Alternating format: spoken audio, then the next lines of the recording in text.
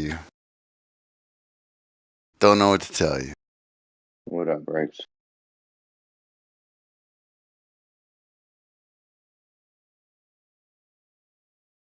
I guess I'm trying to play a video game. I'm gonna stay up a few more hours and go to bed. And then I get up early like a responsible adult.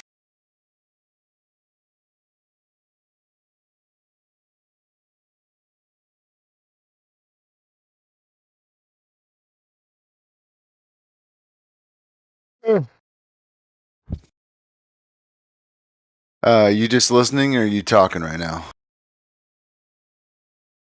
I'm cleaning my bathtub out. Oh, okay.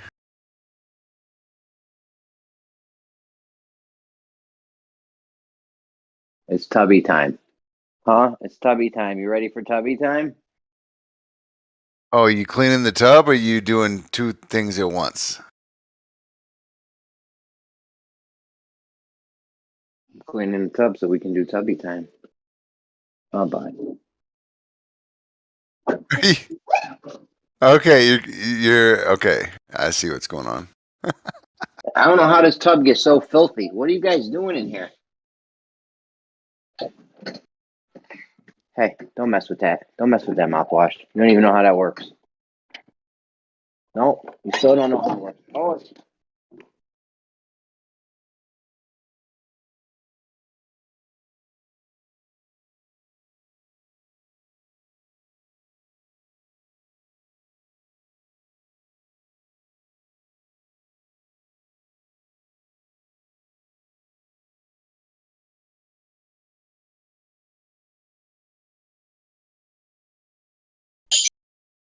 like what?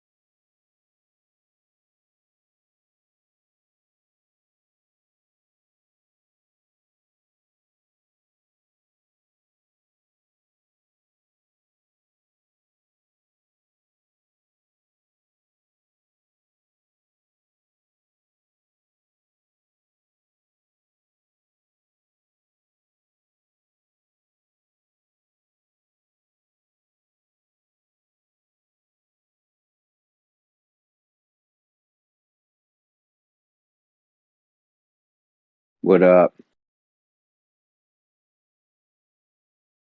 Oh, Ruhif, I got a riddle for you.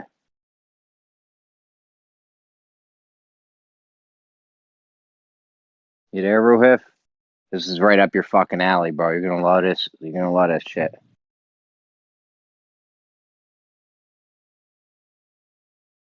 Ruhif,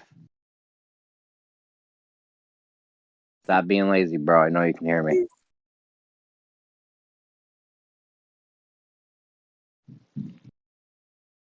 Yo. What's up? Yo. Fuck you. You ready for this one? I got something good for you. Alright, if Jay's not. This shit's right up your alley. You ready? Oh, hang on. I can switch over the car. One sec. Let me know when you're ready. Take your time, Ruhif. We got all day, There you baby. All day.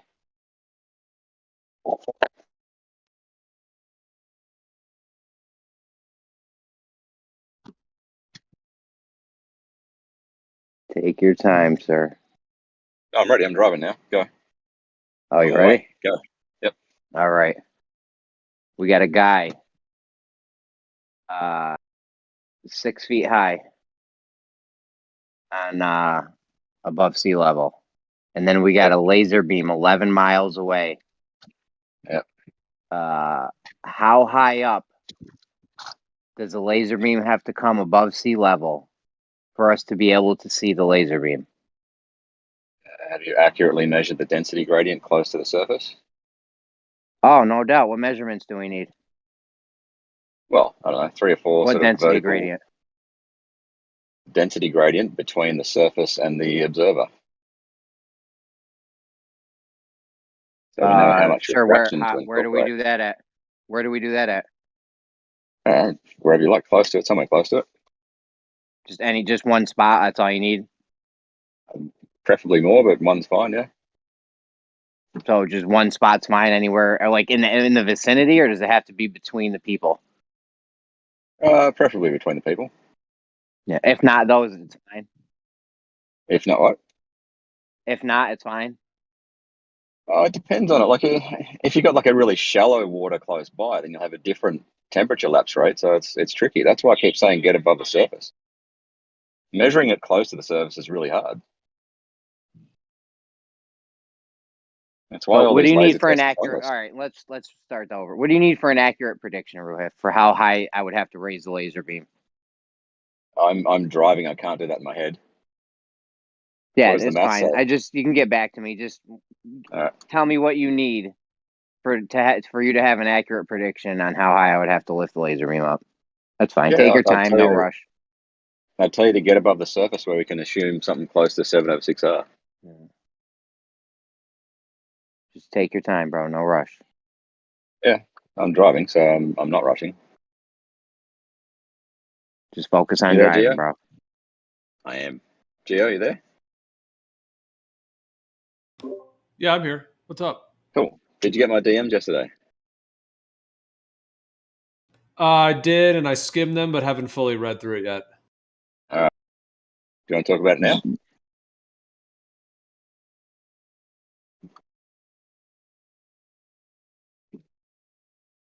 I don't know. I guess I'd rather read it fully through before responding to it. But it looks like you sent an image and something about sextants here. Yes. So yesterday you said, we expect a horizon dip on flat Earth, and that's you've got to take it away from your measurement when you use a sextant. So first of all, I would love to see the geometry that you used to correlate your observer height with the horizon dip. Secondly, I may even make a video about this. There's 2 videos I wouldn't mind making because of conversations with you guys. Actually, one is the horizon dip and how it actually is derived from the geometry of a globe and incorporates refraction. That's one video. That'll be for dedicated to geo. The other video would be dedicated to Jeremy. And so that there's websites where you can sort of programmatically download the weather balloon data.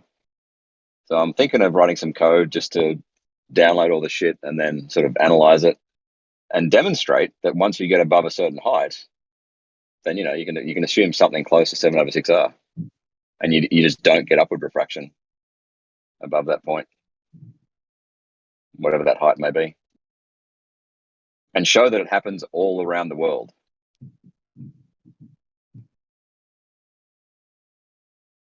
The end. That's not to say I forgot. Why is it so quiet? Fucking no one's anywhere. They're around. Like they're over at Bev's. People are probably at Gems, right? Do I have to go to bed? Really? Gems is you should go to Gems. Those are all your peoples over there. It's a nice, nice, Gems, the calm shit environment. What? Gems is a shit fight. Yeah, no, I hear that. Yeah. Bev's is pretty calm. I mean, if you stay calm over there, you know. Yeah, Bev lies more than the average flat earther, so it's kind of, gets pretty boring after a while. Ooh, let me ask you this. Here's what I was going to ask earlier. Does a water level, the water level, the tube Bev's always talking about, the water level. Yep. Does that establish a horizontal between the two ends? No. So why do they say it's a tool used for establishing a horizontal? It approximates a horizontal over short distances because there's fuck all curvature. Oh, I never heard that. Well, that's how it works. I've only heard it. Whoever told you that fucking is not your friend. I've always heard that it's a tool for establishing a horizontal. No one told me that. Well, that's wrong. So, I mean, you can use it over short distances. Because, I can show you where my thing. Hold on, I can show you where it says my thing, but I don't know where did you read your thing from? I didn't read my thing. I demonstrated it. Did you make it up? What? Did you make it up? Where did you get your thing from? You're the only one on Earth that knows this? No, who told you this? I demonstrated it with my auto level. That a water level isn't a tool used to form a horizontal. Over short distances, you can, because it approximates horizontal. Over long distances, no, you can't. You debunked a lot of shit, man. We should be calling Wikipedia, fucking encyclopedias, dictionaries, all kinds of shit. I should go and change Wikipedia. You're about to get like a Nobel Prize for this or something. Sure. Damn, bro. Congratulations. Where'd you demonstrate this? Wikipedia edit in my video doing reciprocal auto level shots. Oh yeah, how far was the shots from? 5Ks. Oh, fuck you, dude. 5 kilometers? Yes. You're not supposed to use an auto level over like 100 meters or something. What are you talking about? Why is that, Jeremy? Because they become inaccurate. No. The horizontal plane extends infinitely. The reason you don't use auto levels over 100 meters is that there's curvature after that. Noticeable amount of curvature. So you're saying if I take an auto level, then the accuracy of your auto level. All right, so you're saying if I take an auto level and set it somewhere, and whatever I see, that's where it is, and that's it. Say that again. That made no sense. I don't know. You're acting like you can take this water level, look 5Ks, and wherever you see something, that's exactly where it is, and there's no debating. The auto level. Yeah. Yeah, you do incorporate refraction though, but yeah. Oh, in your thing, what measurements did you take? I made a shot. Oh, fuck me, dude. I made a shot from where was it? Somewhere in Mossman, near Harry Baird's place. So he was a flat earther that's kind of disappeared. Made a shot from there over to North Head, which is like the northern part of the harbour here, and then went over. Oh, sorry, in reverse. I went to North Head, shot back to Harry's place, then went to where I shot, and shot back to North Head. And guess what? What? Can you guess what happened? I shot back. Refraction happened, and you. What's up? I shot back. I overshot where I shot from. Do you know why? Refraction. Can you get? No, I've incorporated refraction into it, and refraction makes it worse for you. Refraction makes it worse for you. Let's see your refraction measurements. No, I got above the surface where I can approximate 7/6R. I don't know how you did the refraction thing when you don't even understand the refraction formula. Yeah, here we go. Well, I'm just saying, how do you incorporate refraction in it? Yeah, it's where you go when you fuck, Jeremy. I'm not fucked, bro. You're saying you incorporated refraction in your measurement, fine, but I don't know how you did that when you don't understand how it works. I do understand refraction. What's the K for? I can turn the atmospheric conditions into a refractive index, and then approximate the radius multiplier with that. What's the K stand for, Ruhif? Yeah. Again, that's where you go when you fuck, Jeremy. We know this. So you don't understand how this formula works.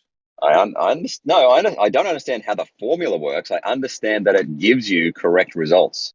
How do you know it's correct if you don't understand how the formula works? Because it's lab verified. They were lab derived. What lab? Go Let's see read the paper. What lab? Let's see the paper. Let's see the paper. Yeah, Google Sidor 1996 refraction. I'm not DM that to me. Whenever you get a chance, DM that to me. I can't be looking up your nutty ass research papers.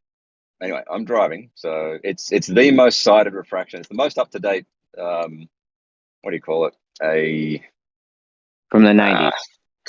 Yeah, it's a collection of what do you call it? So in the 90s is the most up to date. We're 20 years later. We have no better stuff. Why would you want to be more accurate than 8 decimal places? So they can get an accurate position on something in the up to 8 decimal places. And what measurements do they need for that? Hang on. An accurate measurement of the refractive index up to 8 decimal places. Which will give you an actual position up to 8 decimal places, or no? Gives you an accurate refractive index. Accurate of a location of an actual location does that give you on an object? What do you mean a location? It gives you active. Well, things are moving up and down. Index, right? Things are moving up and down, right? So if you can do this up to 8 decimal places, how accurate of an actual position is that giving you? That's a nonsensical question. Absolutely. Things are moving up and down in your right. Things are moving up and down, How much is the right? refractive index changing by? Hold on. Things are moving up and down, right? All right. So not actual position. So this refraction formula is supposed to give you the actual position, right? Or no? No, it gives you the refractive index. Which doesn't lead you to an actual position?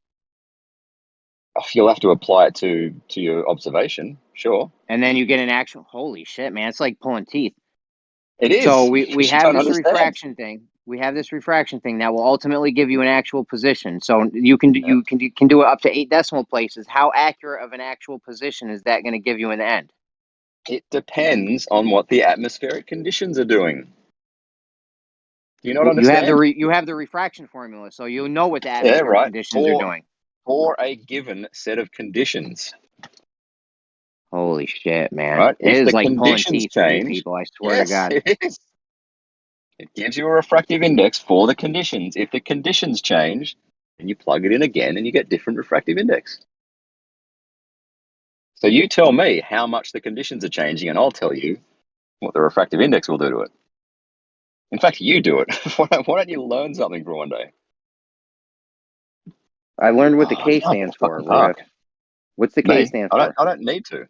I don't need you need to learn. You need to learn how this formula works. You don't even know how this formula works. I know what the formula does, and it gives you a refractive index which is accurate to 8 decimal places. You don't know that. That's all I need to know. Even know. Yes, I do. But you don't even know that. Read the paper. No, just because some paper told you. This paper said, "Oh, it's accurate up to 8 decimal places." Yes. Just take our word for it, and you just believe them. You can just dismiss it. That's fine. You can just dismiss it, right? I'm not dismissing it. I'm just saying, how do we prove that the paper's? How do we prove that the paper's correct? Then you go and replicate it. Okay, have you done that? Have you done that? No, I accept. Well, this is supposed to be your proof, not mine. I accept that the decades of experimentation with various people is correct. I accept that. That's an appeal to consensus fallacy. No, it's an appeal or appeal to authority. Lying. Something you're just believing these people out of nowhere. Yeah, it's some kind of fallacy. I know you, and this is definitely a fallacy. All right, I'm getting a park in the worst fucking spot, actually. Anyway, this is what you do, Jeremy. You just fucking deny everything. Shit, dude. I don't want to deny everything. I want you to prove something. I don't need to deny shit. You can't show evidence for. No, when you deny that a scientific paper says what it says, it is on you. You're basically accusing me of lying. I'm not denying that it's proof. I'm not denying it says that. Oh fuck. Okay, but you're not accepting that these experiments happened and the measurements were taken, right? Where are the experiments? Yeah, Over Google long distance? SIDOR. In fact, no, they're fucking done in a lab. Holy shit! You can't We've told you this replicate this 1,000 shit. times. You can't replicate Yes, this you in a can. lab. Yes, You you can. absolutely cannot. Bullshit.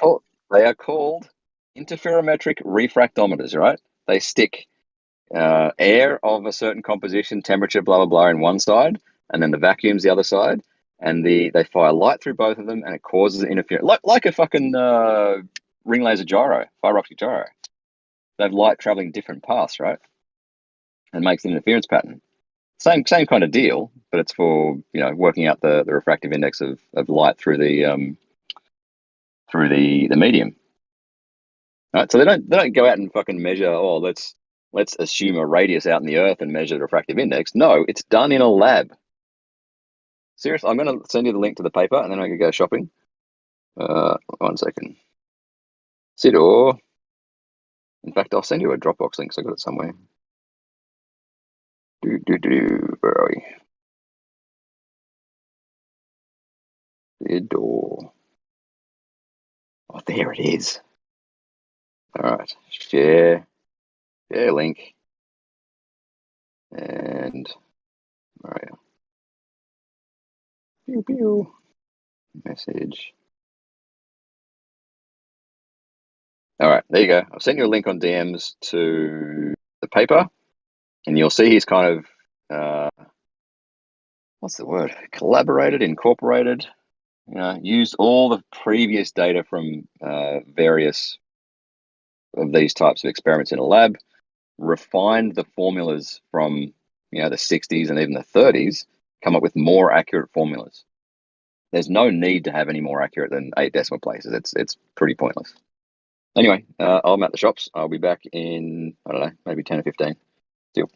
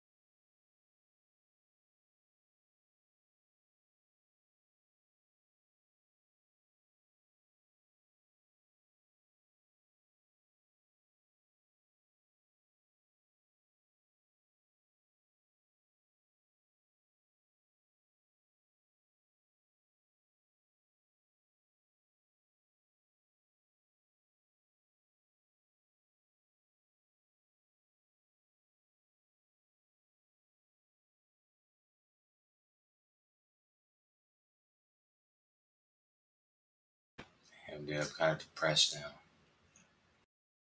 This goddamn fucking Carl Wang. He got back to me, but it's bad news.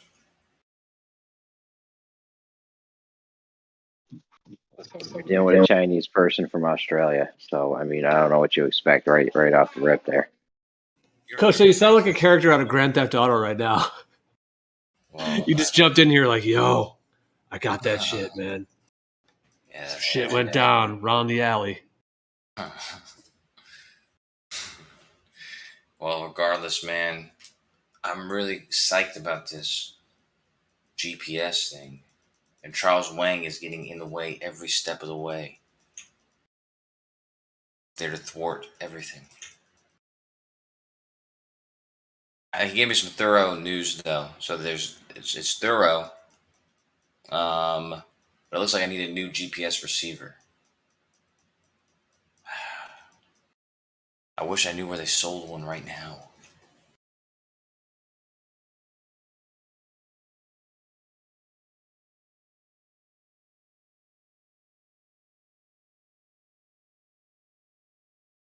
Bro, there ain't no rush on this line, bro. Your line's worthless unless we do it next to more lines. Like, literally worthless. We have no way of verifying that it's a stripe. We've been through this. There's no debate. You have no way to verify. You run me in a circle jerk every time. Yeah, I'm purchasing an auto level as well. All right, now you're cooking. Now you got a little something else. You're gonna need more than that, though. I told you that days ago. We're gonna need laser levels, auto levels, precision engineered, uh, blocks, all kinds of shit. All Blocks. kinds of shit. Yeah, like little. Think of a spirit level. You know how this thin rectangular thing. You're gonna want 3 of those. Precision engineered.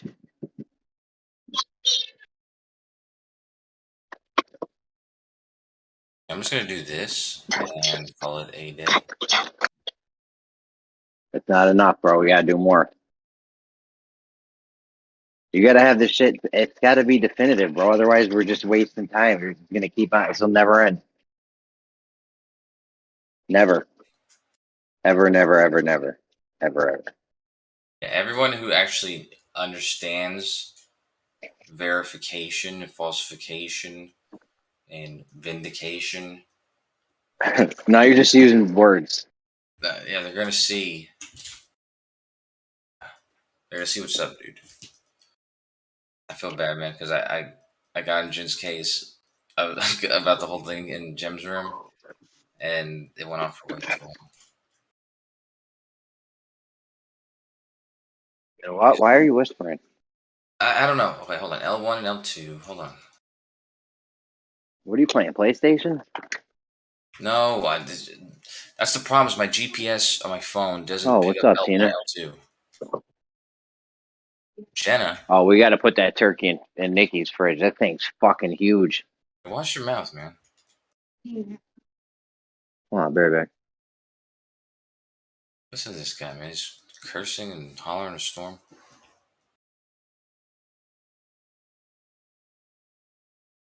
GeoConnect. What is this?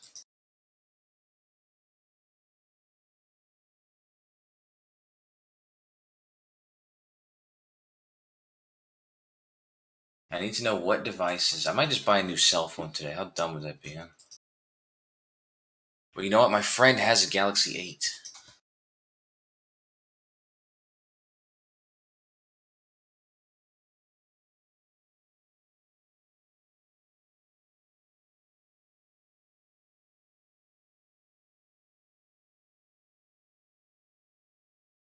Okay, it says here the S8 has what as far as GPS? Okay, here we go. Right.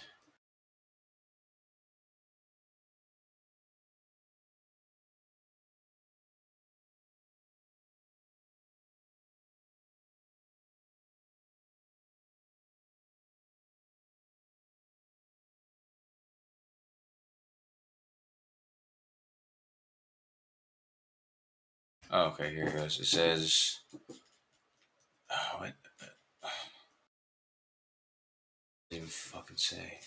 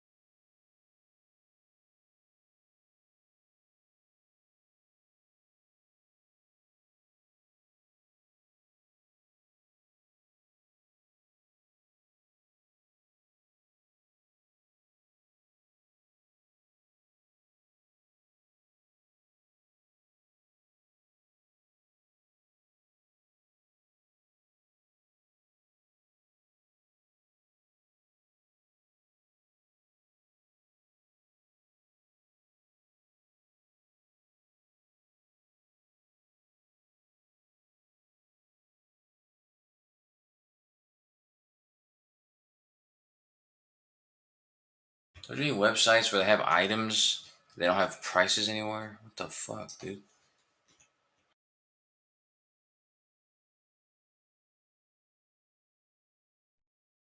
Yeah, that's for you know, peasants worry about prices. Yeah, how do I buy it then, dude? Where is I can't remember where you buy it from. I hate this. What are you at, the Sky Mall or something? No, I'm on Google.com searching for which phones or devices have L1, 2, 3, and 5 bands. A high-powered portable GPS. Here's another one on Pinterest. Whip-de-doo. No price. Nowhere to buy it.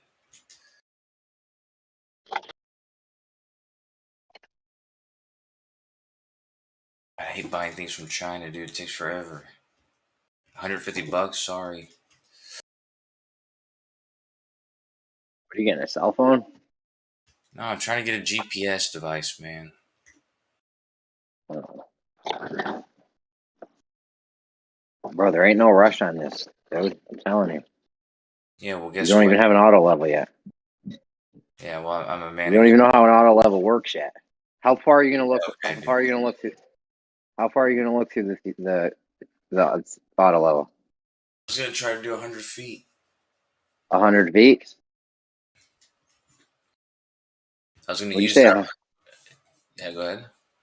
You said 100 feet. That's right. Yeah, I think you can do up to like 100 meters with that. that's fine. I'm gonna make a line that can be so accurate. I'm gonna be so accurate about the positions of this line, and then I'm gonna take the 2 positions from the GPS. I'm gonna extend that line out infinitely. Okay, infinite line using Wait, this. how are you doing an infinite line? I'm gonna take a total station. I'm gonna measure 100 feet into the that bar thing. 100 feet. I'm gonna mark it where it is. Then I'm gonna take a measurement for the location of where my auto level is, and then I'm gonna take the location of the target, and then I'm gonna take All those right. 2 points, and I'm gonna connect an infinitely long straight line that goes both through those both two points. That you'll only be able to verify for 100 feet. No, I'll go from the 100-foot place, and I'll measure 100 feet further, and I'll verify that the line that I created still rests on that same point, and then I'll confirm that that line is infinitely stretching out. I can go down 3 times. I'll use all You're gonna change the position of the auto level, and then you won't know if it's just off a little bit or what. You could just be going with you could just be making your straight line like in segments like you say we do when we move the auto level. Yeah, but That might actually be a curved line. that's You're making. impossible, dude. If I'm making a straight line from the 2 points. What's up? If I have 2 points, okay, and I make a straight line that goes infinitely, that line is definitely straight. There's no way it's not straight. How do you know that line goes straight infinitely though after that 100 feet? You have no way to verify it. Of course you do, dude. I don't know how to explain this to me. You've seen a graph before. If you have a graph, you have 2 points on the graph. If you draw a straight line that connects those 2 points, that straight line can go out infinitely. You can. It's definite positions. Like all the positions along that straight line are known infinitely. And so the question is, did the auto level, or did it maintain its straightness with the auto level? That's why I'll measure down that path maybe 2 times more and see if they still end up on that line. I was okay, yeah, they do. So this line is trustworthy. I don't know, brother. Sounds shaky. Very shaky. Ain't nothing shaky about it, boy. Ain't nothing shaky about it.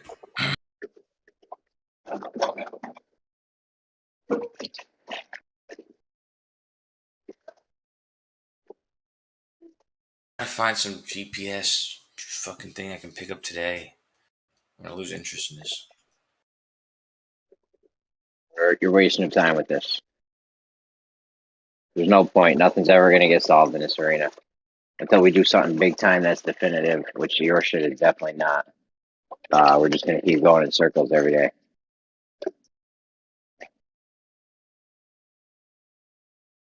Yeah, my shit is definitive, dude. Bro, it's not even close. It's like a opinion based, your thing. Very close.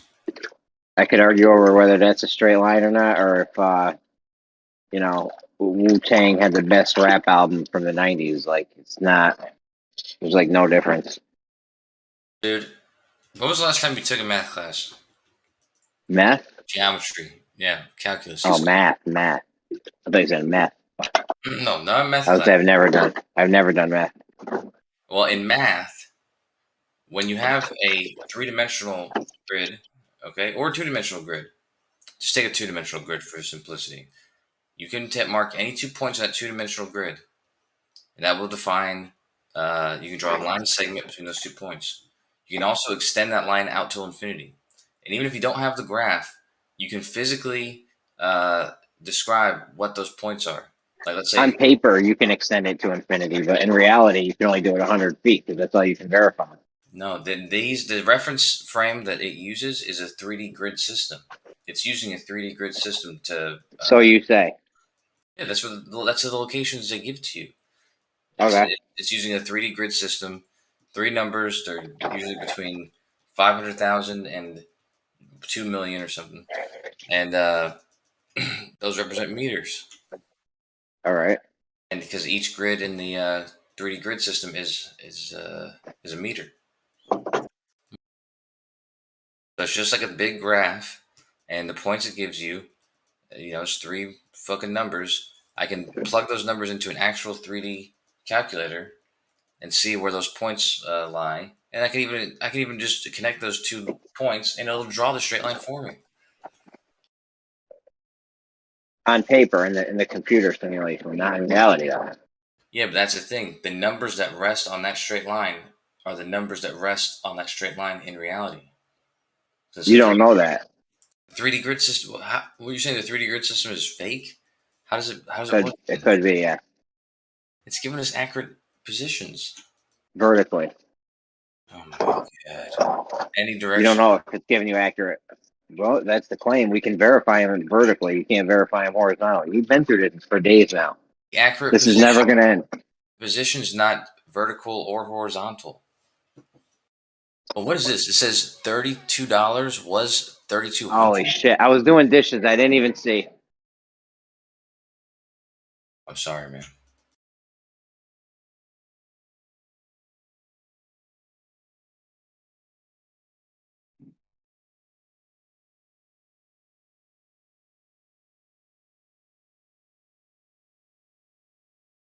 This thing's only $15.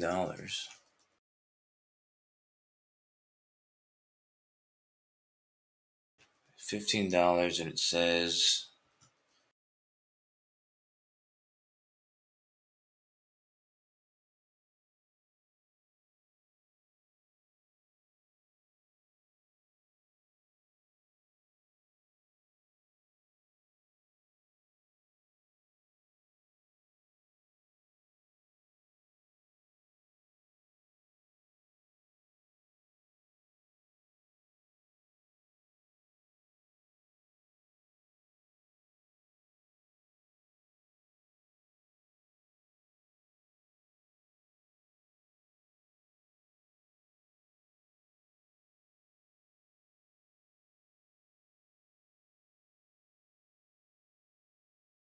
wish there was somebody who could just walk me through this, tell me what to buy.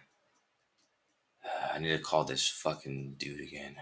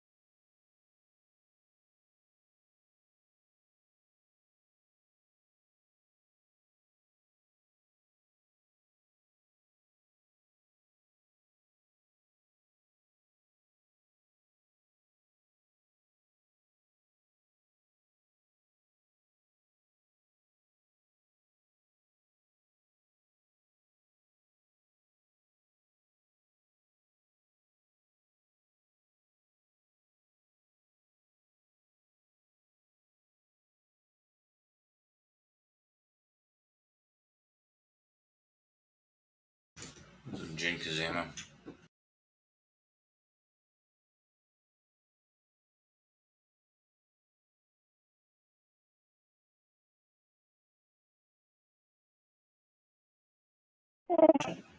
So Ruhif. See, Kosho's doing the rounds. I'm looking for a GPS device. Doing the rounds, eh, Kosho? You know how it Had is. enough of Gem Pandas. The truth was too much to bear there. You come in for a quiet one, and Jin, the truth follows you in. Running from the truth, eh? Well, it was pandemonium there. I gave them hell in there. Sure you did, Jin. They're having to rebuild now. Did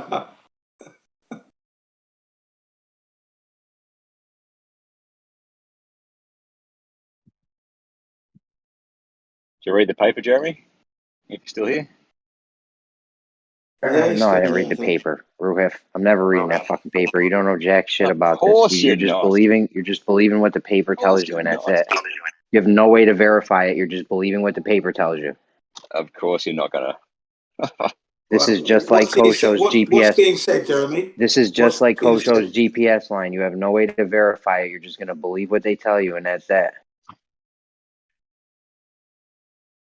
Don't you get what like? Are they saying, Jeremy? Sorry, what are they saying, Jeremy? What's being said?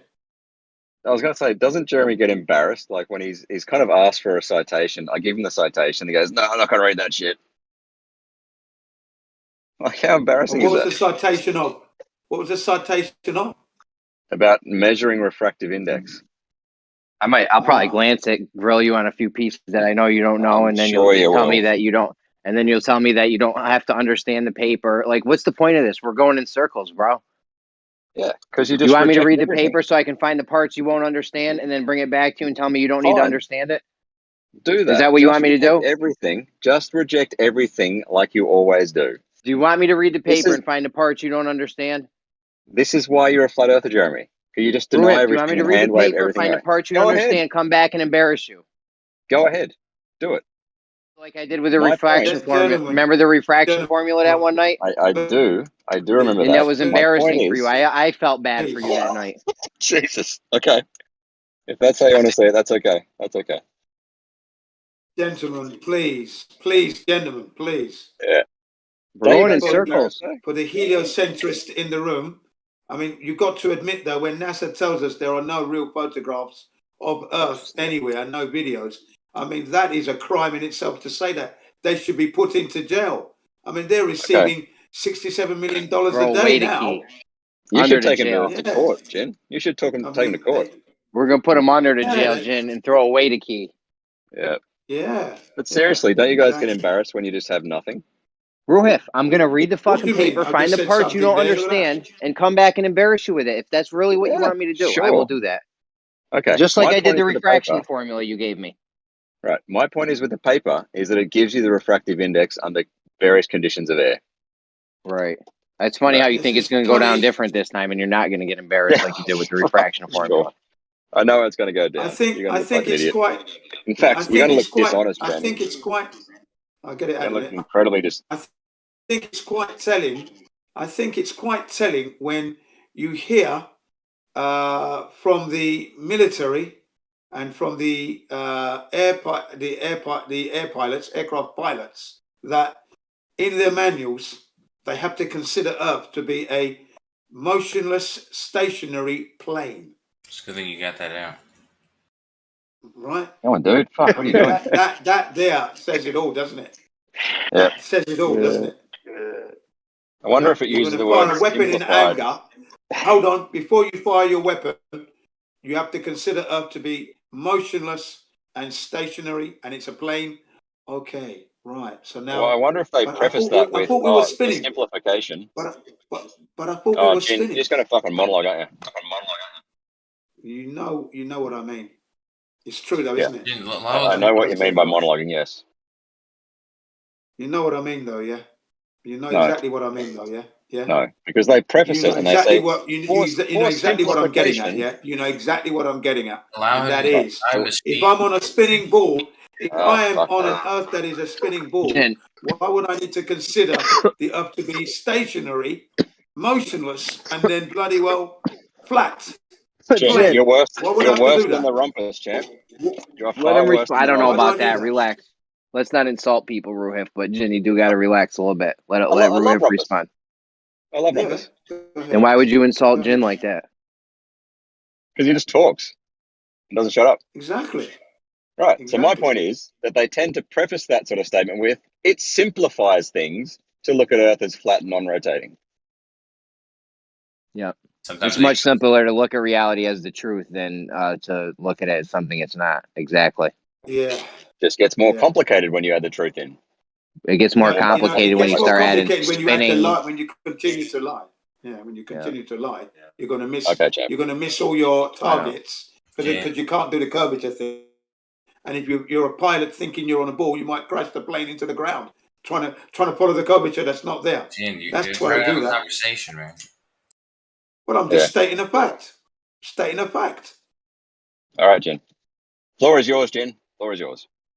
What Thank would you you. got, I'm Ruhif? saying the reason why they do that, the reason why they throw that disclaimer out, is so that the operators of their missiles and artillery don't miss the targets, don't need to take in the Coriolis, and for the pilots, they don't try and think they're on a globe and crash the plane into the ground.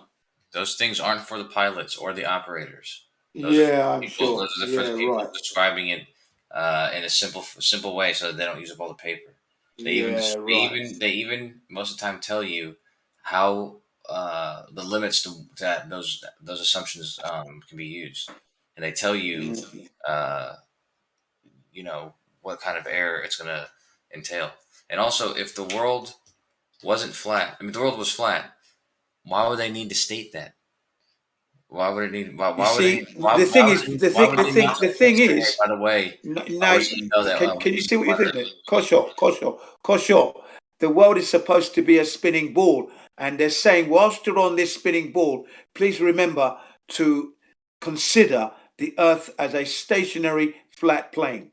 That's what they're telling you I'm to not do. saying consider that. It's saying when we made these It calculations. says. Do you want to read the documents? Yeah, Do you want to read the documents? I've read them all. Because They're you not clearly cheap. don't read the They're documents. You clearly cannot read the documents, mate, because you misinterpreted the video that I sent you, and now I'm going to send you a video from Richie from Boston goes full out flat Earth, and then the documents are in there, and from the very beginning, it's telling you how Russia tried to look for the curvature of the Earth and they couldn't find it. It's all there, man. It's all there in your face. And then the documents What are does that got to do with what we the just? documents are just the documents come up, which you can find for yourself, and they're underlined where it states this fact. Okay, beautiful fucking video. It's like I think it's like 20 minutes long. I think this one is, or Dude, you're maybe a all little over bit. the place, man. Not What's all this got over to it do is. with? It's 34 minutes long. 34 minutes. Richie from Boston goes full out flat Earth, and it's just peppered with all these documents, all of them from the military to the Air Force to the Navy, artillery gunners, everything. It's telling you, and if you're a pilot as well, you must consider Earth to be stationary and a flat plane. Wow. I mean, why would you need to consider that if you're on a spinning ball? Listen, Why would you dude, need? it doesn't tell you Why that would you need to the word consider. flat and stationary need to Hey, apply? Jen, Please tell you me got to that. stop talking. Stop talking so I can It says respond. that. I know, Jen. It does not say that. It doesn't say you need to consider Go this. ahead. It says we've assumed this. It Here's the says limits of that. assumption. It's made for simplicity. No, sorry. No, that's not what it says. It says you have to assume it. Or you need to, sorry, not assume it, you need to consider it. It says it there. And watch the bloody video and then you learn. Always twist everything round. Can never ever take it word for word. You always twist it. Always you do. That's what's annoying. Just never, even Jem does that as well. The video, he's watching the video and then he's telling you something else. The video is right there telling you what it is. He uses what he wants to hear. If that isn't cognitive dissonance, I don't know what it is. Please. But I posted a video. Watch it and read the documents, start to finish, man, non-stop. If you come back and tell me the Earth is still spinning, I'm going to post for you some documents, Jen. I'm going to outline exactly what I want you to read. I'm posting you the video there. The documents are therein. Open up it. From the very offing, you're in trouble. Right off the bat. If you put it in a martial arts scene, it's a running kick straight into the chest and you're out of the ring. That's what this video does. Running flying drop kick. And you're gone. Crushed chest. You're not breathing. I'm going to post this for you, Jen.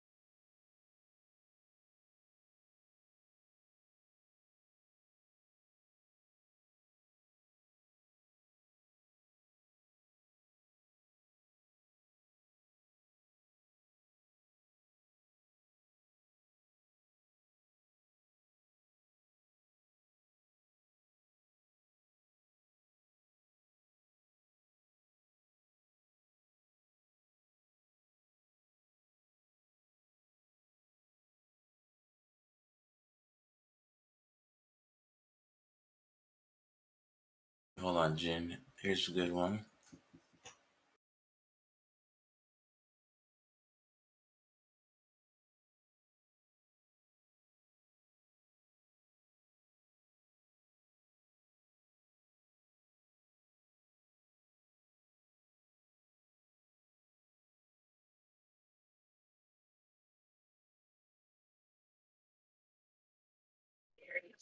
Holy shit, did Jin finish talking?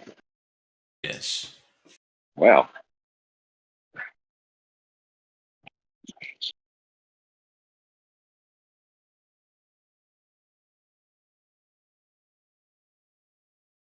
Okay, here's one, Jen from NASA. It says digital performance simulation. It says the DPS equations of motion use 4 assumptions that simplify the program while maintaining its fidelity for most maneuvers and applications. It says point mass modeling, non-turbulent atmosphere, zero side forces, and a non-rotating Earth. So out of all 4 of those things, Jen, are all 4 of them fake? Are all 4 of them assumptions? Say, you know, are they obviously describing it as it would behave in a real environment? Because it says non-turbulent atmosphere. That's not going to happen. Zero side forces. And it says here, the primary advantages of using this DPS over a real-time simulator. Yo, real quick. To modify Kosha. the dynamic. Kosha. Emergency statement. Does GPS or does DPS stand for double penetration system or damage per second? Oh my god. It's digital performance simulation. Oh, I wasn't even close. All right. No, you weren't close, dude. Easy allows back-to-back comparisons of vehicle performance using maneuver flowing exactly the same in each case.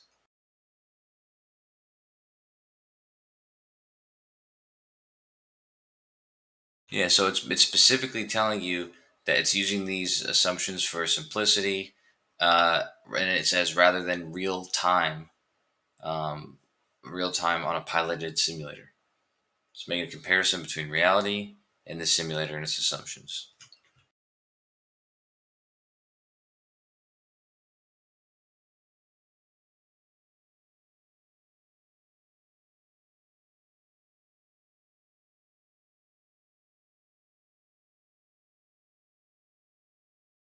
I'm assuming you're going to pretend not be listening, Jin.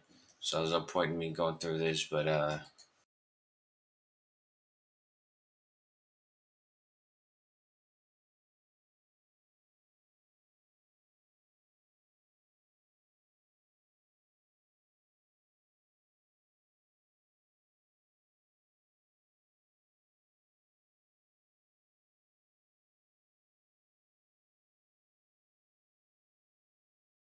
Back to finding my GPS.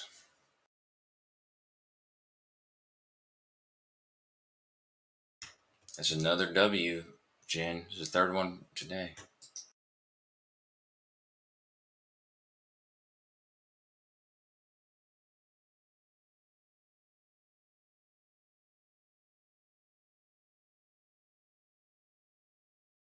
Or you're throwing. I don't know why you're talking about W's. You're throwing them away. That's when you used to work at the M&M plant. Remember? Quality control. You're hilarious, dude. I need to find a fucking electronics store that's open. Oh, what you looking for? A Radio Shack? I'll pay that, Jeremy. What'd you say, Ruif? Why would you need to do that if you're on a spinning ball? Oh, come on, I man. said I'd pay that joke, Jeremy. I'd pay it. You'll do what with it? I will pay that joke. I like. I don't understand your done. New Zealand. I don't understand your New Zealand lingo. What does that mean? Oh, come on now. That's fucking offensive for an Australian.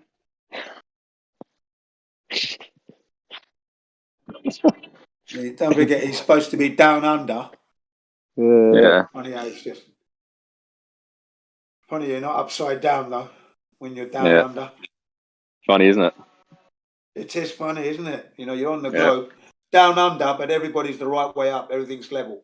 But you can fly from Los Angeles or from the UK to New Zealand or Australia, and you don't go upside down. Isn't that strange, folks? And yet You're my on moon board is with upside us. down to you.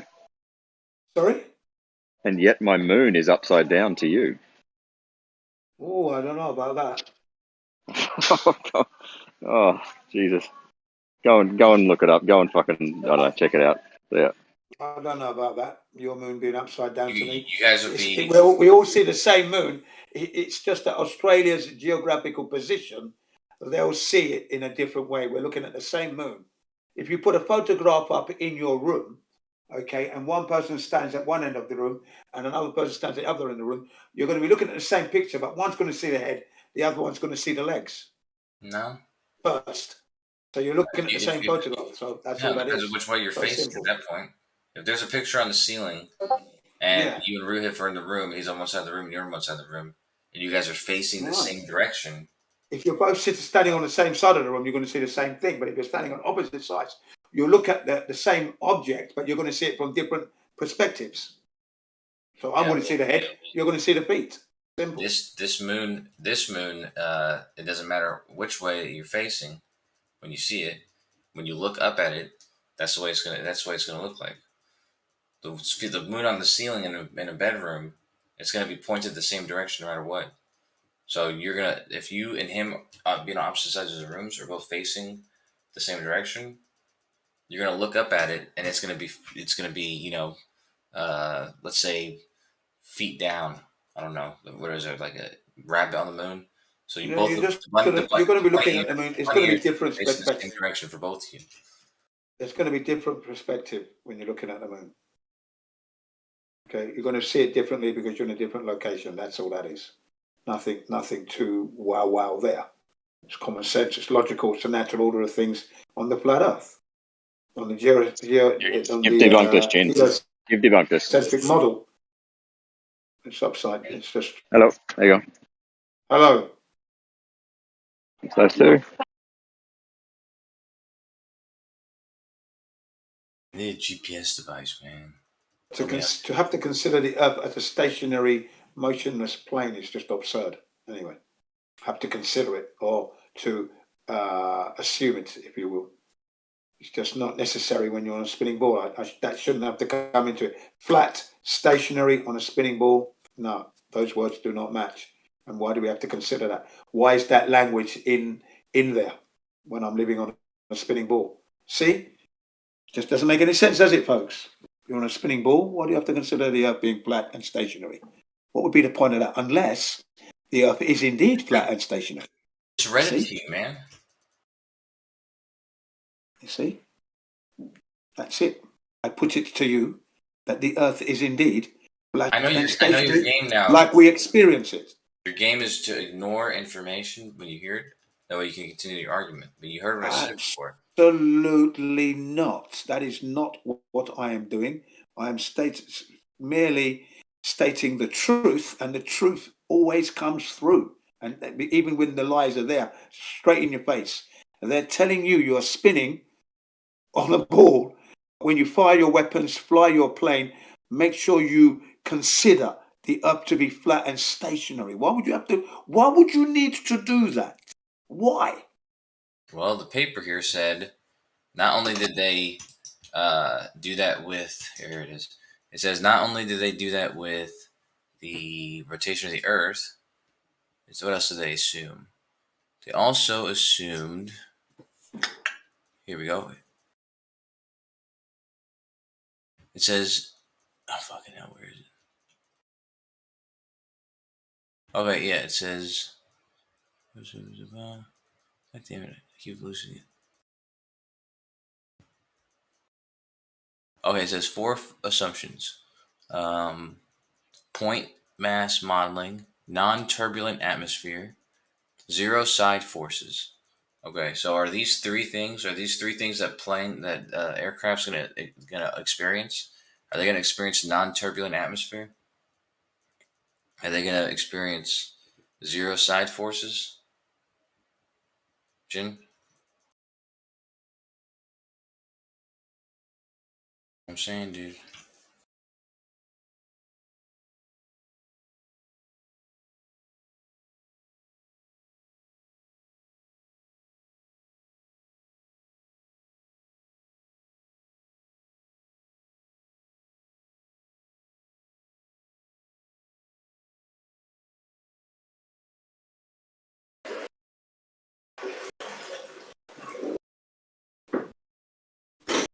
Oh, now you're back, Jin.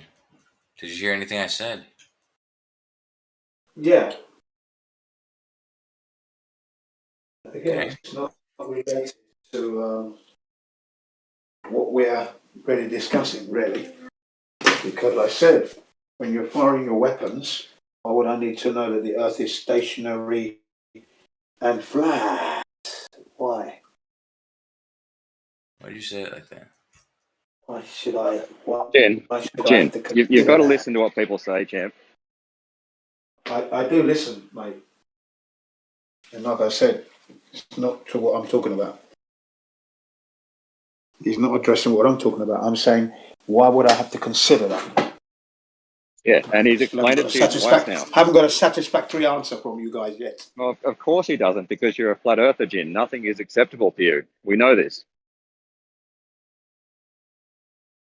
Yeah, I'm glad you do, because it doesn't make any sense at all.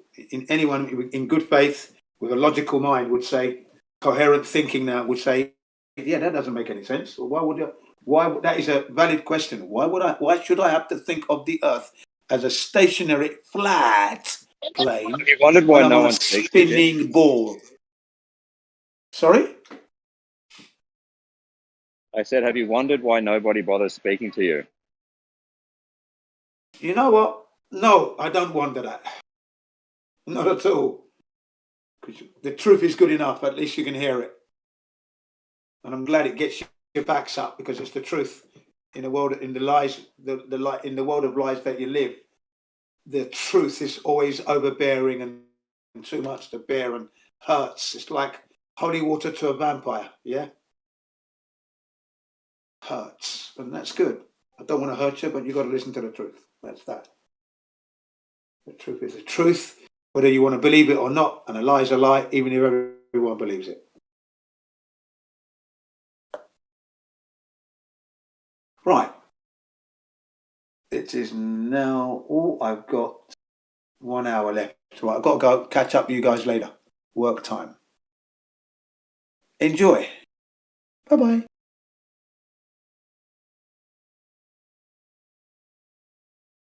Thanks, fuck. No, just kidding.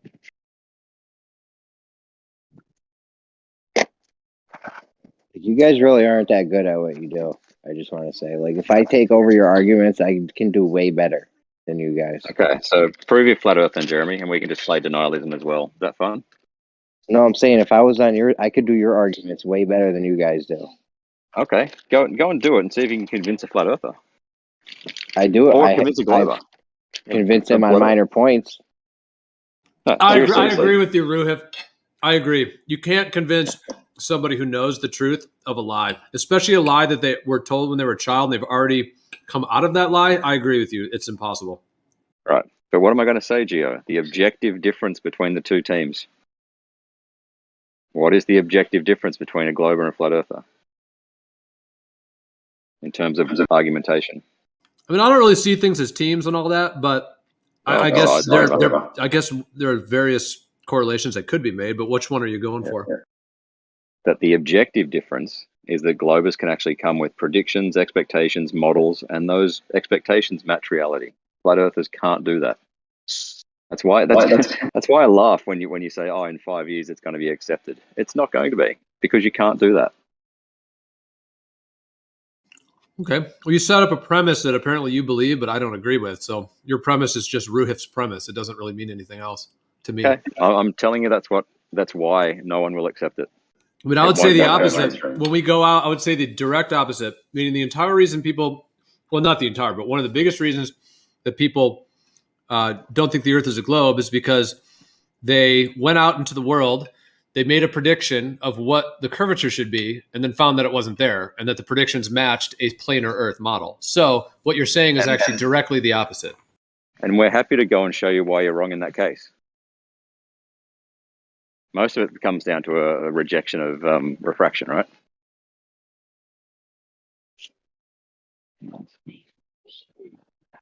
No, you are asserting a form of refraction that you haven't proven and don't even understand what is happening. You're asserting that to make the planar Earth observation contort to a globe. And again, use that word proven. $3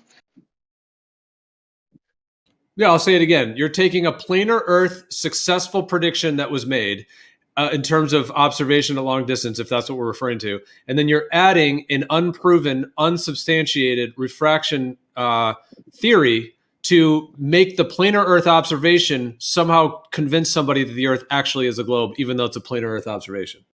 Yeah, not unsubstantiated. And as we've talked about many times, things can't be proven in that way scientifically. Okay, so instead of validating the form of refraction that you're making the planar Earth observation look like a globe, you just say, "quote unquote," science doesn't prove things, and then that's all you have. So I guess if that's useful for someone else, maybe you can find someone else that finds that information useful. I don't find that useful. And there was also that conversation we had where all of you guys believe in multiple conspiracies, right?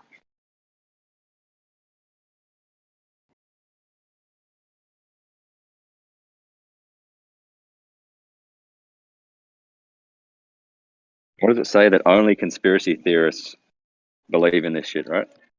That's not true. You're making more assumptions and looping people into categories. A conspiracy is when one or more people have an agenda to deceive other people. Now, people who have looked into the nature of Earth, the Earth being a plane is not a conspiracy. It's just nature. It's what the Earth is. And quickly, when they realized the Earth wasn't a globe and didn't comport to the quote-unquote predictions of a globe, they then realized, wow, there must be a conspiracy because there's people telling us it's a globe. And then, yes, for a lot of those people, it has opened up a lot more in their minds of what, if there's people lying about that, what else are they lying about, et cetera. So if you want to call that believing in conspiracies, I guess you can do whatever you want. But conspiracies are a reality. Conspiracies are a reality. So if somebody is attuning to a conspiracy reality, then they are a wise person who is becoming hip to criminals, which is a very, very high level skill to be able to do. Most people are deceived by criminals. So those who can actually decipher what criminals are doing are of the highest capacity and discernment. This is different to something like, I don't know, like a historical event like 9/11, right? So the shape of the Earth, you can actually go and figure it out, right? And that's the thing that you guys can't do, is you don't have a map, don't have a model, can't make predictions, also can't go and measure it in reality. That's pretty funny. That's the objective difference, and that's why you'll never be mainstream. Anyway, I'll be back in a few minutes.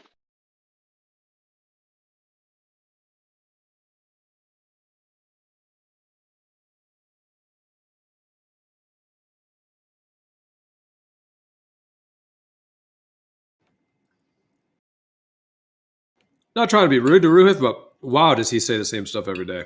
Maybe I do too. I don't know, but wow, it's just like Groundhog Day.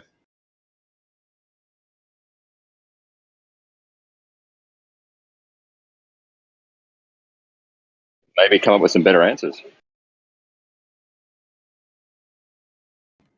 Well, everything you said there just isn't true. People have, there are lots of measurements of the Earth. There's all kinds of predictions. So you just say this rhetoric as if that is the case, and I don't think it is. So.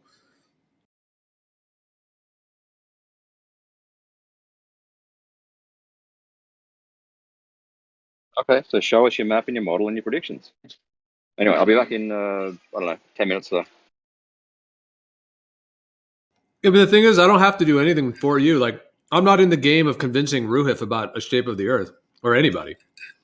I'm interested in the discussion, ideas, new ideas. I'm interested in moving things forward in different ways, talking about tests, experiments. I'm not in this to convince Ruhith. So whatever you're demanding, I don't have to bow to your demands. I couldn't care less about convincing Ruhith about something. So it's just not the game I'm in. Right, but you are in the business of sort of saying that this will become mainstream, right? Which involves the convincing of people. Going from you for real this time. Well, I think the truth will be revealed. Yes, all truths will in time. And this one is on its way. We're in about stage 2 out of 10 right now. So quickly getting towards stage 3.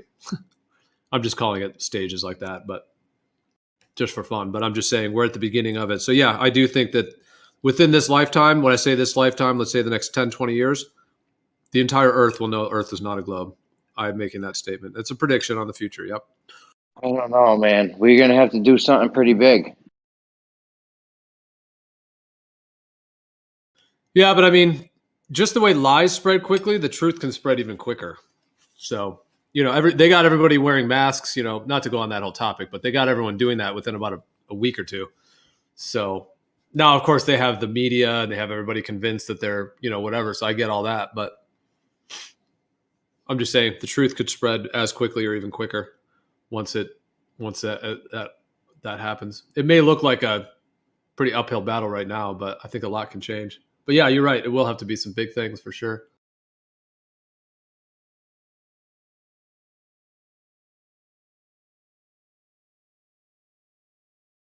Do a lot of people listen to this on YouTube? Or Twitch or something? What are you streaming this on? The Twitter? Instant chat? TikTok? No, I'm just YouTube and Twitch and DLive. There's usually like maybe 5 to 10 on YouTube, sometimes 15. So yeah, not a huge amount, but yeah, sometimes there's kind of 5 to 10. Twitch? Like how many Twitch people? I'm not sure. Actually, the Twitch only runs off of one of the servers, and I actually switched it, so I don't think it's actually on Twitch right now. But I usually, but it was before, but just the last day or two, it hasn't been. But what's the other thing you said? Hey, what's the other thing you said? DLive? Yeah, I'm not sure Twitch and DLive. There's too many viewers. I've seen like a couple on Twitch and DLive. So yeah, I'm not sure there's too many on those either. You can only do live shit on Twitch. You can't record like best of moments and just play that or something. Yeah, that you could post videos like that. Yeah. Oh, all right. If somebody, do you ever like clip shit and make some good videos? We have some good conversations in here. I mean, I'm not much of a video editor, but anyone's welcome to do it. But I haven't really done that. But yeah, there have been some great. It'd be great if they were clipped. Are you saving? Is all this get saved constantly? Yeah. So like everything we've ever said from day one's all on this thing? All right. Yeah, I mean, I would say 95% of it, 97% of it. There's some that's missing just because like times where I was sleeping. You shut the thing off. Yeah. Most of it's on there though, no doubt. Yeah. Oh, that's fucking dope. But I mean, I don't think that.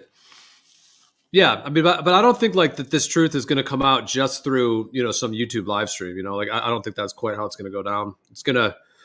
I've been saying it's about physically measuring the actual surface, and then that's what's going to do it. So it's not going to be like a bunch of people. It's not going to be like having tens of thousands of viewers on some YouTube channel, and we're just dropping, this information, and a bunch of people are believing it. It's not really that. I think it's going to, in terms of the big shift, the big tipping point, it's going to be the actual physical demonstration measurement. Yeah. If we got something good that we could show people, we could get that shit trending on Twitter. Like, I know how to get shit moving out there. Like, we could definitely, if we had something definitive to show people, we could definitely show a lot of them. It would spread quick. You're right. Like, really quick.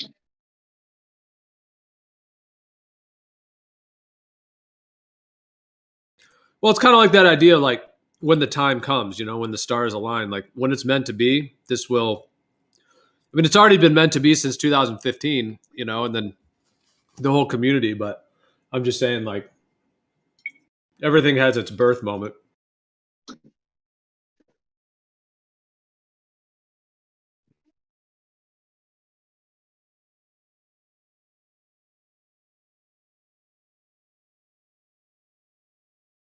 We get these lines made, bro. Listen, we got mad ways to make lines, right? We got fucking lasers, auto levels, double riding method. You're not gonna look fucking 5 kilometers to an auto level. That'd just be silly, but you could, and I wouldn't even trust that way, but you could still use it. If you did it a very specific way. Laser levels, lasers in a vacuum.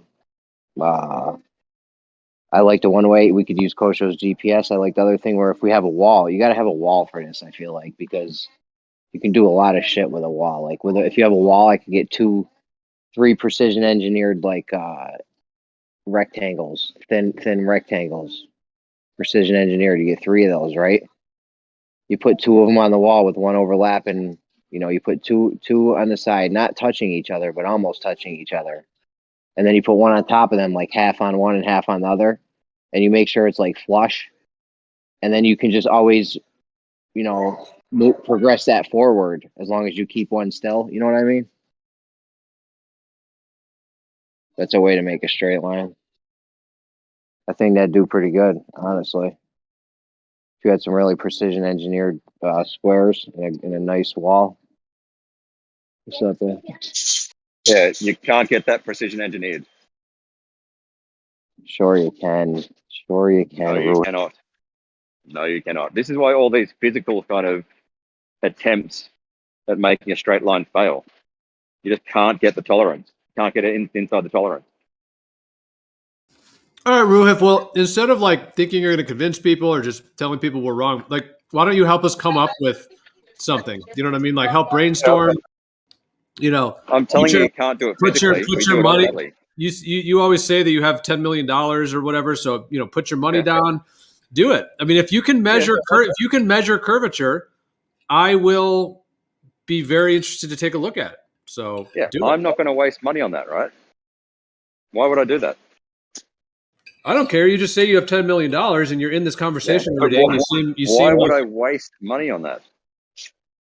In fact, you called me disingenuous because I was offering a challenge. You give me $1 million, we'll get this shit all sorted out, bro. No, then I would be down $1 million. You'd have the truth. $1 million. You would know the truth. I know what the truth is. I know what the truth is. You think you know I what want the truth $1 million. is. Ruh, if you think you know what the truth is, big difference. If you do, then how about you go up against me? No, not going up. We're all listen, Ruhif. We're humans. We're a team. We're on the same team, bro. It's called the human team. All right. Right. Yeah, and I've said I was talking about last night. I don't think these people that ultimately are at the core of this deception that they're not even human. So it's not really people. It's not really about humans lying to other humans, and then there's some people that are teaming up. It's like literally us against another race. So we are literally on the same team. So you're literally a lizard people person. I didn't say anything about lizards. I know, but you're calling these people in charge non-human, right? Correct. Okay. Like I said, flat earthers are conspiracy theorists, whereas the shape of the earth is something that is knowable. You can go and measure it. Well, if you, I mean, time is money, right? So I mean, you spend a lot of your time here and your interest, and you're here. So I'm just saying, like, instead of just trying to convince people and bring the same rhetoric, and that could go for, I'm just saying, like, if you don't want to use your money, that's fine. I'm not asking for your money. I don't need your money. I'm just saying that, like, it would be more useful of your time here to discuss ways of trying to, measure or do tests or whatever it may be, rather than just trying to convince someone or something, whatever you're trying to do. I told you that some sort of physical test won't work. You just can't get the precision that you need. It just can't be done. Okay, then it sounds like you won't be. I don't agree with you, so it sounds like you won't be helpful for this journey. But thanks for your input. Well, that is my help. Is that you'll be wasting time and money trying to do it. I'm all right with that. Okay. So do you not believe that what they're doing at LIGO is true and measuring something 1/10,000th the width of a proton? Say again. I had my notification and it half muted you. Say again.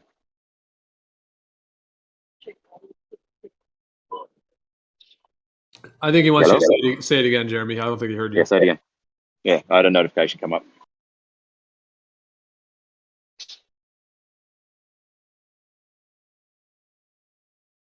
No? Maybe he can't talk. That's right. Anyway, so Gio, you said that I was somehow disingenuous offering money for a challenge.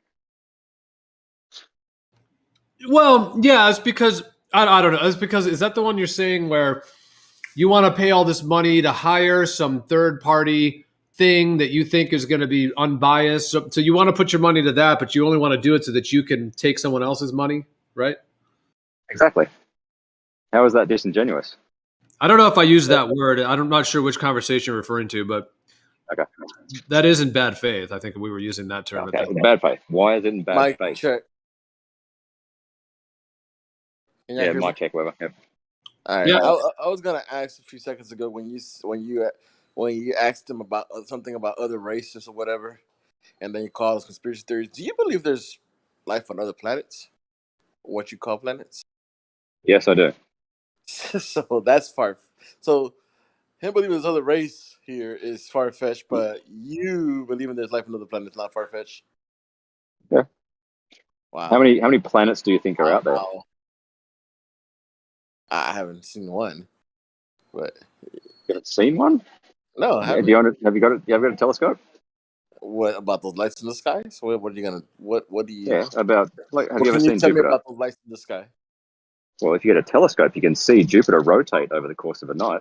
You see a light rotating. What is that light doing? How big is it? Where is it at? How's it doing that and stuff? Say that again. What's the specifications of that so-called Jupiter? Can you tell me anything tangible about it? Yeah, it's big. It's far away. It rotates. How far? It's spherical. How far? I'm standing in the queue at the supermarket. I'm not gonna. Can you Google it for yourself? No, I mean, because I don't believe what they're telling us because I don't know how they measure. Of course you don't. Of course you don't. How do you believe it? How do you believe something they tell you that, and when they tell you how they measured it, it's all based on an assumption? No. How about we do the ISS then? I can measure the size, speed, altitude of the ISS. So I don't care what NASA says about it. I can do that myself. And I can see Jupiter rotate, a spherical object rotating. I can see the moons also rotating. So you see this through a telescope? Yeah. So how do you get depth of field with that? How about instead of just asking me questions that you're going to hand wave away, how about you do something? Monoscope. What? How do you get depth of field with a monoscope? You have no depth of field. How about you do the work instead of just asking me questions? When I ask the questions that you're saying it's a spherical object, but how can you grasp that if you have no depth of field?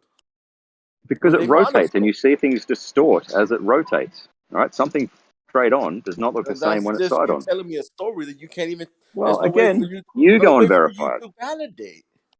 You go and do it. If you're not going to believe anything I say, then why don't you do it? How are you going to validate that information? Yeah.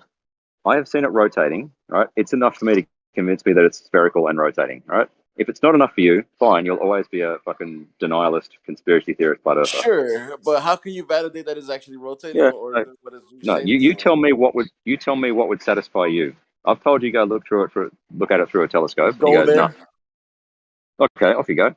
go there and measure it. Okay, off you go. Right, you can't do it, right? Off you go. So it's And then untangible. I say we've had spacecraft go past it, and you go, oh, fucking prove it, right? Go This there. is all flat. This is where flat Earth is now. It's like it's just no, tell me, prove me, show me wrong, blah blah. Validate it, my friend. How can you Yeah, how validate about that? you do it?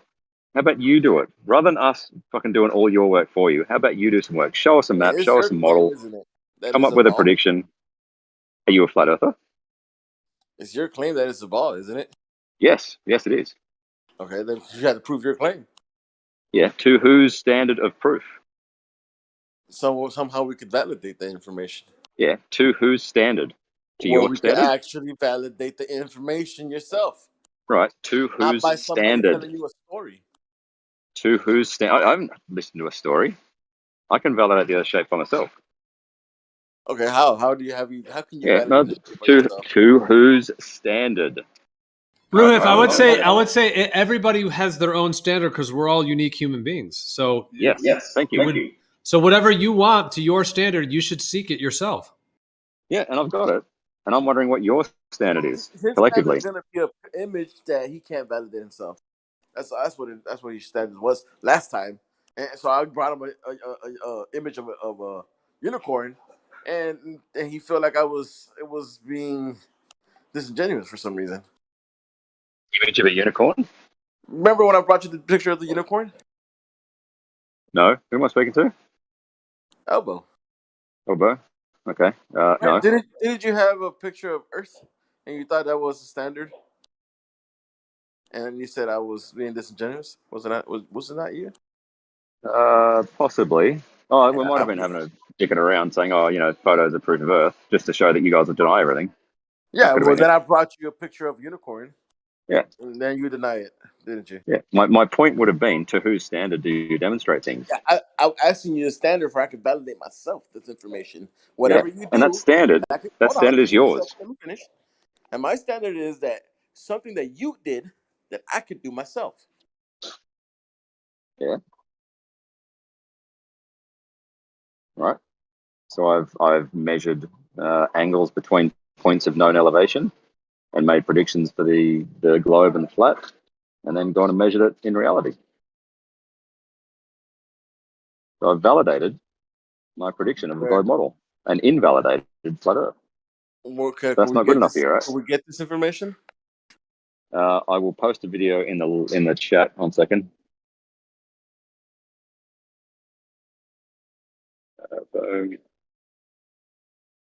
My channel. All right, hold on. I've got an unrelated question for you, Rui, when all this blows over. Yeah, 1 sec. I'm next up in the checkout line. So Yeah, mate. It's all good. It's all good. Whatever. Yeah.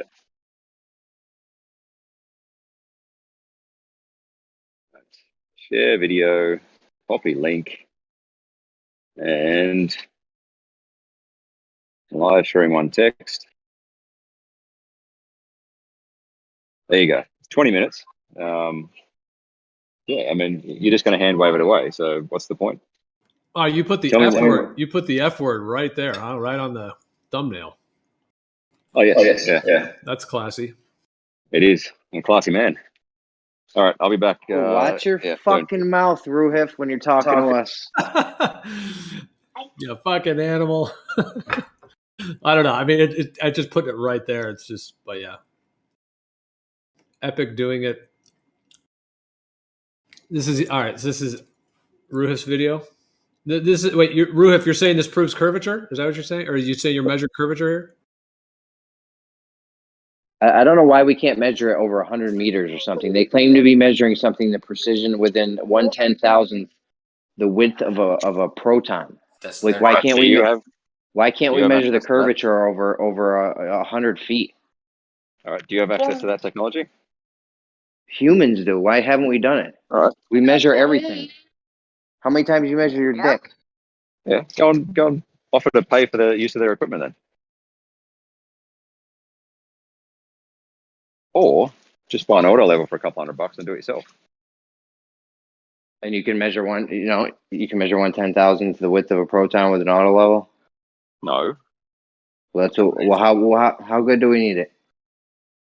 Oh, I did over 5Ks because that's where the amount of curvature is far greater than the error tolerance. Listen, you give me Anyway, $1 million, we'll get some tests going, we'll sort this all out. You'll never even have to deal with me again. Your life will be a breeze after this. Why would I give money? Why? So we can I'm end here to this make whole money. debate. So we The can end this debate's whole over, debate. champ. The debate is over. You guys just don't realize It's over for you guys. Muting for real now, too. You guys been lost. Like, here comes Kosho. He's about to tell us how no, we didn't lose. We're winning. Go ahead, Kosho. Ruhiv said his shift's over. It's your turn. Your shift's starting. I'm busy. You're getting docked. You're in your pay probably for this, so all right. Yeah, I'm trying to find this. Yeah, I still want to ask you a question when you get off the checkout.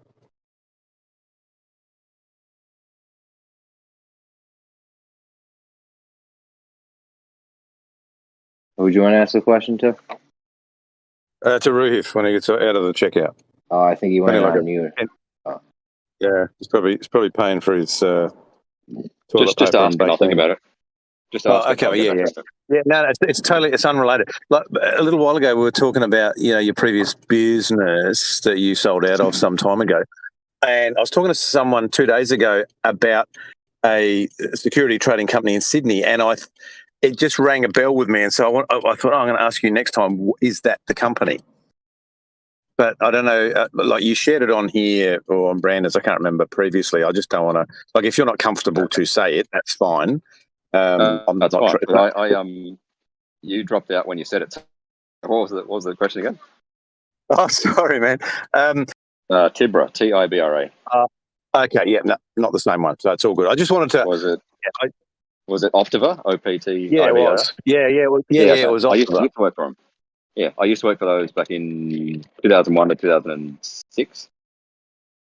Oh, okay. So you worked for them? Yeah, originally. Then we all left. Yeah, so that's what I'm getting at. That Optiva wasn't your company. You then went off and formed your other one. Yeah, sweet. All right, buddy. Yeah, they mentioned the name Optiva, and I thought, oh, yeah, that rings a bell. Well, and then it dawned on me why it rang a bell. So, yeah, no, all good, mate. Thanks for that. Cool. Google Tibra versus Optiva. Okay, Tibra. Was it Tibra? Yep, versus Optiva. All right, man. I'll check it out just for amusement's sake. But yeah, no, just because it was my nephew mentioned that name to me, I thought, oh, that rings a bell. So that's all it was, man. Unrelated. Sorry to distract the conversation, boys. You can get back to it. Oh, it's fine. We're off the rails now. Now we're on the finances. How much interest is that Fibbo token pay? What's it called? Fibo or Fibbo you got? Yeah. Okay, so they've just released staking on it, Jeremy. So Fibo, if you stake for 6 months, is paying 28% APR at the moment, or APY. And if you stake for 3 months, I think it's around 18 or 19% right now. AP, either way, that's pretty low. It's not bad. I'm not saying it's bad. It's safe. It's stable though. It's safe and stable. Yeah, man. that's what I mean. That's not bad, but I got to get higher interest rates, or I'll never make it. Yeah. So I am going to buy it from the get go. This is not a pump and dump, up and down. This is more of a invest and hold, and long term you'll be good. What's it on I get what you're. It's on Binance. Yeah, it's BSC. Yeah, on the Binance chain, bro. Do me a favor. Send me the website where I can stake it at and the contract code for it. Yeah, all good. Good looking, bro. I'll jump in for $100. Yeah. That way I'm in it. That shit does well. Yeah, like it's 1% in, like for staking, it's 1% in, but yeah, nothing on the outs. You can collect and compound your rewards as well, so you get a compounding rate on it. So yeah, I'll send you the details, bro. Have a look at it. Like I said, I use this money to live off of. So if I put $100 in it and make whatever $20 on it for the year, that just adds up with all the other shit I make. Plus the price of the coin too, though. If that does a 5x, it's a bit low right now. Like it's just under half a penny. So That's perfect. like now's if that goes it's to a like decent 10 entry. cents. Yeah, there you go. If that goes to 10 cents now, you're making 20 times. You know, if I was making, say I was making 10 cents a day and it does a 20x, now I'm making $2 a day. That's fucking good money right there. Yeah, and just so you know, like that's not pie in the sky. They've just like a week and a half ago appointed Luna. I don't know if you know who Luna are. They're the number one crypto PR company in the world. Got all these, and the Nikita somebody or other, whoever owns Luna, is now a personal ambassador for FIBO. So they're about to start rolling out an enormous PR campaign. I'm just doing it while we're here in a corner a couple times instead of going downstairs every time. All right. I'll go downstairs tomorrow. There's like load out the window and not just load in the kitchen.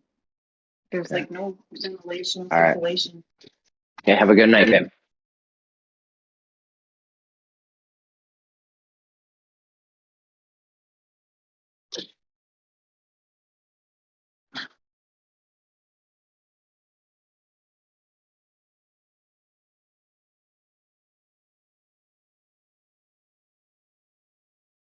So yeah, DM me the code for that, and I'll get in for $100 on that.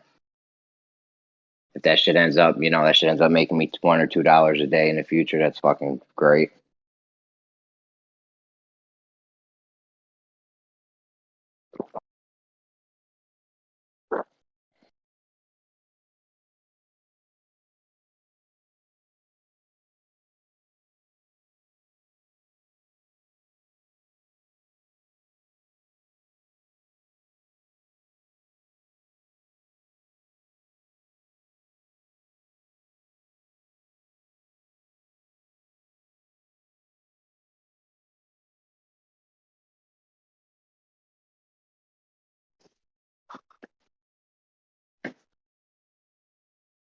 Like that's my whole goal, just to get $1 a day from as many places as possible.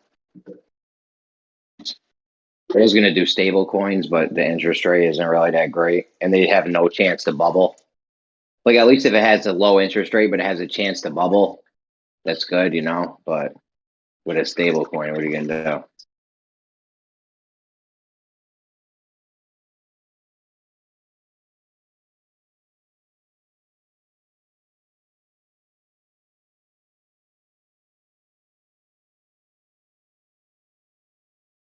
Would you guys all go to sleep? Yeah, and I've got another coin. I've got another coin called Oreo, which is part of the FIBO group, and I'm getting like a 3-month stake. I'm getting 98% APR on that. See, that's not bad. 98% APR is pretty good. That's pretty good. Send me both of those in the place. Do you stake them all in the same spot?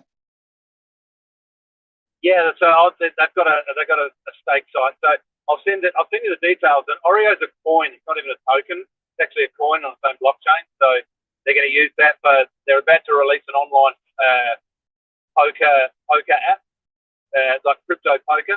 So yeah, hopefully there's big things for that as well. Yeah, just send me the link right to where it stakes. I'll get all the contract codes and shit. Yeah. All right, bro. No worries. I'll just pull up. Give me 2 minutes. I'll pull over and send it to you. No, don't. You don't have to pull over. There's no rush. I'll get them later. Like the kids ain't shit. I'm already pulling over. It's too late. I'll send it to you in a second. I'll buy both of those. $100 at Fibbo, $100 at that other one if they stake, bro. That's what I'm talking about. I can't just. The reflection money ain't nothing. Like it's got to be staking or farming money or something because those reflections don't. I mean, we did have one of our dudes was making $500 a day off Safe Moon reflections, but that's like you gotta have a shit ton of. You gotta get fucking super lucky on that, and that shit didn't last. Probably making $5 or $50 a day or something off from that 500. So yeah, exactly.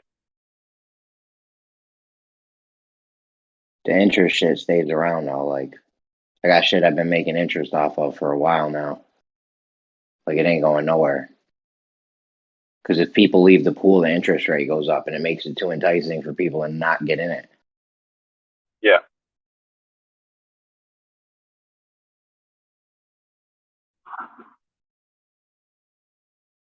I've been trying to just stack up cash, but I do want to keep reinvesting little chunks here and there. I could throw 200 at something or 100 at both of those real quick.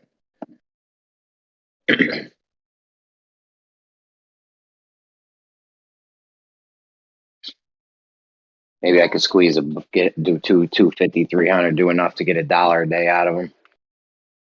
That'd be a nice little hit.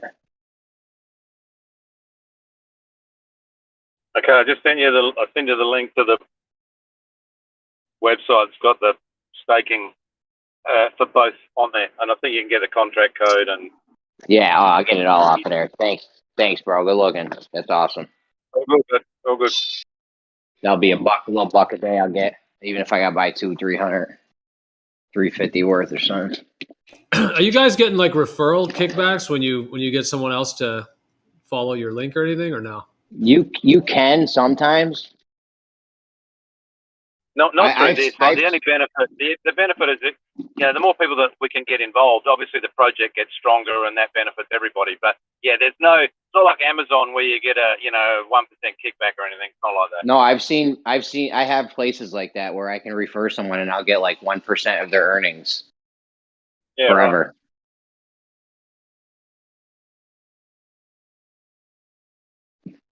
That crypto tab thing I tried to put Brandon on was the shit. You can't make more money than that. If you got like 100, if you had like I don't know. That sounds awfully pyramid scheme. What? Where if you make 1% of someone else's earnings. It's like a referral bonus. You never heard of a referral bonus? Scheme. Yeah, and they're often associated with pyramid schemes. For places that have referrals, everywhere has referrals. Coinbase has it. Took my headphones out. E-Trade, Robinhood has it. Yeah, referral bonuses are fine. Like you get money for referring someone. When you say you get a percentage of what that person then makes forever, that's the pyramid part. Are you sure? Yeah, I agree. Sorry. That sounds like a pyramid. Hold on, bud. Hold on, bud. It's coming on. It's like, who's paying this interest? Like 100% interest a year. Hey. No. Don't put your hands on the chicken, please. There we go.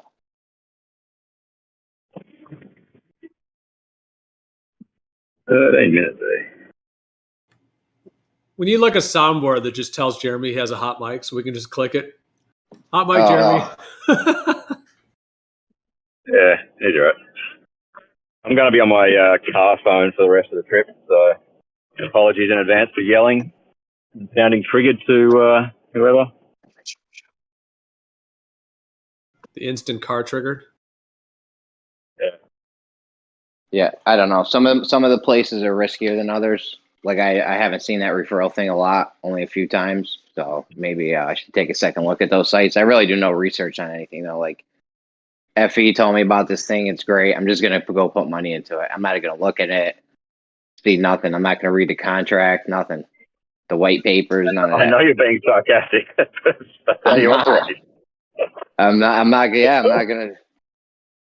I'm not gonna check none of that shit. I'm not gonna do looking at nothing. I'm just gonna go dive right in 200-300, whatever it takes to get $1 a day. Yeah. Funny thing is, it's actually true, Jeremy, as it pertains to Flat Earth Elite. No. I actually look into shit when you have to look into that stuff. That's the whole point of what we're doing here. This is just money. This is just money. You know what I'm saying? It ain't really. If I lose $200, that's not important as our reality. Yeah. So what percentage interest is that, like per week or something? I usually don't invest in things that are less than like 1/3% a day, which is fucking huge. But Normally, every $100 I invest into, I'll get about 50 cents to 75 cents a day, give or take. Is that compounding? But that's if I pull it out every day. Okay, yeah. It's like some of them auto compound, some of them don't. Yeah. So how's it work? So you're lending the money and they're trading for profit or something, yeah? The company. Well, there's different ways. Some of them are staking. Some of it is staking. Some of it is LP tokens. So liquidity pools. Those are mainly the only two ways I fuck around. I don't even do the lending thing. I don't know. I don't do that. Have you ever been in any that collapsed? Oh yeah. Yeah. I've been in some that Hell bubble yeah. too. I've been in some that fucking bubble too though. I had about 1,500 2Gs in baby swap about 2-3 months ago. And that shit took off on me. Got busy on it. Busy. It was like my year's salary right there. And I still make $5 a day off that shit. Is FE still there? Yeah. Did you want to talk more about Tibber Optiva? No, not really. No. I just in conversation, somebody mentioned Optiva, and I just thought, it just, in the back of your brain rings a bell. But I thought that was your.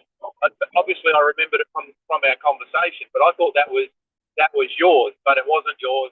You came out of that business, so yeah. Yeah, so I started there 2001 and left 2006, and we all left as like left as a fuck you. It's like, you didn't pay us enough, and we started our own company, and then they sued us in federal court. So that's the Optiva versus Tibber court case, claiming that we stole their shit.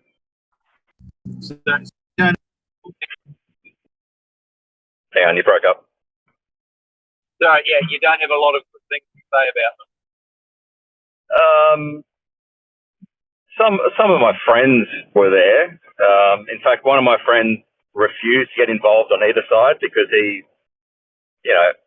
we left him there, and he was just out of principle said, no, I know you guys wouldn't steal anything. I'm not putting in an affidavit on behalf of my employer. And he had the balls to go to his boss and say, I'm not doing this. And I was like, fantastic. On the other side of the ledger, one of the guys that I hired, Tim Muirhead, he got into a stupid dispute about his shareholding in Tibber, and did something stupid. And he tried to sue the company. And because he lost that, he then filed an affidavit for Optiva saying that we stole all the stuff. Mate, humans are great, aren't they? You just love humans. They're great. Yeah, fucking hate that cunt. I got him the job, and then he goes, everyone had fucking copies around, but I never actually used it myself. And it's like, his affidavit was hilarious. It was like, I'm going to blame everyone, but I've got no physical evidence or no anything. It's just, so shit. Anyway, that was him. My father. Did I tell you the story about my father? Yeah, my father, you did. Yeah, went to Optiva, met with the boss of Optiva, and said, "I'm gonna sell you my evidence, for like $80,000 or something, so that I can sue my son for $2 million." It was just fucking insane. Yeah. Obviously, I don't speak to Dad anymore. Jesus. The problem really is when you are surrounded by either intentionally or through circumstance, when you're surrounded by people where money is the most important thing to them in life, they will screw you over. They're not good people to be surrounded by. It's that simple. Yeah. You need to surround yourself with better people, bro. Yeah. And then kick those fuckers out, basically. Yeah. Yeah, because that was insane. I've got a recording. Sorry, I got a recording of my dad on voicemail, not on voicemail, on a phone call where he's I'm not quite understanding the psychology of it, but it's like he's because he's saying it and he assumes it's being recorded, he kind of therefore thinks it has some more value in terms of truth. So he's saying shit like, back when you were leaving Optiva and planning your new thing, you know, you didn't know this, but I was recording our conversations. And I was like, oh, he's claimed to have these recordings of me saying, oh, we left the friend that I talked about, we left my friend there, so they feed us information. What else do you say? You've got a safety deposit box at the bank where you store all the discs and shit. And I'm like, fuck, the fact that he would say that he has recordings and obviously not be able to produce them, I don't understand the psychology of why he would say it. It was just such a fucked up conversation. And I've got it recorded. Like it's cracking. I don't want to play it live, but I'm happy to share it with you. But just don't spread it around, obviously. Like I'm not going to post a public link to it. Yeah. Holy shit. That's messed up. That's messed up. Yeah. But you know what money does to people? Like seriously, like and look, I put myself in the boat some years ago. Not that I would have done that to you, but mate, money. I was chasing money like a lunatic, and then I just had this light bulb moment that money's garbage. You know, like it just does stuff to people that it brings out the worst in people all the time. Yeah, very seldom does it bring out the best in someone, and so I just kind of mentally divorced myself from chasing it, and my life is so much better. Yeah. And I'm still fine. Like financially, I'm still fine. I've just refocused how I look at it.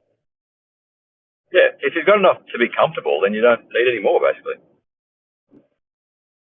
Exactly. Yeah, that's exactly right. You know, as long as you're okay, well, just be happy. Appreciate what you've got, and you know, it's not to say, oh, you should never. You know, if you've got $10, don't ever strive for 15. But it's the perspective on it that I've just changed in my life, and I'm just happier and more content. So. Can the two people with the shitty mics just call each other or something? This is crazy. I can't believe you both equally have shitty mics. I can't. I thought self-evidently had the worst mic, but you just proved that two people do. So no, we're both driving. Are you guys in the same room? No, we're both driving using the car Bluetooth audio. You guys have the same car then. What do you have? Yeah. Sorry? What are you driving? Yeah, what brand or whatever? A Mercedes GL 500. Self-evidently, you driving a Mercedes? No, not me. I don't have a Mercedes. What do you have? I got a Mazda. Okay. A Mazda truck, a light truck. Oh. A utility. We call it a utility. And I'm on the highway at about 75 miles an hour. So that's why it drives so great. How good is the noise reduction in Discord where you couldn't hear me accelerate then? Interesting. Yeah. This is a 5-litre twin-turbo 7-seater car. 7-seater SUV, as you'd call them over there. Interesting. Hey, you know what I think the issue is that so your vehicle actually has a noise canceling feature in it, and no, Discord does. Well, did you hear the part that I didn't speak yet? No. Okay, exactly. Okay, so your car has that feature already, and Discord does. So both features are working against each other, so it's actually muting you out because it thinks you're the noise. Ah, okay. Yeah. So when you're in your car, you have to turn off noise suppression on Discord. Okay. If you want to. Otherwise, it's going to sound super muted. Does that make sense? Yeah, can't be asked. All right. I'm almost home anyway. All right.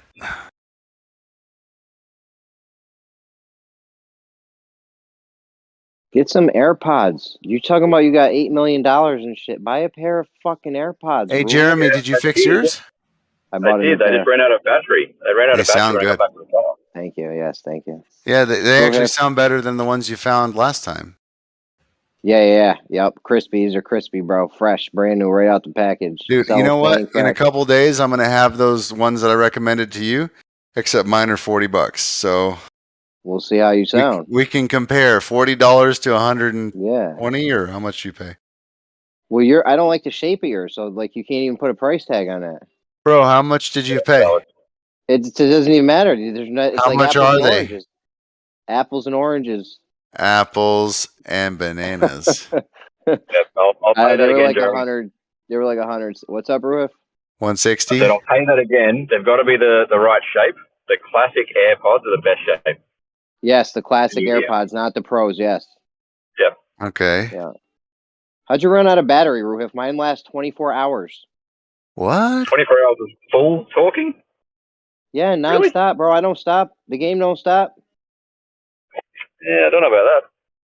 I mean, they're a bit old. Like got them when they first come out, so maybe I You need a carrying new the pair. case. You carry the case with you, right? And you rotate one at a time, and then you go. You can go for 24 hours like that. Ah, that's not bad.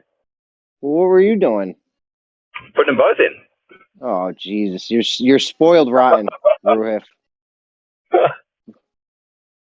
That's a brilliant idea, though. I'm the idea man. Yeah. Well, we're gonna find out in a couple days how good my $40 ones are. I mean, you sound real good right now. Are you at home on the PC or? Yeah. I'm at your wife's house on your computer. She just left. Sounds for work. real good. Are you downstairs? I'm gonna go say hi. Hey, what's up? All right. See you. Bye. What'd you say? He said, Kosho, goodbye. I don't know. I think that was a threat, Kosho. Be careful. He said you better watch your back. Yep. Yeah, AirPods, 3rd generation. Not the Pros. Wait, are you saying that the 3rd generation's a bad one, or like the older ones are the good one? You just want the ones that are shaped like the old ones, not the shape like the Air. You don't want AirPod Pros. You want the other ones. Okay. Well, I don't even know what they. Dude, I didn't even know AirPod Pros had been out for 3 years until last night. Yeah. Like I didn't even know they really existed. I thought they just came out. No, they've been out. They got something called the AirPod Minis too, I think, or something. I don't know. I never tried those. Yeah. So you guys are cool with just radiating your brains all day with these things, or what? Oh no, yeah, bro. I got no. I definitely don't wear them all the time. Like I wear them for utility, in short spurts. Mine's in my ear about 20 hours a day. Yeah. All right, so I've just put mine in. Is that any better than what I was sounding before? Say something else. It actually, we can hear you a lot better. There is more loudness, but we do get a little bit more road noise. But it's, if you're speaking, it's probably better to go for that. Try. Yeah, so I've got AirPods, but everyone used to tell me that they sounded terrible. So that's when I went to my Bluetooth in the car, and now that's terrible. So yeah, I'll keep with this if it works better for you guys. Are these AirPods? Oh, I got an Android phone, so they're Samsung's version of them. Yeah. Whatever you're using, like I can actually hear you though. So. All right, I'll stick with this for now until they go flat. I'll just keep quiet.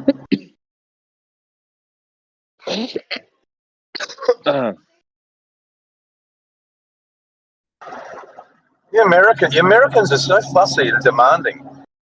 Well, seriously, when we can't hear you, it's a problem. We want it our way, like Burger King.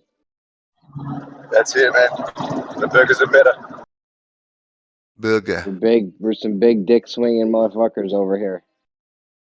We want our guns, our Bibles, and our weed.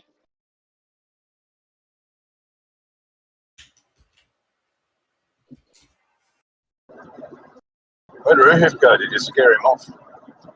You don't want it. Listen, he sent me some goofy paper on refraction. I'm gonna find all the parts he don't understand, and embarrass him if he really wants me. I didn't want to do that, but He's asking for it. What's the difference with the pros and the regular? Like, why even have the pro? The Those are shape, so the fucking shape. expensive. The pros are better quality sound in the headphone, but the shape of the microphone thing, like it's not shaped. You need that like long stem on the bottom, so you can like aim it towards your mouth. Yeah. You know what I'm saying? Yeah, yeah. It's like a little bit of a boom. Ba-boom. Yeah, it's getting it closer to your mouth a little bit. They should probably even be a little bit longer, but I don't think it's bad. I hear myself on YouTube. I think I sound fine. Hmm.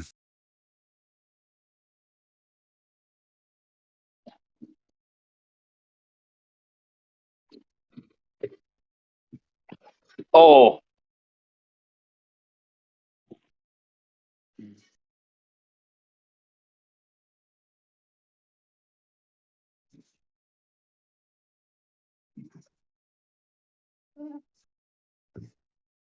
Interesting. Yeah, I mean, I've always been very apprehensive about getting these little bud designs. But to be honest with you, right now, like my Bluetooth is busted and self-evidently is muted.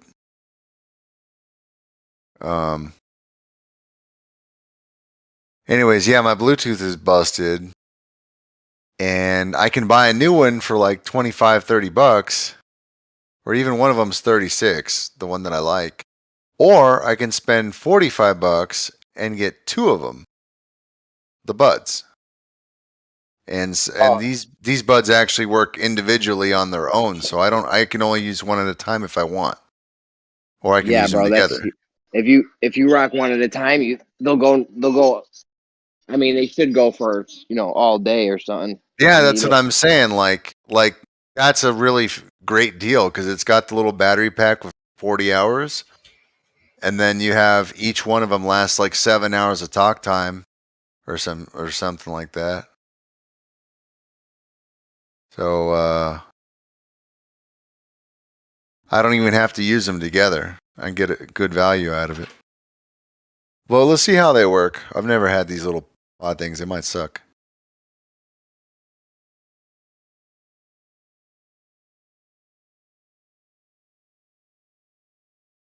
Hey, Gio, what's your address? I'll send you a copy. Send you a pair of buds to radiate your brain.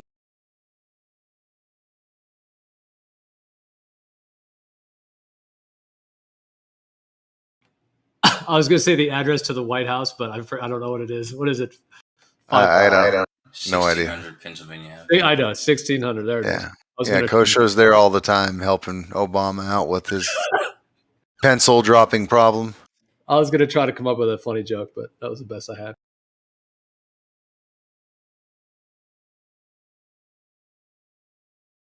I think Kosho and Obama are related.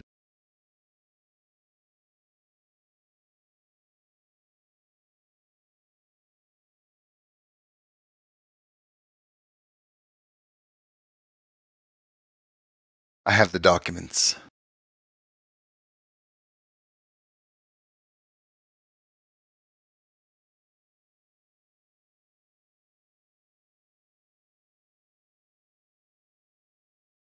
I don't know if you're still listening, FE, but I think you server muted yourself, just so you know. Oh, okay. Yeah, maybe he did. That's funny.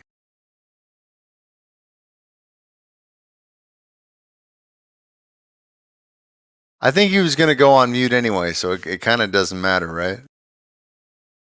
Maybe he just server muted himself instead of regular mute. Exactly.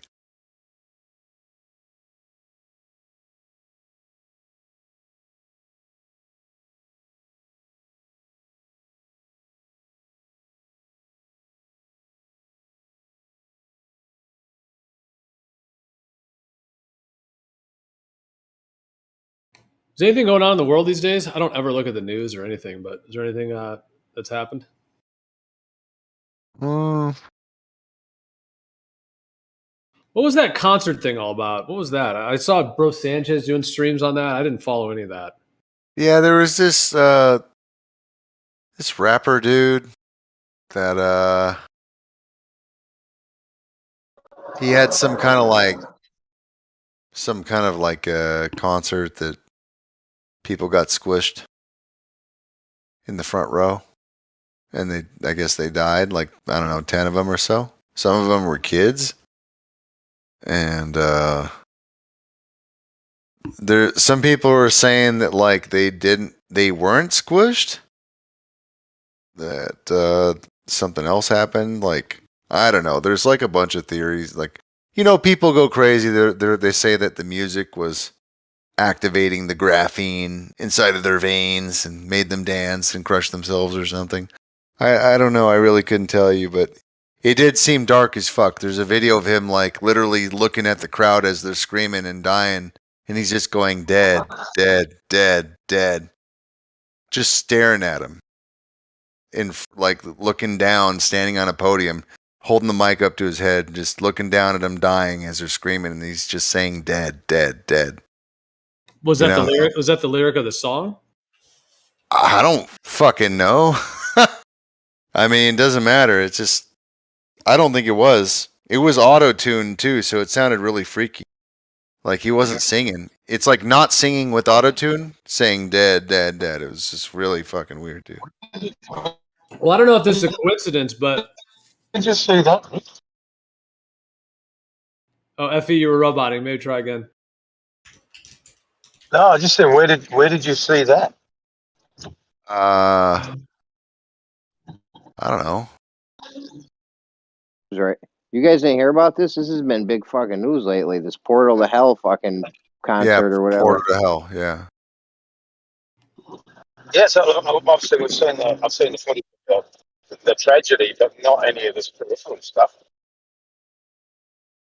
Yeah, my friends roll deep. They come up with weird shit. I don't even know if that's real or if, you know what? Him saying that and doing that was real. The voices and screaming in the background, I suppose that could have been dubbed over. So I'm not going to say I know anything. Well, you know that band Phish, like Phish? Yeah, you brought them up a few times. Yeah, well, they also just had people die at their concert. They played a show in like San Francisco, and there were like 2 or 3 people that apparently fell off a balcony, and like I think 1 or 2 of them died, and the other one was really injured. Yeah. And apparently they were saying that, that the balcony needs to be redesigned or whatever. So that could have just been drunken people that fell off the balcony. But I've never heard of that in the 30 years they've been touring. So it is kind of weird that happens and then this other thing happens in the same. Well, you have to think also, man, a lot of these people have gotten the juicy juice, and I mean their blood is pumping like hydrogel. So they're not able to do any kind of physical activity like they thought they could before. Like, not everybody works out, so they don't really know the difference. But when they get active and they're out in public and they're getting squeezed and pushed and they're hot and they're not buying water and like and they're drinking, yeah, and they're drinking. I mean, their heart is already overstressed because it's pushing gelatin around in their veins. That's seriously, that's what's causing the fucking. That's so. They're gonna collapse. This is what people are doing. They're collapsing. I kind of laughed, but it's actually not funny. Yeah, I mean, it's not funny. Well, it's interesting to think that they've added that in their system. So when they're hot and sweaty and there's loud music and they're drinking and whatever it is, like with the extra little juice in there, who knows if that's sort of. Dude, I've seen them like pull blood out of the injection site.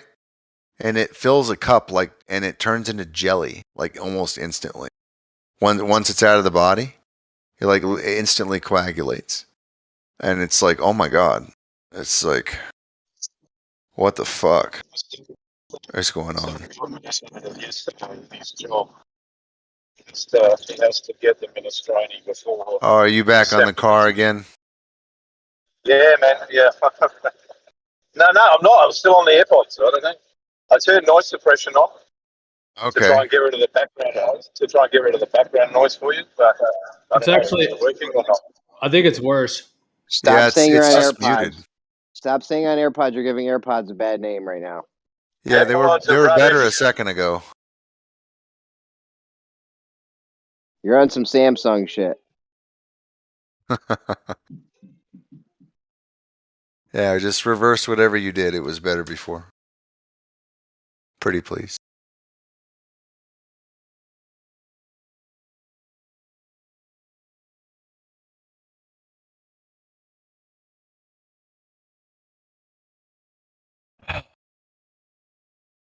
Yeah, I think we're going to see a lot of people falling over. And then they're just going to call it the second wave. All right, I'm back. Is it any better? Or the third. Yeah, you're much clearer. Yeah, I think they're going to call it the second or third wave or whatever the fuck it's on right now. I think people are just going to start falling over. What I said, my son yesterday, our government here, or the education, my son's a school teacher, and the education department mandated that all teachers have to have the jab, the minestrone, sorry, by December the 10th, or they're going to lose their job. So he's a bit out of his mind at the moment. He's got a baby on the way, baby due, just bought a house. Well, then he better not take the juice because, being dead ain't going to help you. So. Yeah, I know. As far as that thick blood goes, I've read that if you consume high quantities of vitamin C, that'll uncoagulate. But you basically have to be on relatively high dose of, and this is a peer-reviewed medical paper as well. It will keep your platelets or hemoglobin separate, because the vitamin C, like ascorbic acid or potassium ascorbate is a strong antioxidant and will actually separate your hemoglobin out. But basically, you've got to take it every day for the rest of your life to keep your blood back to normal again. Sounds like a bunch of bullshit, actually. So yeah, I'm not getting it. So nice try. Yeah, no, I agree, but I mean, yeah, it's not happening, so don't care.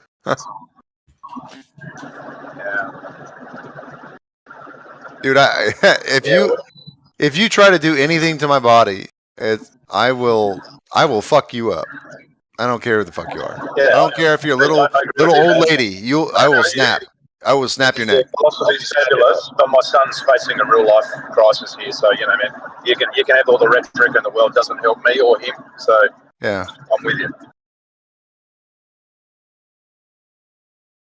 Yeah, I mean it sucks. I mean this is it, right? This is the line, and it's up to you if it's going to get crossed. That's between you and God, This is the line for me, and I mean that's fine.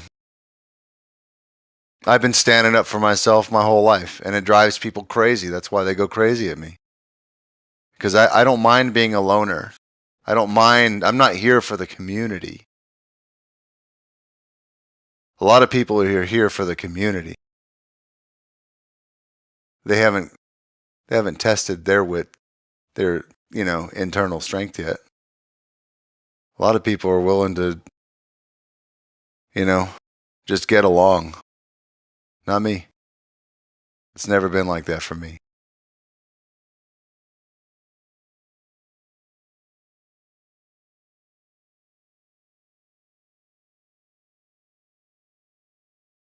It's bleak.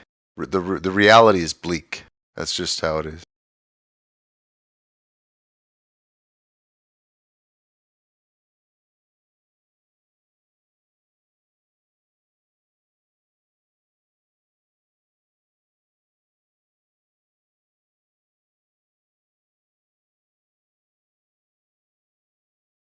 But hey, man, I'll tell you what. In all of my life, standing up for myself, doing my own thing, not trying to be a people person. It doesn't mean I can't get along with people, right? It just, certain things change when you don't use that, utilize that quality. Your interactions change a little bit. But What You know, quality is that, man? Is it empathy? Is that the one that you don't bother with? Empathy? no, empathy's there. It's just that, you know, as soon as you get caught up in groupthink, you know, it's like they said it in that one movie, not Independence Day. It was another Will Smith alien movie or whatever. Anyways, they said, you know, one person's smart, many people are stupid.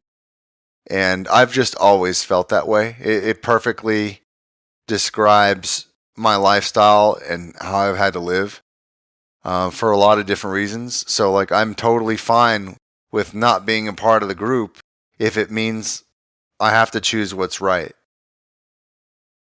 So, I've just always been like that. So, you do miss out on some things because people do give in just because, why not? I'm not like that. So, I will tell you one thing though, a saving grace is that even though you might be alone when you're making the right decision for yourself, God is still there for you. And if you have a relationship with God, blessings will come. You just have to be true. Be true to yourself. And if you're smart about it, blessings will be there for you.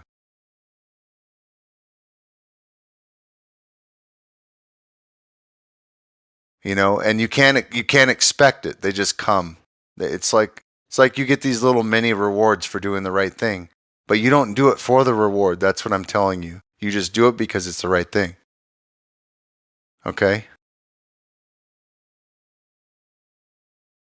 You have to, it's that leap of faith shit. You know, you just got to jump off the cliff and hope something's going to catch you. It's like that. That's how I've had to live. And I've landed on my feet a lot, dude. Faith is real.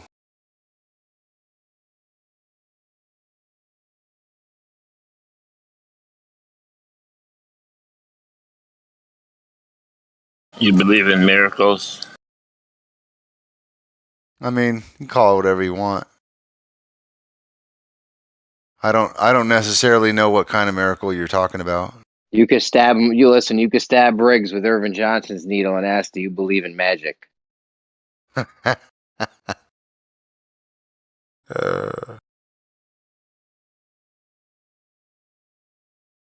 I've been blessed so much. I'm as thankful as I could ever want to be honest.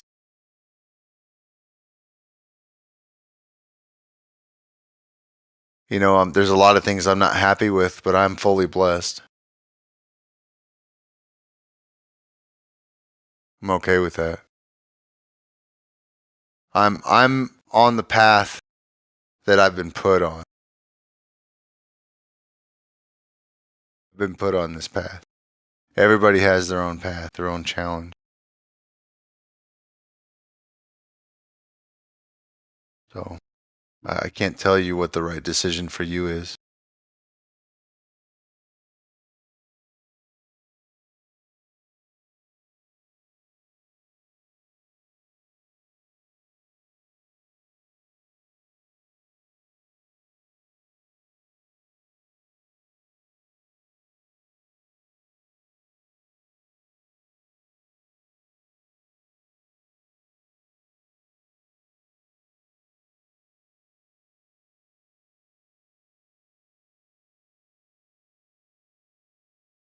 Lino Tomo. Hey, do I know who you are? Did you change your name? Who is this?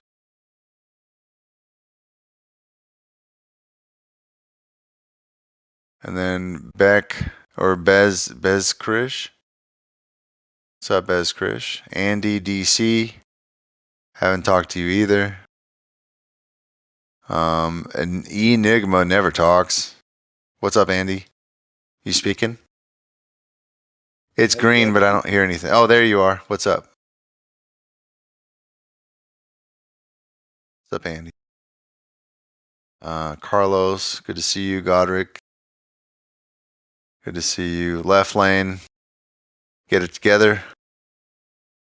I think we should talking yesterday about having one day a month where we can have a day that you do some spontaneous charity or goodwill for somebody. Just one good deed a month. Yeah.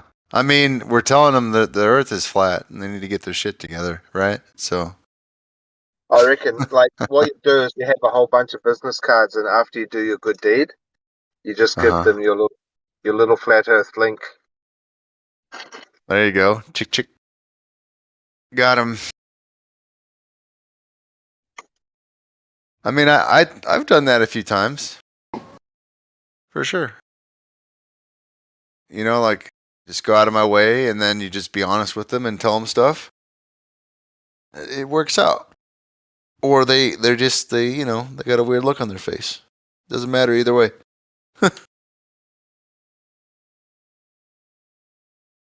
What's up, Briggs? Is that you? Yeah, that's me. I've been talking. Is that Godric? Are you the lone wolf? Yeah. Always have been. Yeah, it's Godric. I was trying to figure out who was talking. Briggs, all right? Yeah.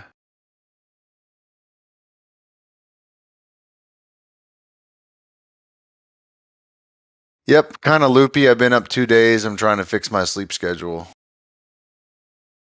So it just seems to be the only thing that works. And I hate it. Should be going to bed soon. An hour or 2 or 3 or whatever. I've never missed a day of sleep. Fuck you. Man, I wish I could keep my sleep schedule on point, because I really appreciate it, like some consistency, at least a little bit. You can be skilled at going to sleep, so I guess I'm skilled at it. I can sleep in 3 minutes. I start dreaming when I'm awake. Oh yeah, yeah. I'm not that good at going to sleep. My the kind of job that I'm doing right this second, it's kind of night crew. You know, well, yeah. Like I've been doing night crew. It's been working out for me. There is a day crew. It just depends on what's happening. Night's been doing better for me, so I've been doing that. But I've got other work to do that I'd rather do in the day, so I just needed to switch back. I don't know. There's plenty of work. There's plenty of work. What I need to focus on is just getting my sleep straight. That's the most important thing. Working out helps me. If I work out, I get tired, so I just knock out. Oh, well, I can't work out at night because then I'll be up all night. It like gives me an extra boost of energy. I know that's backwards, but just how it is. So I got to work out in the morning, and then it gives me energy for the rest of the day, which is great.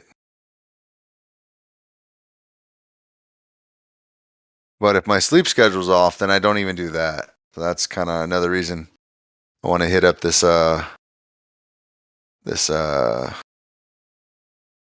what's it called? It's like a workout group thing. What's it called? Whatever. Yeah, I just want to do that in the morning. Yeah, that's called sleep deprivation, that short-term memory loss. Yeah. Yep. You nailed it.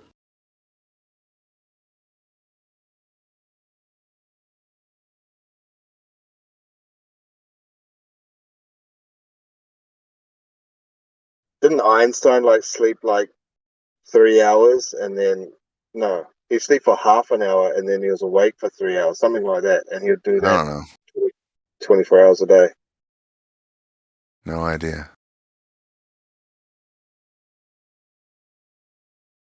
When you're as famous as that dude, I imagine just you couldn't stand the thought of being in bed when you could be with your cousin in bed.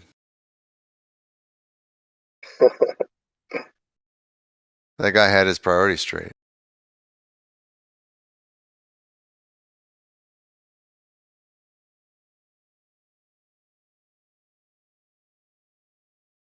Because he was saving the world, man. Yeah. Is that why they offered him presidency of Israel twice? Is that serious? Yeah. He declined. He declined twice. Hey, why do people keep coming in here and leaving? What the fuck going on? That's weird. It's overloaded. Too many people trying to get in. It's too popular. It's just weird. It's like, boom, boom, boom, boom. Okay.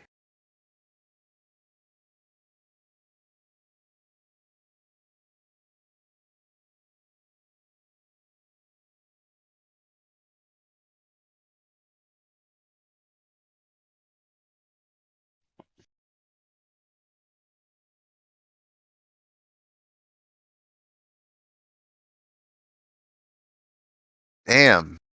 Okay, did I tell you guys what happened yesterday? I'm getting like way too many weird recommendations on my YouTube. It's like they changed the algorithm or something. They're throwing all this sex at me. Someone else been using your phone when you weren't noticing? No, it just all came at once. Like all at once, I'm getting all of these like female farmer YouTube channels where they're just like in bikinis and shit, like running the farm. And like some of them are Russian, most of them are American. And then let's see, I'm getting like an influx of like either like women at the gym or they're getting their first time adjustment at the chiropractor. And there's like 20 different chiropractors apparently. And then here's another one. It's like another female farmer chick YouTube channel. And it's just too many. What the fuck? Like I'm used to like clicking on something in the top 8, you know, like, oh, that's interesting. Let's see what's going on. But they're all just like, get out of my way. Get out of here. Like if I wanted this, I would go to a different website.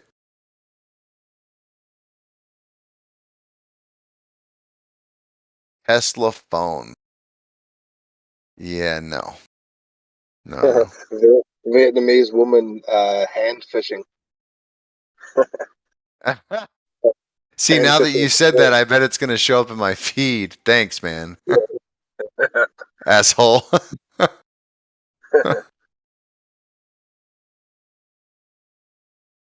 That's going to show up in my feed.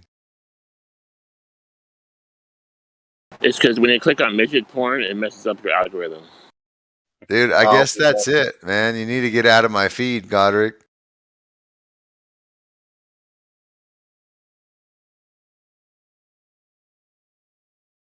Sorry, I'm working on my jokes. Yeah. Well, you better be working on your stilts, you little midget.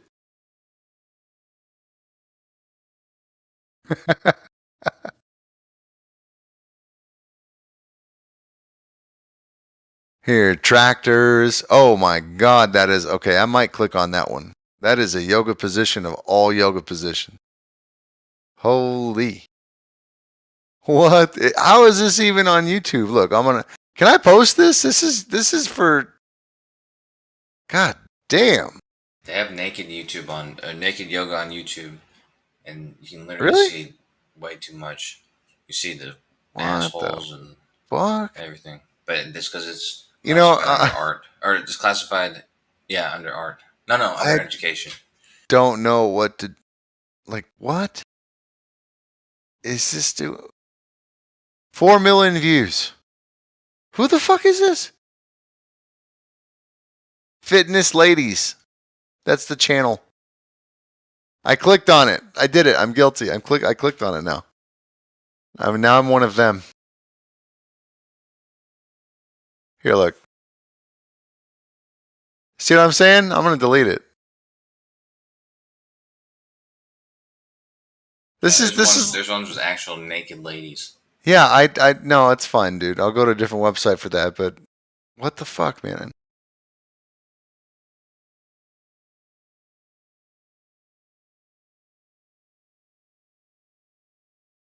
Oh boy. Okay, now my feed's gonna be really fucked up. I clicked on one. They finally got me. Yep. I refreshed.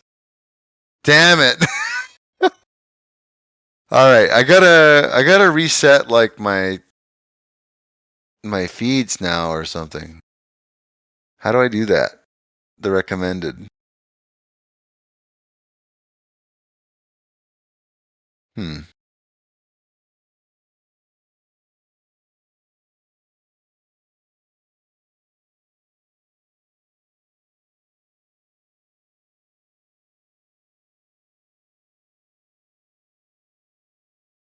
Oh well.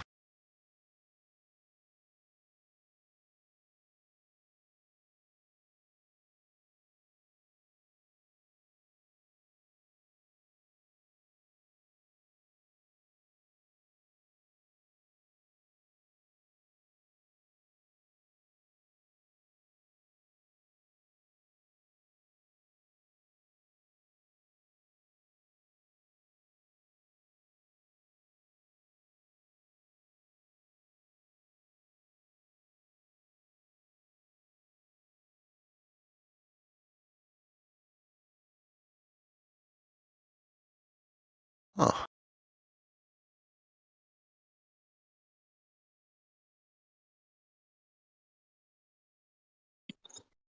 Bonjour, bonjour.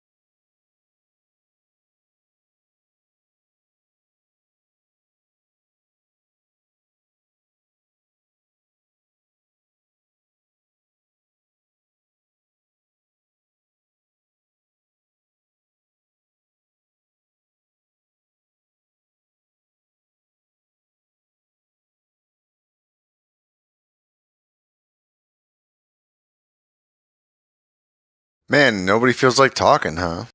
That sucks. Driving, man, driving. Have to Yeah. pick up the kids. Pick them up. Get her down. First day of school after lockdown for friggin' like at least 10 weeks. Yeah. And then they've got 3 weeks left of school, or 3 or 4 weeks left of school, and then they've got 6 weeks holiday. Crazy. Back to school for such a short time. They're so happy to get back to school last night. They were partying and listening to music, headbanging.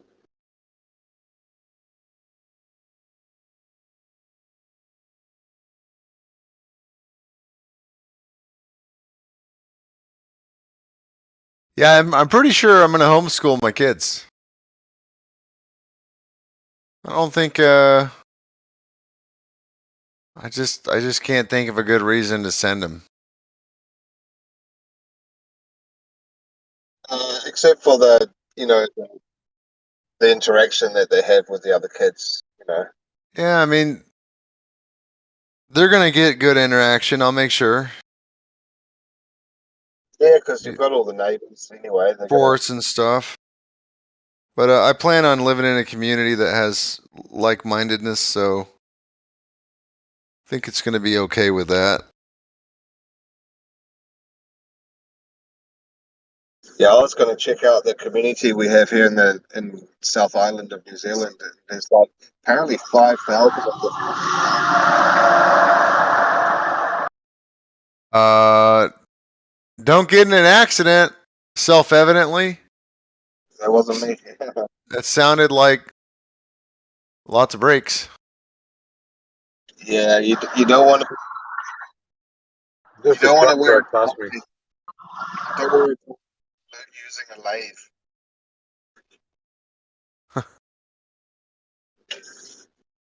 Oh, there was a guy here that fell into one of those wood chipper machines. You know, the ones that get towed behind a truck. Great. That was not pretty sight. Yeah, I don't do It that. would have been over fairly quickly. Yeah, because bones are much softer than the tree branches, and it turns those big, thick tree branches into like little tiny chips.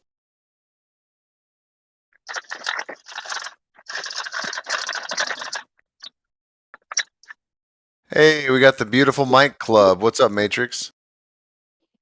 Yo, what's up? What's going on? Everybody's here tonight. Yeah, Matrix.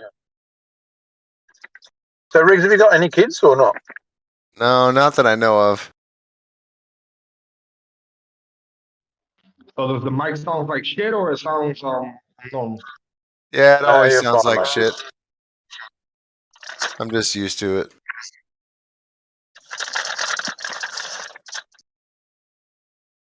Try the noise suppression button. It's at the top of your chat, next to the settings button. I just did. I turned it on. Nice. Works. Awesome. Oh, were we talking to you yesterday in the hallway? Were you in the stairway? Yeah, I'm in the stairway right now too. Addicted to nicotine. Actually, I don't smoke cigarettes. Ah, okay. Just Say a little no bit of more. the devil's lettuce. Nice. I guess you're in the stairway to heaven then. Facts. You need to like bring a bit of carpet out and a pillow.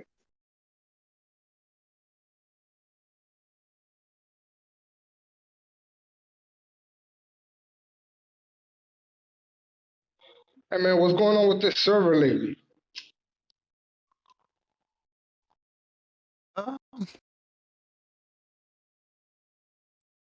Is there I like don't a know. new server in town that I don't know about?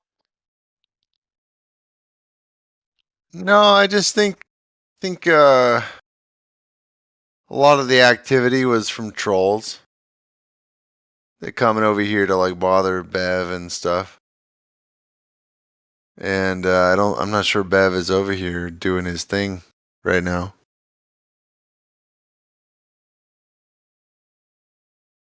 At least I haven't seen it. That's just a guess though. I'm not sure. Only if it's really quiet, I think, okay, there must be something on YouTube that everyone's watching, like Globebusters. Well, I don't know. I think it's a The little bit off and on. You know, like yeah, the server's been dead for a while. Like you guys just got on here like what, like maybe an hour ago? Because 2 or 3 hours ago it was empty. yeah, I just got on.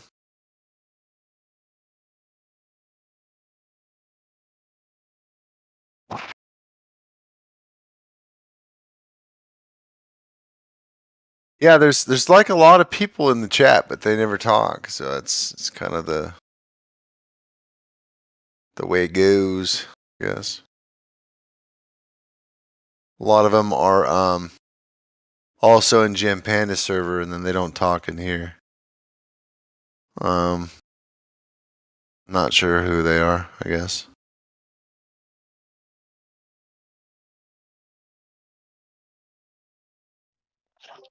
So what you guys are talking about? Just random shit? I was talking about how my YouTube feed changed all of a sudden, and it's got a bunch of naked ladies on it everywhere. And I guess YouTube is going premium. Can you imagine? You Can you imagine if the recommended stuff changed for me all of a sudden? So that's what I was talking about a second ago. I mean, I'm about to pass out. I've been up for 2 days, so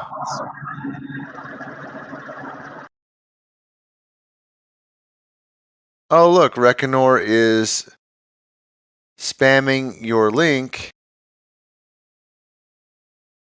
except he's spamming it in the server that he's already in. Yeah, you'd have to send it to the other servers, Reconor. Huh. That's cute. That's cute. Spam the link in the server that we're already in. Yeah, I've been up for 2 days, so I'm probably gonna go to bed soon anyway. I'm just my memory ain't working too well, and my eyes are starting to burn. But if I go to bed now, I'll wake up too early, so I've got to stay up a little longer.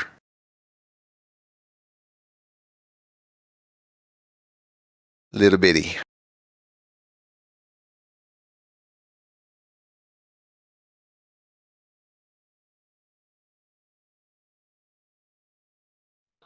So where do you stand in this Briggs, and this flat Earth from global Earth debate and the nature of our reality? I just like watching. I'm not really in it for the debate. I'm interested in like people watching and learning from their mistakes on both sides. I'm actually in it for the conversation. I'm more interested in the nature of our reality. The shape of the Earth doesn't really matter. It doesn't really matter because we're not going to get to measure all of it. You know what I'm saying? Just pretend for a minute that it is a globe, right? Just pretend. And so why are NASA lying so much? I think. Well, I thought about this last night actually because I was coming across footage that I didn't necessarily know was fake, but also appeared to be consistent enough to possibly be happening. So I was just like, doing this little mind exercise, and I thought, okay, well, it's more likely that so I know it's not a globe, okay? That part I'm not uncertain about. But I believe that their capabilities in the upper atmosphere and beyond are highly exaggerated, and that it's possible that there is a ship or some sort of ability for these things to orbit and stuff like that. I don't think they utilize that for many things. I think they utilize it for a couple things because it doesn't work the way that a globe would work. It works just slightly different. So it's good for like faking some things, but it wouldn't be something they'd use for everything.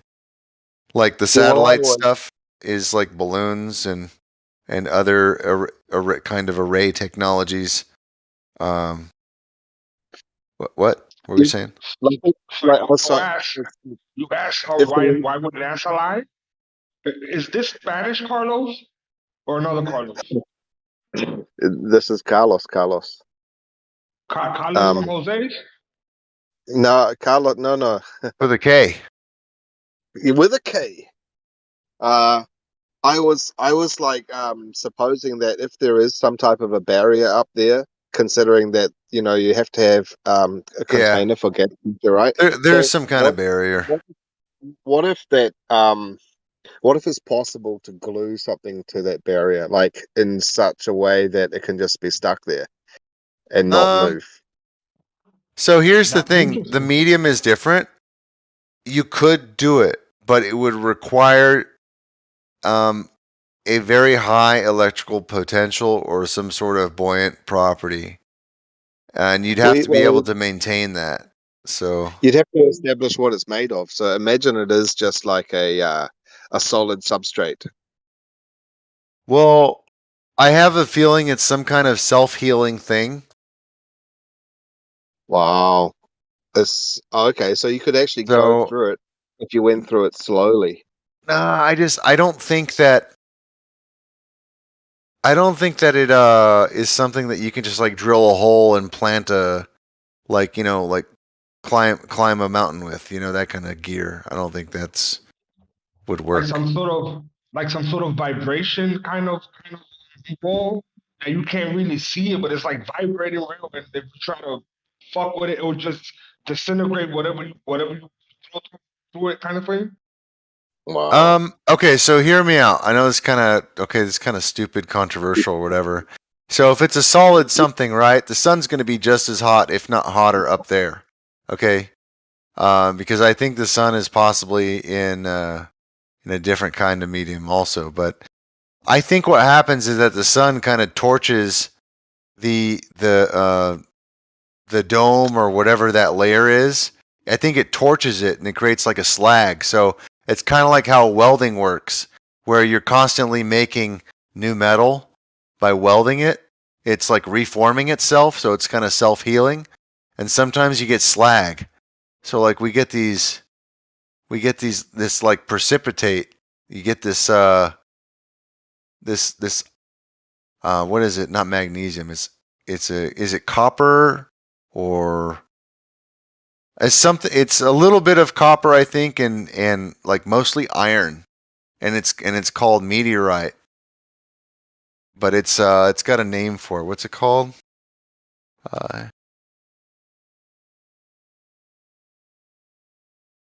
Yeah, iron meteorite. Yeah, it's mostly composed of let's see. Yeah, iron's one of them, and iron, copper, maybe. I thought it was copper. I just don't want to misspeak. I'm just looking it up real quick. Oh, iron or possibly gold. Nickel, iron and nickel is what it's made of. And the great thing about it is that it's the most pure iron. It's like the original iron. So there's no like you don't find it anywhere naturally. It's the most pure iron. And it has this structure to it. It's very unique. You can see it here. I'm gonna put a picture.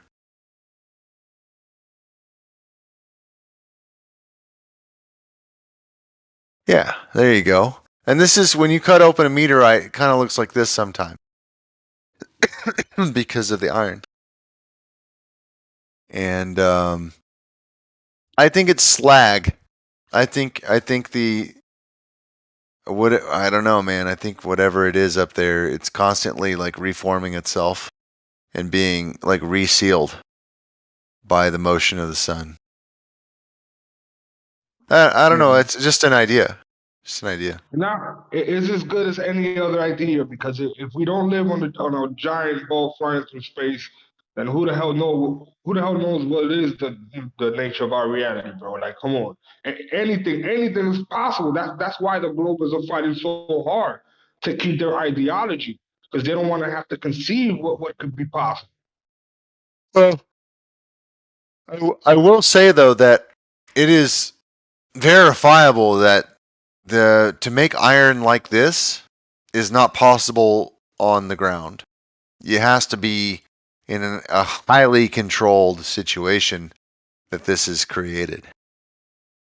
So the conditions have to be exact for iron to form like this.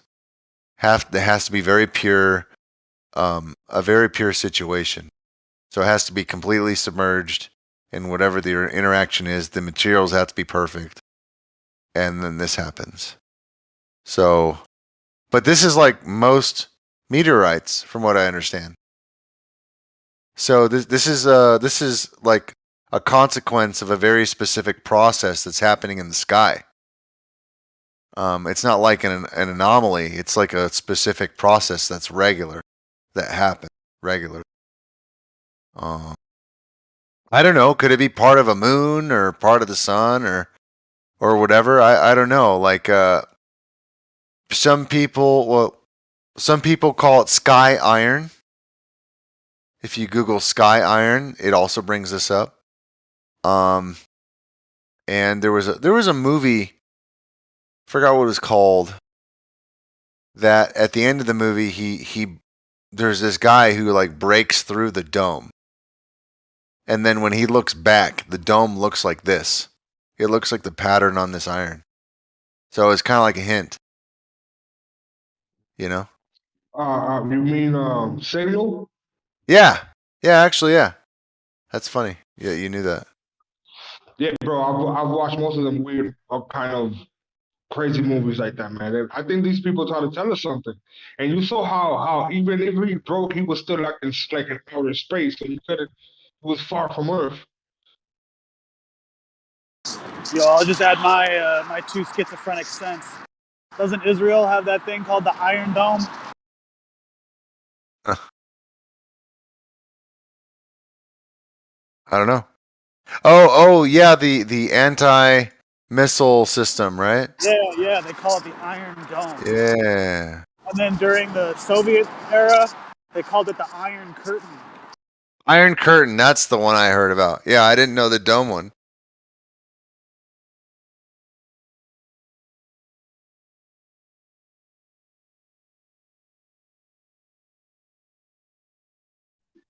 Well, according to the Bible, it's molten looking glass, right?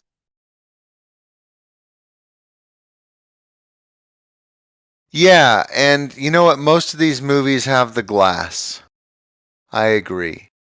But it makes me wonder if when the glass melts, if this is like a part of the glass that is pulled out of it as it's resealing itself. Or I don't know. I have no idea. Like I'm thinking maybe it's not just glass is what I'm saying. But anyway, here's the end of the movie, and I don't think this really gives it justice. Like when you have a high quality version, you can really see the designs. But you can really see how it's patched together in a higher quality clip of that movie. It just makes me wonder. You know, also when he's breaking through, it is like an emerald glass. So it is shards of glass in the movie also. It's not iron.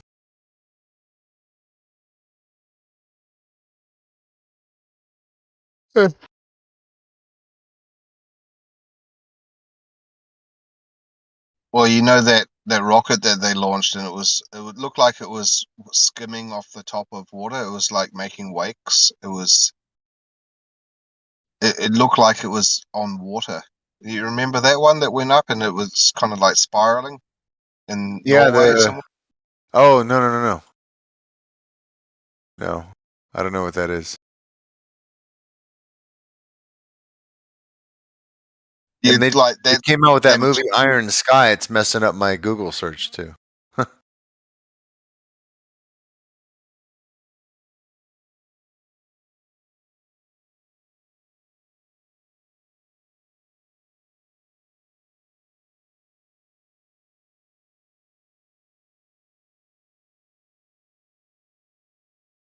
Mic check.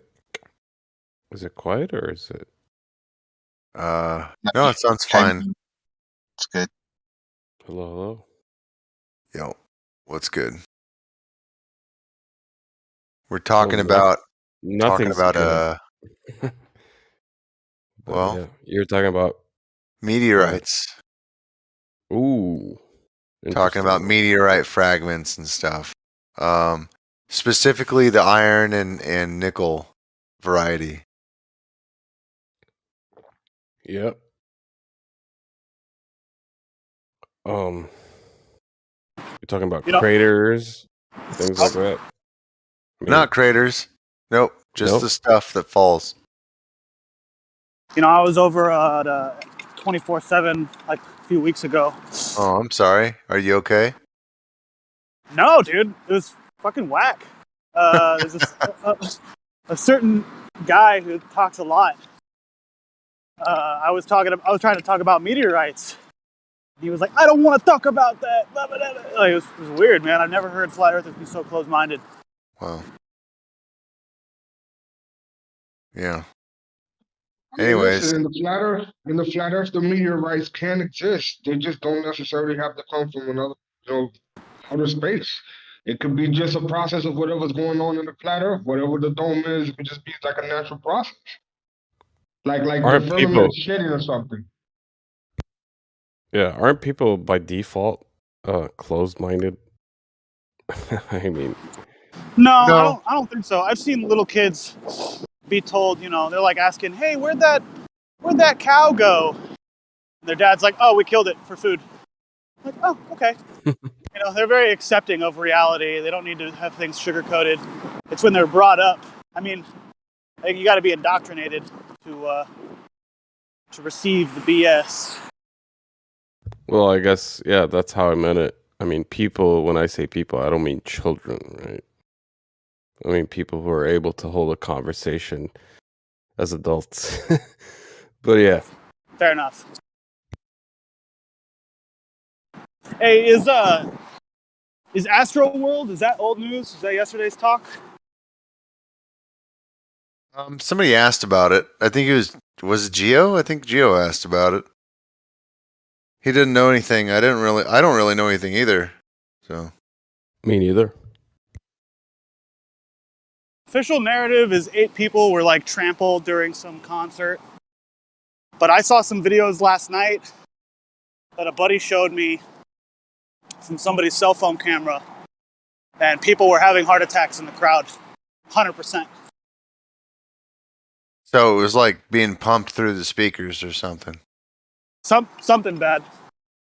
But according to the police commissioner of Houston, where was it? Houston.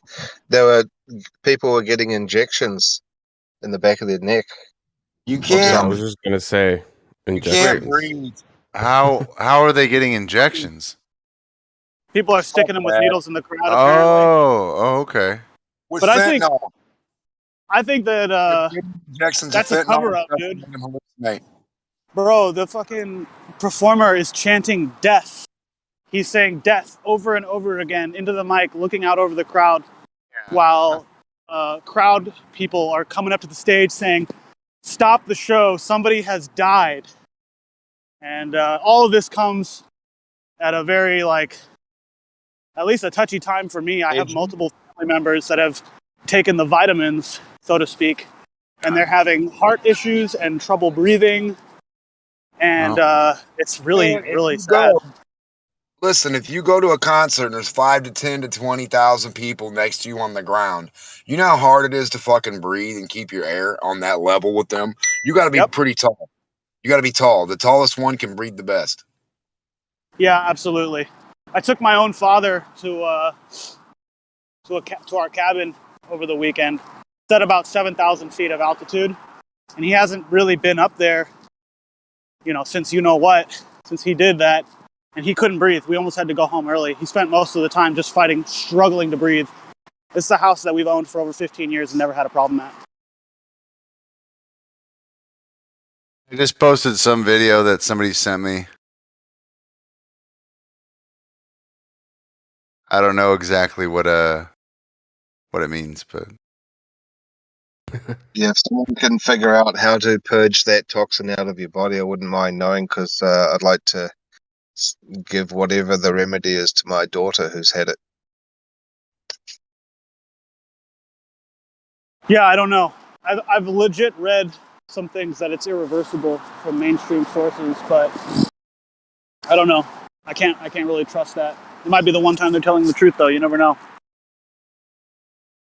I need to step away for a second.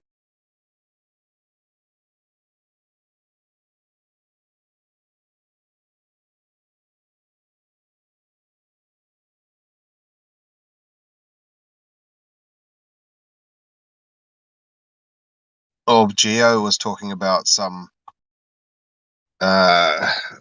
medicine you can take to purge all the toxins out of your body. Maybe he knows something that would be useful to purge that. That would be good.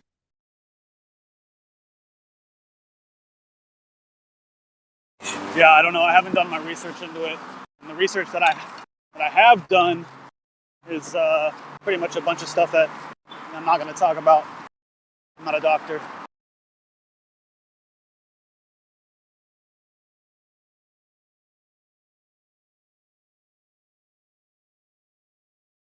I have to step away and pick up my daughter too. I basically had two family members come up to me that, in so many words, were like, "Yeah, you were probably right. I can't breathe. Oh, I went to go play basketball for 20 minutes the other day, and my heart was pounding so like it's never pounded before. I felt like I was gonna pass out, stuff like that. And Jesus, there's nothing to say, you know. Well, You how love these much people. exercise do you get a day? Are you an exercising type person? Are you athletic? Do you eat the right shit? I mean, the government, I mean, we've been eating the wrong stuff. Barely anybody ever exercises or does anything anymore, has to go anywhere for long distance. Back in the day, you used to have to walk to get to where you were going. Yeah, I know. Oh shit, hold on. So, I mean, like, I don't know, you're bringing up these things, but like, there's a reason for it, though. It's the decay of fucking the community of, you know, some people exercise, don't get me wrong. Some people still do the, you know, old fashioned shit, but the ones who don't, I mean, they're just wearing down. I have no argument for you there. I mean, people are. If you've looked at the numbers, hold on, it's a cop.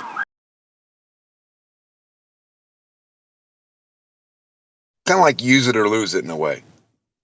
Absolutely, use it or lose it.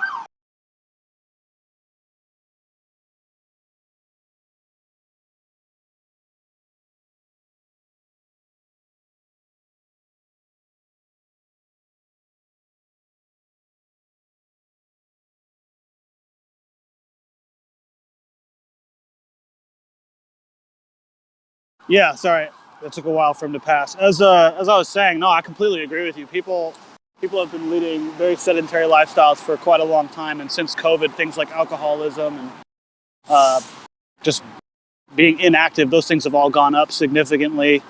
I mean, I think one of the real pandemics, at least in the United States right now, is suicide. You know, so it could be that, but I don't know. Like I said, I'm not a doctor. Well, suicide, think about that too. Think about the idea of the government stopping you from doing something. Why don't they stop people from suicide? Like, why isn't there a suicide ban? Well, it is illegal, but I think the reason that they're not doing it is for the same reasons that they're promoting other things that make us sick. So, I mean, they're at a point technologically where I think they need to trim the fat. If I was an evil genius, I would be like, yeah, we need to wipe out, I don't know, 80% of the population and replace them with robots. Yeah.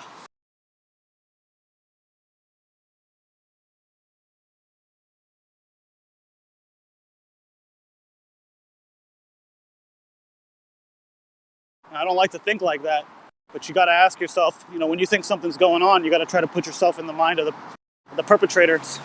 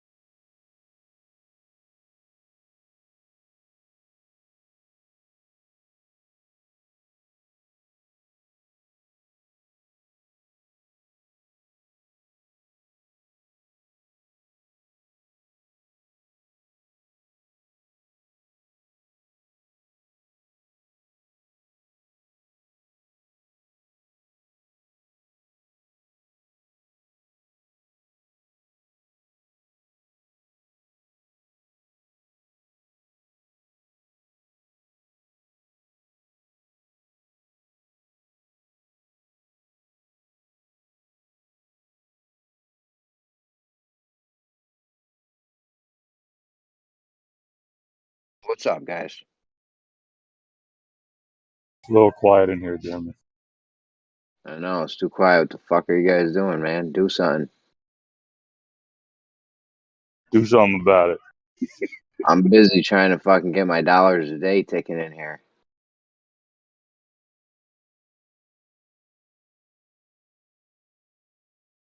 Even the truth needs to rest sometimes.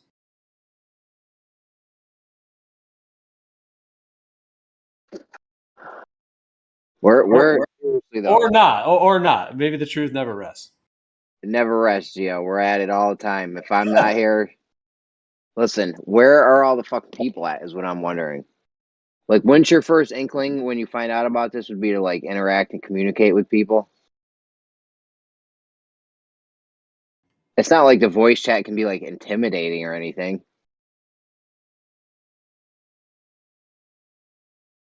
Well, I haven't been on a lot of other servers, but people have been saying that a lot of the other ones are pretty kind of slow too. So maybe it's just like I don't know, sort of a ebb and flow, maybe kind of a low flow period. I'm not sure. I think people have just heard it all. Like, I don't know. I went in Gems a couple days ago, and I was just like, what do you know? I don't even want to argue. I've heard all your bullshit. You guys have heard everything I have to say. I rarely say anything new. Every once in a while, but I mean, I don't know. We do have some interesting conversations, regardless of any. I don't know. I feel like this would draw. There's got to be a lot of people like me, like just the conversation alone. You'd at least want to listen to it, if not interact with it. And like, I don't understand why we're not getting like these shit ton of people in these rooms here. If you added up all of it up between Gems, Science versus Pseudoscience, us 24/7, whatever, maybe some other rinky-dink ones, the Dome or whatever they renamed that other shit to. I mean, you might be talking a couple thousand people at most. I know it says they got, tens of, what does it say? They got tens of thousands of people or something at 24/7, but I don't see anything close to them amount of people in there ever. There seems to be a lot of new people in the lobbies over there. But, The text in the text. Right. That does not, I don't even count those people. Those aren't even real people to me. Like, seriously, that's the biggest troll haven I've ever seen in my life. Which is amazing because Gems hardly gets any fucking trolls. So it's got me wondering, are those the trolls in 24/7? Just the people from Gems? Like, where? I don't know, bro. That's been a theory. There's really only like 20 or 30 Globers on the internet, and they all have different, stock accounts. It's all the same. I'm just saying, like, is it can't be a coincidence that Gems rarely will Gems ever get a troll in there. Once in a while he does in the voice, but rarely. I mean, in every day in 24/7, you get multiple people in there every single day. So I don't know. But I mean, it's always kind of gone like this. Like, I'm thinking even way back years ago. I'm thinking probably at least 3 whole years ago, and I just remember 24/7. There was like I'm just remembering a particular time, like, because I was a mod on there at that time. But there was like at least like a 3-week period. I know that it was kind of after the holiday, because I remember it was like there was Christmas and the New Year, so it made a little sense around that time. But I remember it was like from January 1st all the way up until like the 15th. For some reason, I remember that, and there was just like no one in VC, like literally that whole time, or very few. And I was just tripping out, like, wow, there's just no one in here. Like, so I'm just saying, like, and at that time, that server had like 20 or 30,000 members or whatever. So I have seen like periods like that, just in general. Periods like where what? What's the most you ever seen in a voice chat anywhere? 40, 50 probably. Well, yeah, probably something like that. I'll give you 100. I'll give you 100. Like, that's a lot of. It's not a lot of people. The biggest I ever saw was on 24/7, the 1.0, the first server. That guy Memulus released a video, and we literally went, that server went from like 8,000 members up to like 30,000 within like a couple weeks. And I remember at one point when that Memulus video first hit, there was like 300 people in voice chats total. We had like 3 voice check-ins that all had like 100 people in them, and then the other, you know, VCs had like 40 or something. So that's the most I've ever seen. Oh, that's fucking dope. Yo, it was insane. That was guy just because, see, that was before censorship. That was before like they, you know, Google and YouTube dropped the censorship, and that was just one video, one little Memulus video. This guy Memulus, and it just erupted. It was like thousands of people coming in, just all wanting to talk about flat Earth and about all kinds of topics. So like that's how potent it is if it actually gets out to people and it's not censored. Yeah. I mean, I don't think getting it out to people is going to be good enough at this point, and bring them into into this shit show. We got to get something definitive, and then I feel like that'll happen when we do our thing. When it's time, we do our thing, put the video out. You know, I can get it trending. We can get it trending on Twitter easy. You know, you can almost make shit go viral if you wanted it to. We get it on TikTok, everywhere. You put it everywhere, it's fucking possible. And you know, then I feel like then we would get a lot of people, you know, you give them this Discord link, and I feel like there would be tons of people flowing in here. Like, I don't know.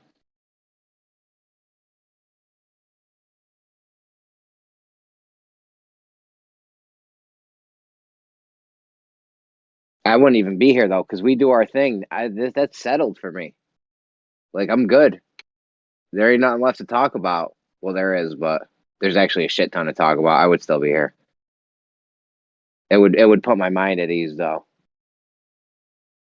Well, for myself, I do like the sort of intellectual sparring and the different perspectives and all that. I mean, you guys have all heard me. Like, I do enjoy to kind of get into that, you know, that, we're like going back and forth and talking about stuff. I love all that. But to me, it's not really about like a big thing of trying to convince people or like some, you know, huge debate in that way. I mean, I do like that style sometimes, but I'm just saying for me, I just love cosmology and everything related to it, and just all the other stuff we talk about, like just spirituality and, you know, all the other components like that. So it's like, I guess what I'm saying is that like, I'm not really in it trying to like convince a ton of people per se. I just want to be able to have interesting discussions. And I mean, if I can learn things, that's amazing. Like if I hear new things or like learn from other people, like that's awesome too. So like, that's more my interest rather than just trying to go back and forth with, you know, Ruhif or whatever, even though. That's not getting us anywhere. That's not getting us anywhere. Listen, I got kids now. I don't blame my parents. All right. They didn't have the internet. There's no way they could have known this half the shit I do or whatever. So it's not their fault. Okay. Our time is now, and it will be our fault if we don't do something. I feel like we still got time. I mean, I'm in my 40s, so time's fucking, my clock's ticking. You know, I got to get this shit settled. I don't want to go to my grave leaving this shit up in the air for the kids.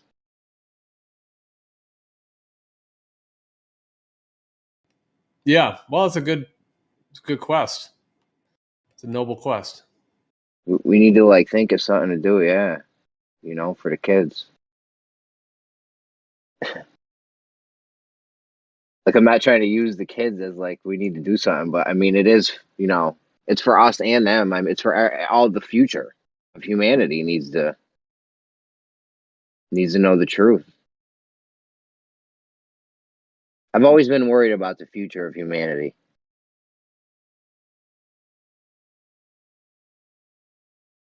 Like, where are we going? You know what I mean? Before I thought we might have been going down the right path, but now I don't.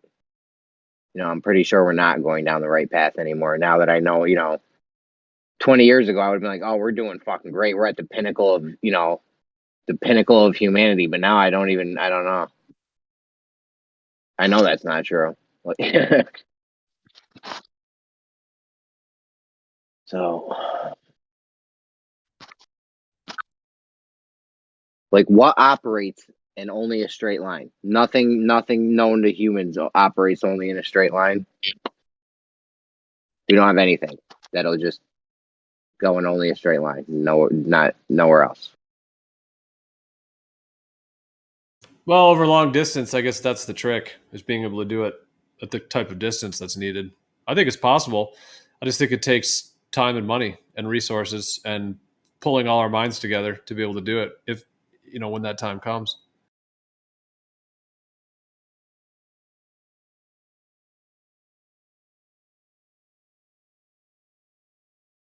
Could you not just draw a line on a wall and be like, all right, I'm just going to make my next line. I'm going to start at like, I don't know, a few inches, so it overlaps a few inches, but I'm going to do it like 1 inch up. And then you start your line there, and then you could go up, down, up, down, up, down, and then the end just, I don't know. There's got to be something, man. What the fuck, dude? Yeah, I mean, I've thought of having, like, if you had towers, like, let's say a tower every, I don't know how tall they would be, 30 feet, 10 feet, but some sort of tower that would be set, like, every 50 feet or something. And then you'd have water levels on those towers. And then you'd have, like, you could do lasers or actual lines, like draw lines between them. So then you've got, like, all these towers, water levels, force the line, like you're squaring it up. But instead of towers, I guess it could be a wall. That's a similar concept. And then the wall makes it easier, bro, because then you can have all kinds of marks. You could have a GPS line, you could have a laser line, you can make an optical line. You can have you can make marks. Wouldn't even need to be a whole line. You could do dots for some things. You know what I mean? You have to have a row of dots or something. I mean, I guess you could connect them all, but you really don't need like a full out line. Like if you're going to do GPS or something, you don't need a line for that. You could just do like 5 dots or something. 10 dots, whatever. What do you think about the precision engineered pieces of metal that are like spirit level shaped, like rectangles, long rectangle shape? If you have 3 of those, you think we could keep leapfrogging them? Kosho was against that earlier. He says that won't work. You mean like up against a wall? Just keep lining those up or free space. Or in free space. Up against a wall would probably be easier, but yeah, because that way you could keep one still. You know what I mean? You could like press one against a wall or put it on there with a vise or something so it doesn't move. And then you leapfrog the next 2 over, Yeah, I've thought about doing that too, because when they try to say that lasers are bending and warping around a curve, it's like if we had multiple lasers set up, like let's say you had 50 lasers and they're all like 100 feet apart or whatever it would be, and then you're going several miles or whatever that would be, the math on that, however far you can space them out. And then if you have one straight laser that you can measure straight, let's say 50 feet or whatever, and then you have another one 50 feet, and you could verify that they're not curving, that each one is straight. Therefore, the line's straight all the way across and the laser's not bending around any curve. It's kind of a similar idea. I've always liked the idea of laser levels. The ones that spin really fast and they project a laser beam on a wall or something. If you had like 3 of those or even 2 of those, you could leapfrog those. I think Rakia has like 3 of them shits.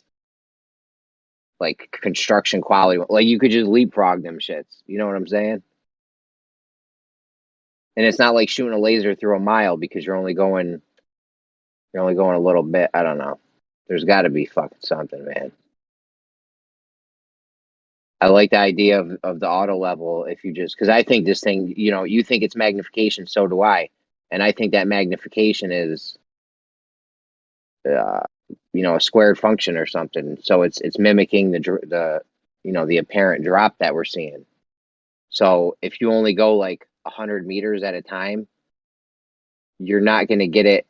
You're not going to get it exponentially. Now they'll say we're changing our level. They're not plumb, or they're not parallel. So what you do is you forget about the auto level. You set your first few stakes with the auto level, but then after you set 3 stakes up in front of you, you don't even worry about the level anymore. You just set your stakes up for the whole rest of the way. You just keep leapfrogging and do 2 stakes in front of you every time, and then just move to the next one. That's a good way. I don't know. I think our best bet, we need to find the biggest lake in the world that completely freezes over in the winter, right? And then we just draw a big ass triangle on it. And then what? if the angles add up to more than 180, you got something. We got ourselves a ball, fellas. You're gonna get But the angles of the ice like with a protractor? no, you paint the lines on it. You know, you paint a big ass triangle on it. Yeah. And then you just add up all the angles. Yeah, with like a protractor or something. Yeah, yeah. A big protractor. I don't know what you would use. There's probably something else. A protractor seems kind of childish now that I think of it. Like you got to be out there. No, you just make the lines as small as possible, and you just put your protractor up to it. I don't know, man. Well, I mean, we could do that without the ice, no? Well, yeah, Nah, you would. yeah, I you see what got you're those saying. waves. I Yeah. see what you're saying. That's something. That's definitely something to think about. If there was any way to mold, I've had a lot of fucking ideas about this. If there's a way to mold something in the water, like we want to mold the top of the water. Basically, you get a trough or a canal or a thin ditch or something. You pour water in it. Now you got this calm level of water. Like, is there any way to make a mold on top of that? And then you could turn the mold on its side or something. You know what I'm saying? Because, okay, if you're trying to make a straight line, it's super easy if you're not worried about the up and down part of it. Like, if you're just worried about left, right, I'll make a straight line from here to fucking the Cali, right? That's not hard. You ever snap a line? I'll snap a straight line for you all fucking day. That shit'll be pretty accurate. Like going a mile straight, you're definitely going to be within a fucking 8-inch drop or a 2-inch Sagittar or something. I'll go for fucking 10. I could go for 10 miles if you give me some flat land. You snap a chalk line. I used to do Walmarts and shit. We'd be on fucking point with that. 2 guys and some chalk. Yeah, you got that big ass line. You pull it up and let it go. Yeah, we'd be ripping off like, I don't know, 100 feet at a time or something. I don't know how big it was. Maybe 75 feet. But it's easy. It's easy to not go left or right really that much. You know what I mean? You overlap your last line by a few feet. And if you're trying to be super accurate with it, like we are, you know, you overlap your last line instead of a couple feet like we used to do. You could overlap your last line by, 20 feet or 30 feet or something. Get it really, really accurate.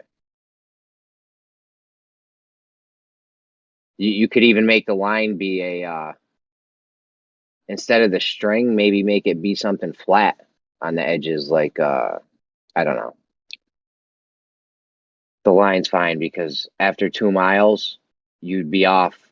If you were able to take a mold of still water and flip it on its side, you'd be off so much after 2 miles. The Sagittar would be what? 8 inches? Or 16, 8 inches. The Sagittar would be 8 inches after 2 miles. So you'd be, I don't know. I think I could snap a line within 4 inches at 8 miles.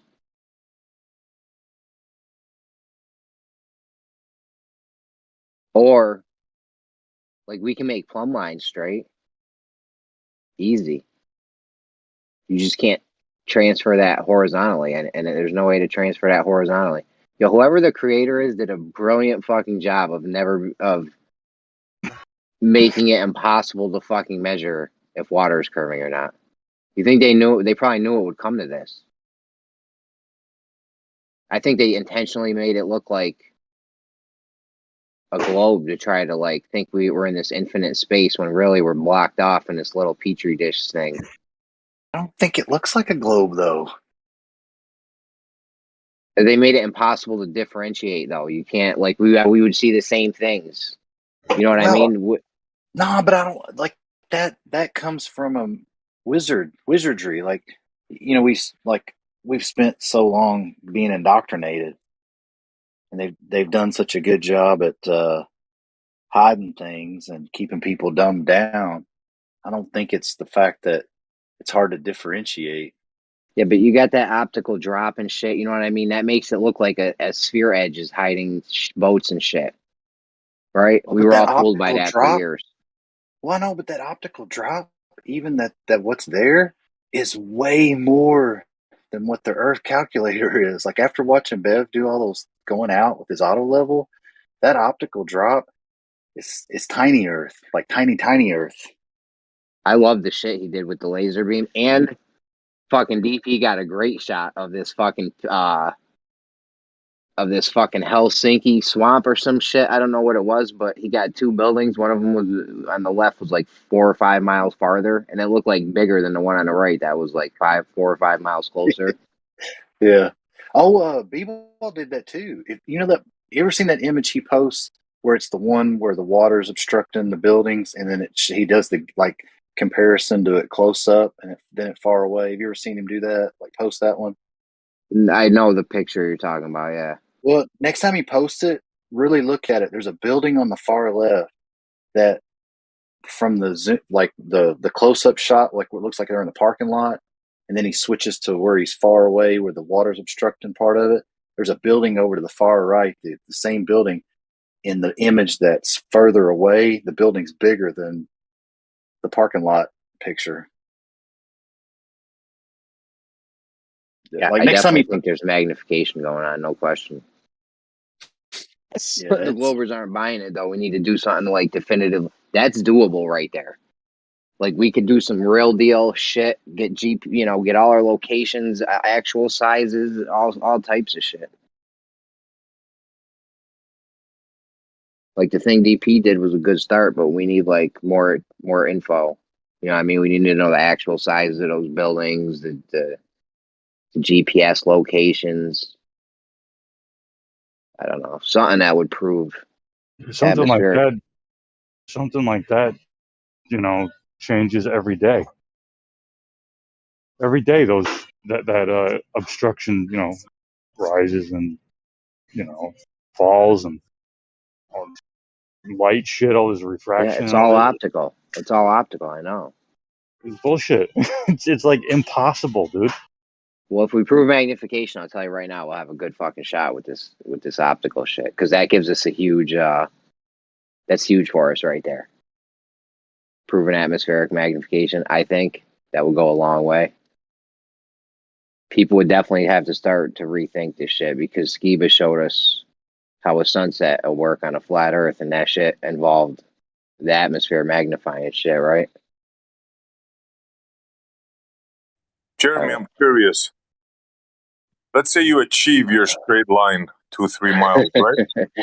Yeah. Let's say you pull. Snap a line, baby.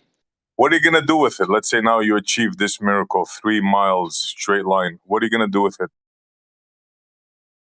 We put a water level up to it. Okay, and then boom, we'll see that we can show people that the water's not fucking curving. But where would you put this line? You have a straight line made out of what, first of all? Well, I mean, I would draw it like on a wall or something, or you could stake it out with stakes. They already did the level thing at LIGO. People deny it, but it's in their schematics. They put a coincidence bubble level on it all the way down the tubes. Did they really? Are you fucking kidding me? Wait, here. Okay, I'll post it for you. Holy shit! Why didn't you guys? You guys got to lead with it. We did this months ago. They keep denying it. Hang on a Bro, second. I'll post it for I you. remember this months ago thing, and I don't remember no bubbles in the schematic all the way down the fucking line. Here it is. Come on, guys. Here, hang on. I'm gonna post it. They kept saying I was a liar. You're a liar, and that's in the schematics. Let's see. Jesus, you guys gotta lead with shit like this, man. Come This on. is down pat, bro. Not only that, Jeremy, forget about the bubble, right? Which is significant. It's next to a canal, bro. Well, okay. They kept saying we asked Zanuck, and one of the things said, "What would happen if you put a level on that tube from one end to the other?" He said, "If you put it on the far end of the tube, the bubble will be to the far right of the thing." It's like they used a coincidence bubble level all the way down the stupid tubes to align them. It's like game over. See, I don't know what this means. Alignment fixture with coincidence level. The bubble. on top. Okay. that thing sat on top of the tubes when they were aligning it, and the top part's the GPS to keep it straight in a line, but the coincidence bubble level is to make sure each segment's level. Bro, the straightest thing in the universe. Yeah, they put a level on it. 2.5 miles long. If they say level is curved, and like we asked Zanuck, he said it's on one of, I'm sure Bev's got it recorded, said what would have you put a level on one end, a spirit level. Oh, the bubbles would be way to the far right. It would be, it wouldn't be level because it's straight. And they put a coincidence bubble level on every tube all the way down there to align it. You telling me they put a coincidence bubble level at the very end and was like, oh shit, make sure that bubble's all the way to the far right. Damn, we're So off it'll by be 6 straight. feet. We screwed up. Yeah, this is your thing, Jeremy. It's right here. 2.5 miles, straightest thing ever built on Earth. You have it right here. I feel like we got to make our own LIGO because they'll never let us play games inside theirs. They won't let us go in there with a water level or spirit level. They won't let us do fuck around in there. Bro, even if you build it, they're going to tell you it's not level. You should hear the shit. For example, Blue made a bet with me. Okay, the canal that runs next to it is 2.5 miles long. Blue thinks that it bends on either end by 2.5 feet. And he wanted to make a $10,000 bet with me.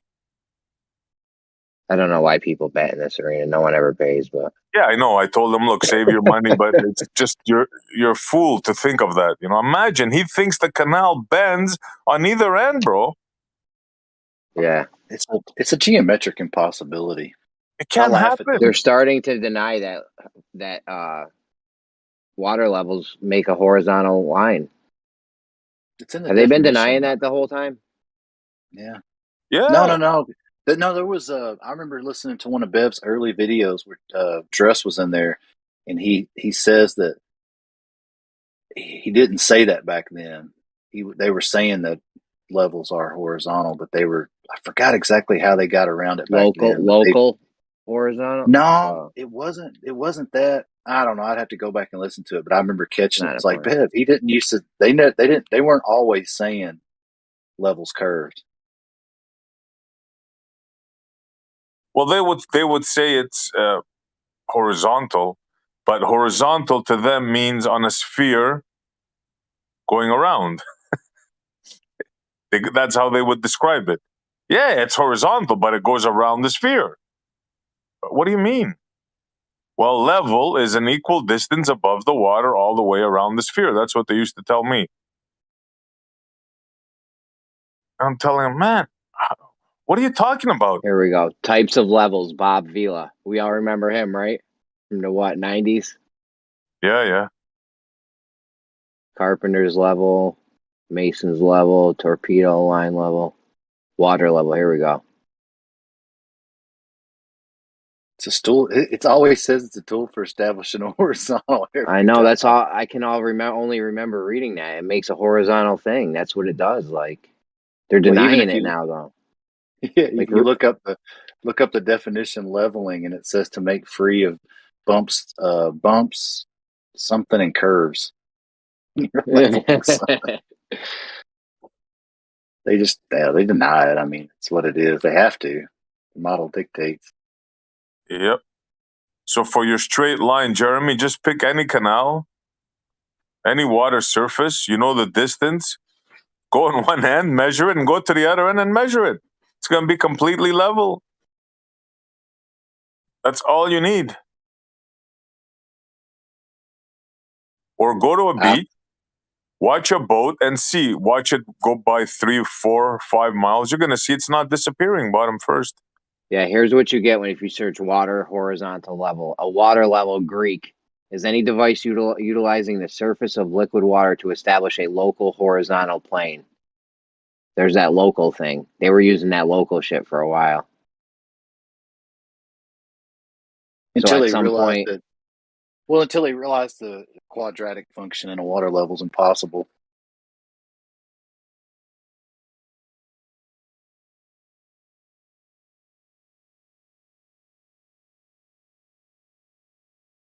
So then they just dropped that and said no more local, just water levels curved. Period. But it's still impossible to have the quadratic function in a water level. That's why they use that shit in machine bedding leveling. If that's not enough, the canal, the Panama Canal. Oh yeah. That's it. That's all you need. The biggest water level in the world, probably. Once I bought my own and used it like hands-on, that was it for me. I was all up. I didn't even do it very far distance. It was just enough for me to see that shit's perfect. Because look, Jeremy, even if I'm not knocking, I was saying that to begin with 3 years ago. I was saying, look, we need to build a 2-mile straight line. We need to hang plumb bobs on it, you know?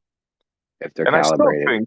I still think it's a good idea, but how the hell are you going to do that, right? See, the plumb bob thing for me, though, is ridiculous because I worked underground for many, many, many years, watched the surveyors underground, and they used plumb bobs for every freaking thing. They used a plumb bob to set their tripod. They used a plumb bob to set the equipment. Oh, yeah, Then they used plumb bob. They used plumb bobs for everything for miles and miles and miles. Guess what? They were parallel. Absolutely. I mean, there's no way around that. They had to be because the maps had to be accurate. Yeah, they do two things. My modus tollens for the you can have a spinning platform and have a plumb bob hanging vertical, right? Boom, there goes the spin. But at the same time, it makes your vertical, makes your straight vertical line. So it's a twofer. It's like a Swiss Army knife. Yeah, they weren't even smart enough to realize. Like Blue made his video about adjusting the mirrors, but didn't realize he had to adjust the side to side from one end to the other. That was funny. Yeah, they're dumb. I mean, they don't even realize the problems that arise when they say plumb bobs converge. It's ridiculous. Bro, you remember what he did? The video he made when I had an argument with him about the mirrors. He hung what was it? A styrofoam thing with ropes, and showing how you got to tug the ropes to align the mirrors. Remember that? Yeah. He hung a little lens off of his Cavendish and said, showed how you could adjust them, but then he didn't think about the plumb bobs, the mirrors on each end of each arm. You'd have to adjust just the outside wires. They don't even think about that shit. They don't even realize the outcome of the implications of what they're saying. And he was in shock when I told him about the bottom part where the mirror is, right? The 40-kilo mirror. It's hung by fiber, like glass fiber, thinner than a human hair. And you know this already, Buster, but I'm saying it for the rest of the guys. If you so much as touch it on the side, it breaks, right? Yeah. So how are you going to tug on that? Bro, what they're doing inside LIGO is fucking just silly. The It's claim they're insane, making, bro. the claim they're making is silly. Like to get a photon and back, how many times they say that photons bouncing back and forth? 280 times a second or something. Yeah. And how many seconds do they do it for? Oh, I don't know. For a long time, bro. Like, the amount of times that photon bounces back and forth, like, I don't even think that shit's possible. Even the people that work in the same field as the LIGO people said, you just have to believe that what they're saying is true. They're like, there's no way to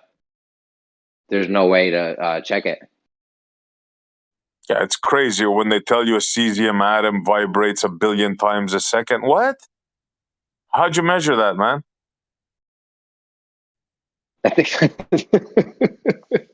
Like, what instrument did you use to measure that? How could you see something that moved that doesn't even... Like, imagine you say one watermelon and the thing did 1 billion things? Really? Fucking insanity, man.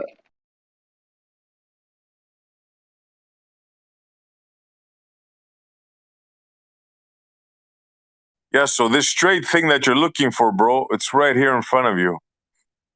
Man-made, right? But really, it's water you should be looking at, Jeremy. The Panama Canal. Game over. How many miles is it? I forget now how many miles it is. 80 something, 70 or 80 something miles. Some ridiculous amount, yeah. Completely straight and level water from one end to the other. So the LIGO thing, I mean, you got that one pit. I don't know. I'd have to go through the blueprints and shit. Because is that the only thing you got that says they used water levels down the whole thing, or? No, well, it was in there. It's in the PDF that they put out. Like, cause Blue and them were pulling from it, saying stuff about the GPS, and I was like, it's in the blueprints right there. It's a picture of a coincidence. It says they use a coincidence bubble level along with the GPS unit. It's not just the GPS unit, because that's just to keep a straight line, keep it in a line straight. The coincidence bubble level, just being on there is game over. Because what are you going to do when you get to the end of it? Xanax says the bubble level's off. Are they going to get to the last tube and go, oh, shit? Yeah, what good does that even do you, except for the one part that you're starting at? You would want to start at least with the bubble level, but after that, it wouldn't do you any good. It would do you no good to put them on the rest of them. Yeah. Why even have it on there if it's not level? Yeah, and if your But you're using GPS it- works so good, why are you even fucking with the bubble level? It does you no Right. good except for this one spot.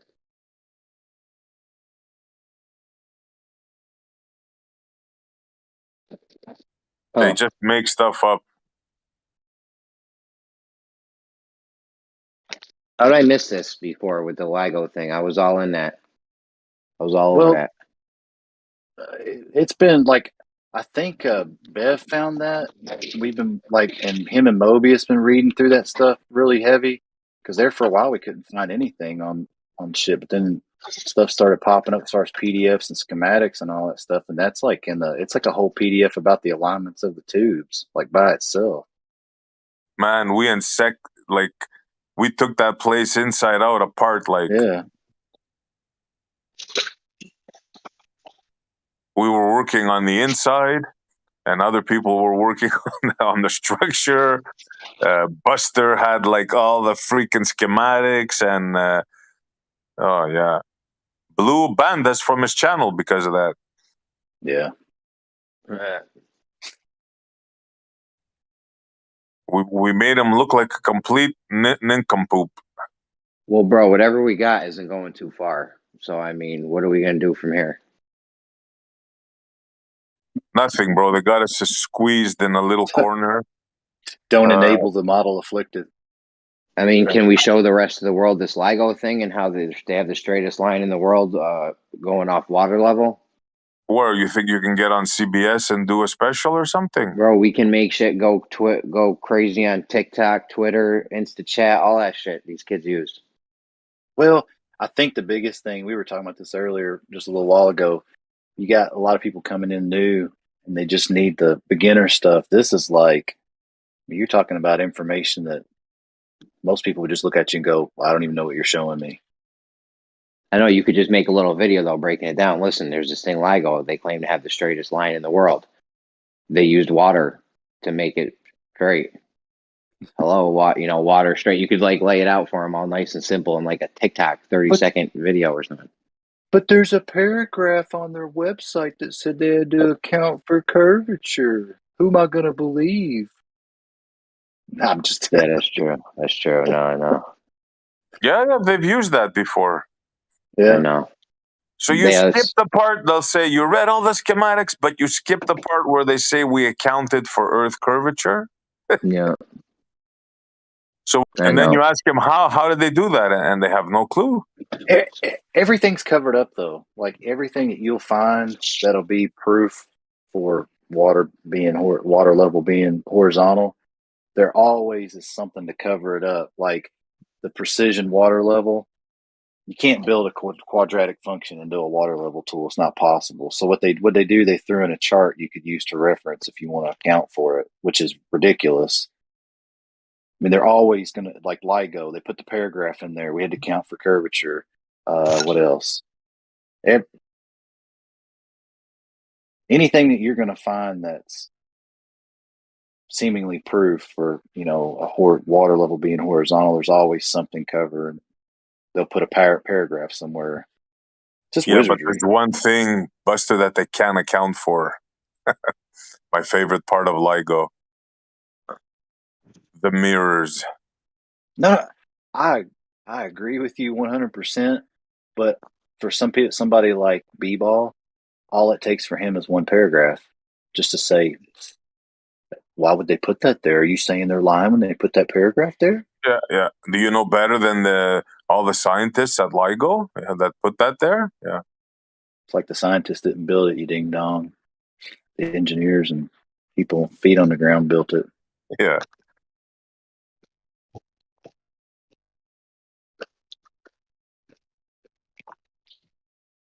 The best was Rumpus, Mr. Know-It-All.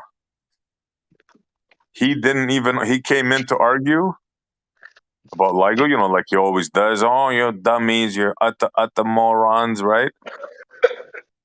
He didn't know that the mirrors were a pendulum system. Pendular, excuse me.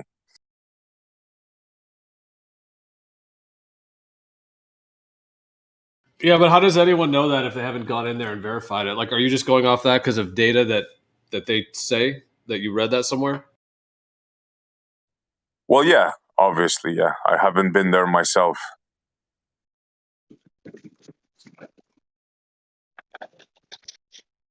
I'm just saying what their fantasy, what their scientists say. Yeah.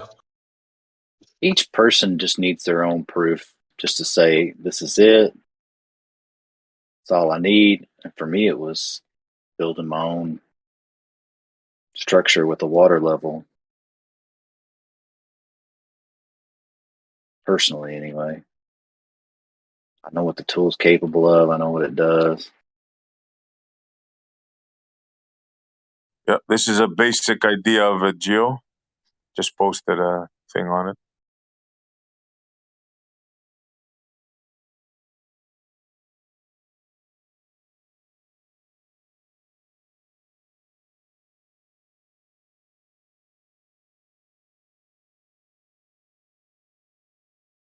I'm looking at it, but I can't quite make out the text on it. It's like too blurry.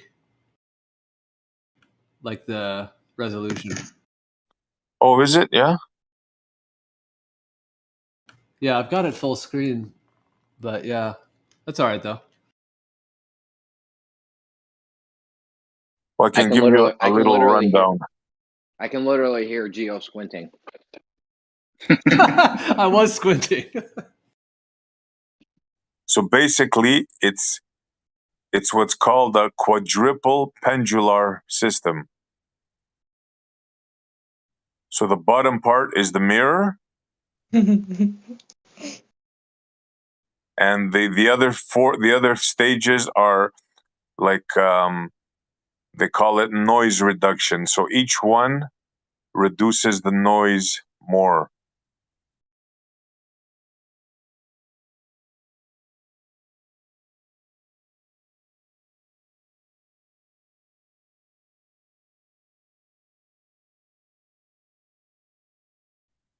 Now, this whole apparatus sits on top of 4 actuators, which there's a system that detects the Earth's movement. So if it moves to the left, the actuators move it to the right, and it balances. It's like a really sophisticated shock absorber system. Let's put it that way.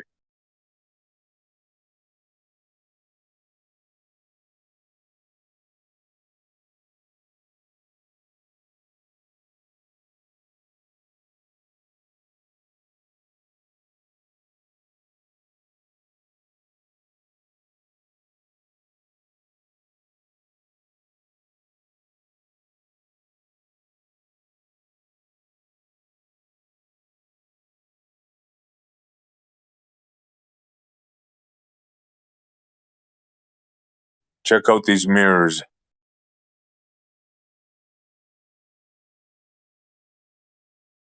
This is supposed to be the most densest stuff on Earth, if I remember correctly. Each one of these weighs... Would you find a picture of Rumpus's head? Yeah, that's it. Yeah.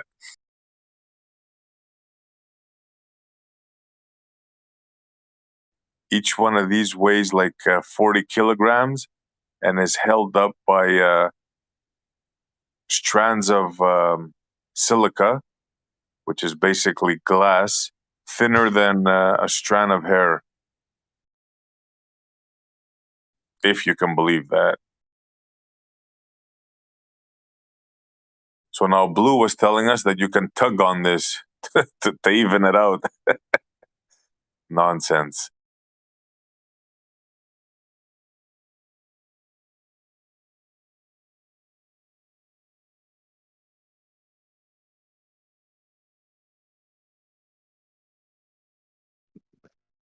I just don't buy that they're shooting the late. Like, I don't believe that they're shooting a laser or whatever. You can't get light to reflect that much back and forth over that distance. No fucking way. Yeah. There's your longest thing in the world, the straightest thing in the world, bro, right there. To SE, tell him the claimed vacuum they pull.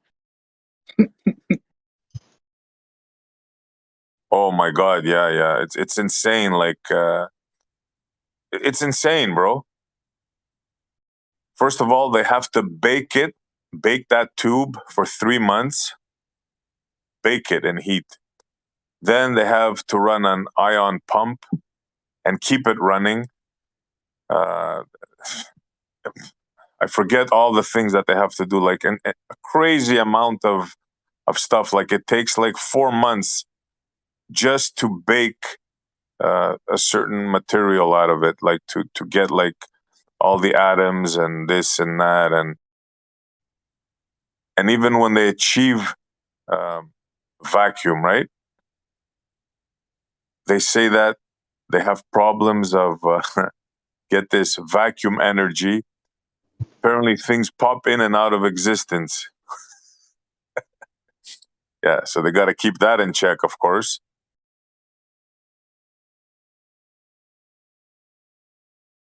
Yeah, but that's getting way into the weeds now. Just focusing on the level and straight part is like enough to. There's no way.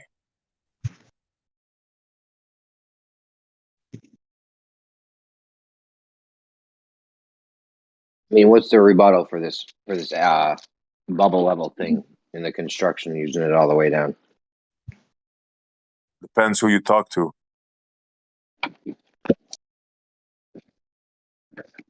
Well, I led Zanuck one day. Well, I just led Zanuck one day and asked him what happens if you put a level on top of the tubes, and he said there, whatever. Showed him the picture, and he just said, "You're lying." And then Blue said, "That's a lie."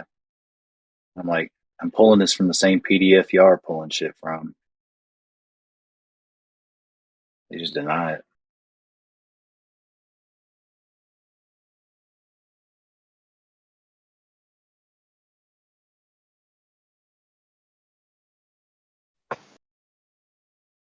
Here's one of the tables it sits on.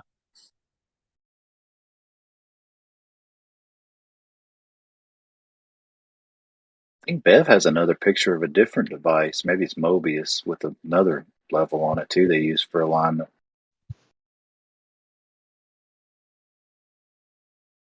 I think this one's more clear, Gio. Yeah, I can read that one.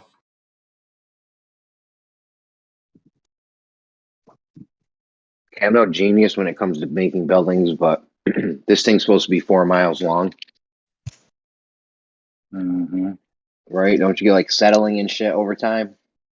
Are they just adjusting the tube for it, or how's that work? Now that I don't know. Yeah, right, you the gotta have tube settling, is adjustable. Right? That's a good question, though. But the tube is adjustable. Yeah. Oh,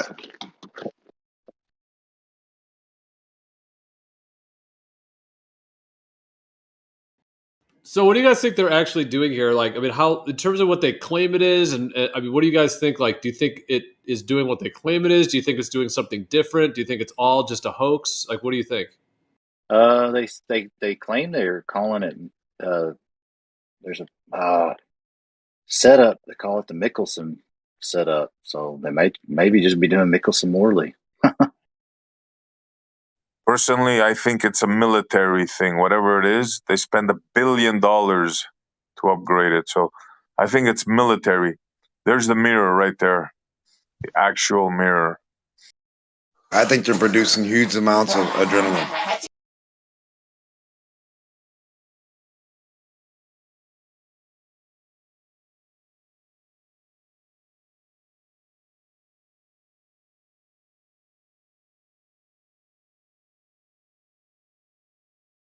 There's a top view of it to give you an idea how freaking big, long this thing is. Yeah, I think the adrenaline's magnetic. I think you can it reacts with like electricity. Well, pretty much all kinds of stuff does everything, but yeah, kind of like a fuel. They're making adrenaline there. Are you saying adrenaline, like the human neuro? Yes, sir. Yes, sir. Okay, so you're saying that LIGO has something to do with adrenaline in the human body? Yeah, I think pretty much everything we've ever a certain percentage of everything we've done has to do with the human anatomy. How the brain works. That's how we got computers and memory and. We can't hear you, Denmark. There's way too much background noise. Yeah. Yeah. Okay. You're kind of roboting too. And what you're saying don't make no fucking sense, dude. Just maybe chill for a minute. Well, maybe to you. It's one person out of 300 zillion, 909 billion. You know what I mean? So, yeah.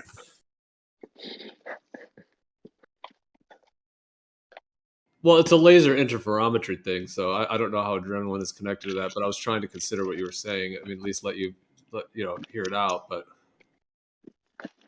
try to explain to us again if the background noise cut out. Let's hear it, Denmark.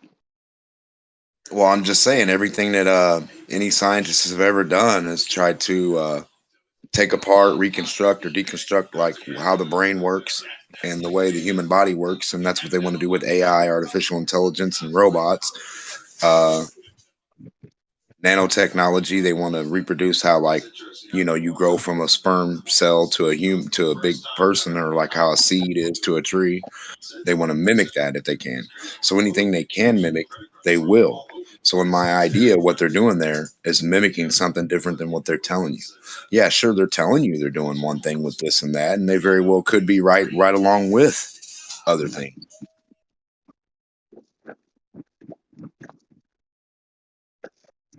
But in my mind, I think they're doing certain shit with helium, hydrogen, and certain things that the body produces on a very small scale.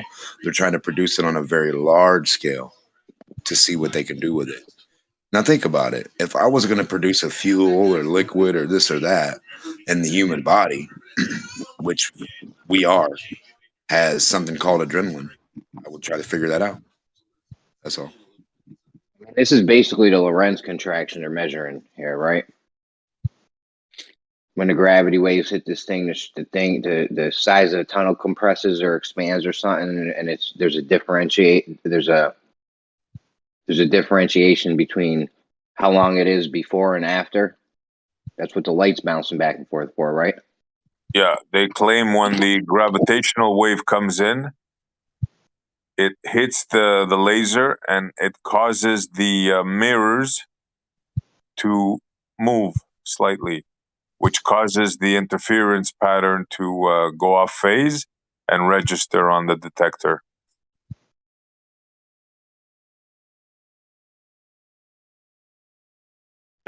Wait, what? That's even more fucked up than I thought.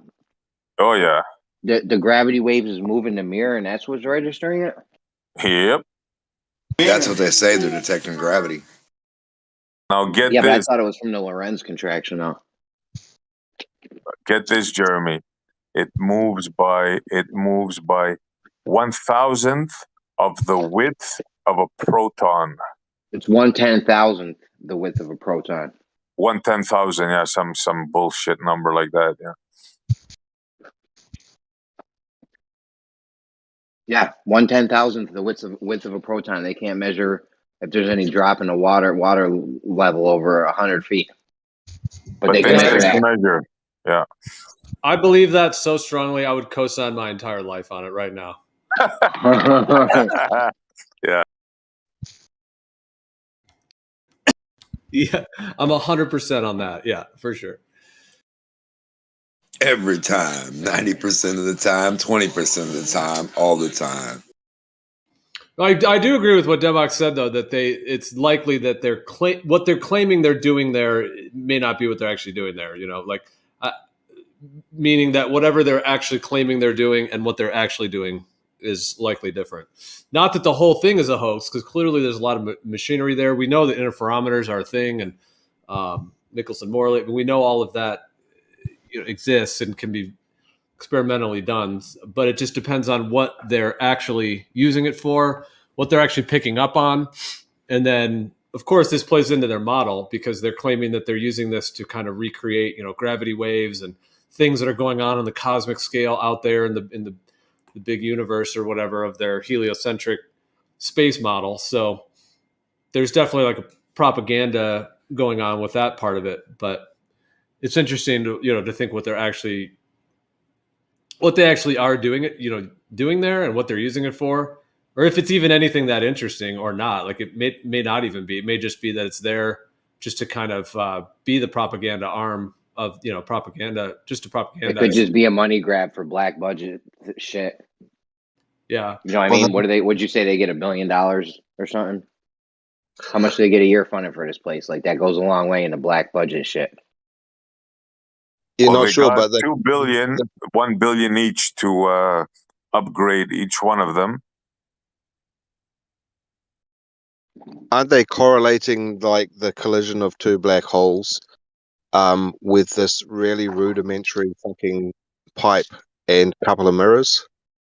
Yes. No, that's CERN. What? Oh, they are? Yeah, that's what they're doing. Yep. No, I thought the black hole thing was CERN.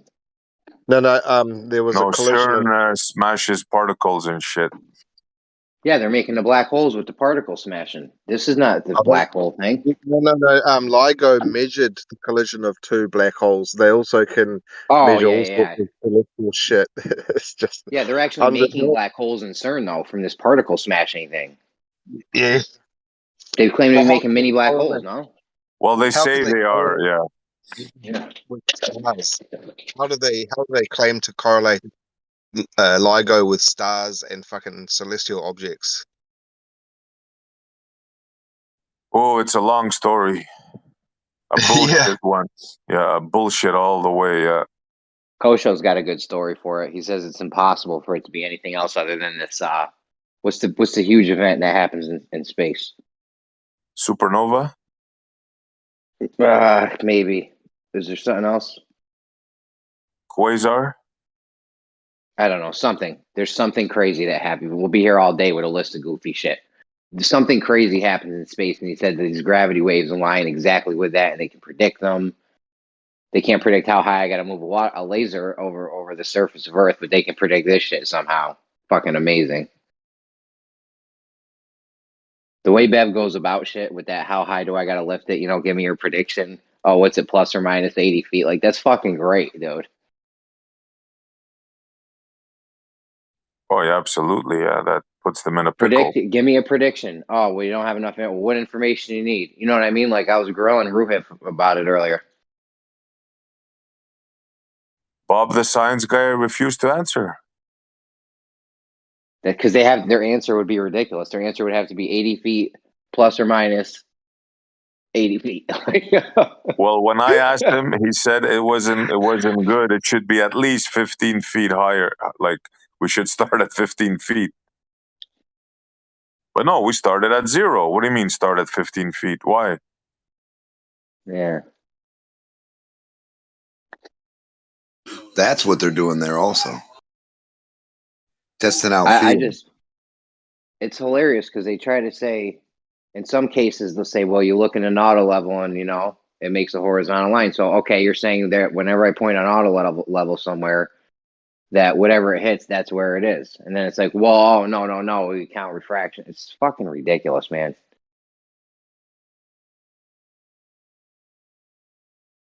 gonna be fun to see humanity like sift through all this stuff and figure out what was real and what was just completely fabricated. Like we're already doing it now, but we're just on the cusp of the wave of it all. This shit is a headache, bro. We gotta fucking sort this out. Yeah. Well, it all starts with the earth, yeah, because that breaks everything down. It's the foundation. But like, how much of this stuff is just corrupt, and just completely fabricated? I mean, when they have the amount of money they have, it's not that difficult to set up, anything. They can set up any type of equipment. They can hire whoever they want to do it, and then they can propagandize and release whatever they want to release, whatever data. And I mean, who can verify LIGO? I mean, can you and me go and verify it? No. So at the end of the day, they have the sort of control in that way of the information because they're just claiming what it is. I mean, and even just to give them the possibility, maybe it's all legit. Maybe it is. Maybe it's all totally awesome and showing exactly what they claim it is. But I doubt it, especially when it's connected to like Einstein and theory of relativity and gravity waves and all this stuff. Yeah, it's likely. Yeah, well, it would be good to have some like a documentary video that some team has gone to LIGO and actually witnessed like an event that they have seen through this device and show us on a fucking 24/7 channel of all of these experiments that they do. There's not one single video I've ever seen. Even if they did, though, how hard would that be to fake to get some computers to show you some numbers and shit? Like, what do you think you're gonna see? Even, you know what I mean? Like, Yeah, like how do you know that there are actually anyone there doing anything? Maybe it's just a fucking long pipe with two mirrors in it. I mean, go ahead. I was just gonna say, anybody that thinks they can evacuate all the air out of this pipe here, 2.5 miles long, man, that's a pipe dream. Have you heard about what they do with the vacuum squeezing as well, which is quite interesting? Absolutely. I'm surprised you know that, bro. Yeah, that's the latest joke. Yeah, it's crazy. And they can transform light into some other substance, but they made it so that they can still carry the information through the light, which is actually not light anymore. Yeah, what he's talking about, squeezing of light, is like a fantasy that they came up with because LIGO, there's a certain limit to how much. I think it's called the uncertainty principle.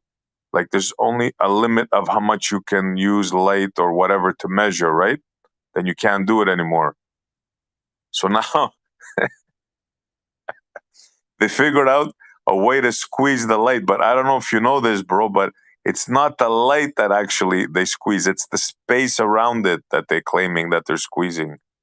It's sheer fucking fantasy, bro. Light doesn't bend either. Yo, have you ever seen video of empty space? I was watching TikTok the other day. I posted it in here. If you can, I don't know how to. I'm on my phone. I can't really search it too good, but search for my last post in here. You're gonna see something crazy. They took an image. They took video of empty space. Bro, it looks like there's shit popping in and out. Like it's crazy. It's all bull, bro. Yeah, but what are they capturing on the video though? Who knows, man? Who knows? Yeah. This squeeze I don't light. know. I think there's weird shit going on. That could be some weird shit going on, bro. You ever seen Musso black paint? No, I seen the Fanta black though. Is that Musso one darker? It supposedly absorbs 99% of light. It's freaky looking. Yeah, that Fanta one looks crazy. It's probably close to the same thing, but yeah, it's. I saw a car done with it. The car looked dope as fuck. Mm-hmm.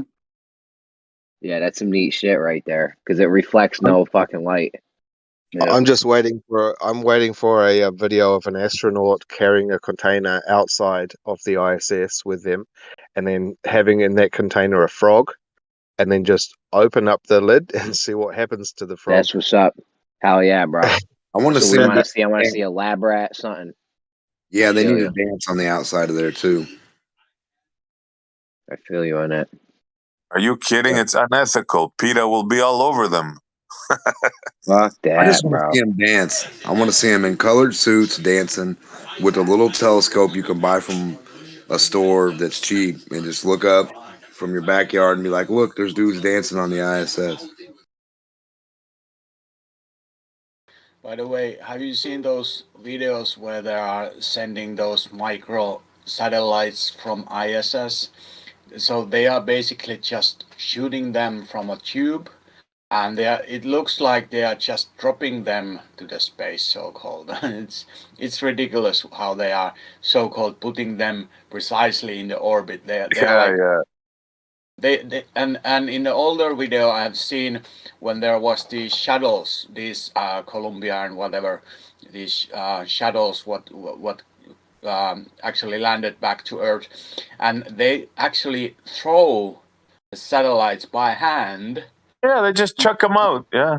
Get them out like a garbage from your backyard or Yeah. whatever. So and doing that, so okay, they will be precisely in the orbit then, just an so-called astronaut throwing them into the space. And people believe it. It's insane. You know how they have airlock on the ISS, right? And the astronaut comes back in with his spacesuit on, and he closes the hatch, and then they have to like equalize that to the inside of the ISS, right? So what if they only equalized it halfway and then opened up the inside hatch? Would they be like vacuum packed astronauts, or what would happen to them?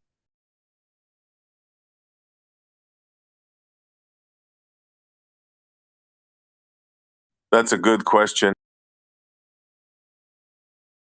I'm not sure if there is any how they go out from a submarine when the submarine is, let's say, 100 meters under the sea level. How an scuba diver is going out from the submarine? Is that even possible? I'm not sure. Yeah. I've seen a seen thing those. on it. The Navy Yeah, SEALs do yeah. that. I've seen those. What's called on those. They used those bells, or where the bottom of the so-called, I don't know what it is, but the bottom is open and the scuba diver is going like down. I have to put a picture of that. I don't know what it's called in English, but it's kind of diving bell. I don't know. I remember seeing one of those with the Navy SEALs, but I can't remember. Was it a submarine that they got out of, but they got out of something underwater, that's for sure. And they had those, those electrical things there. Ooh, they were zipping out. I forget though what they got out of.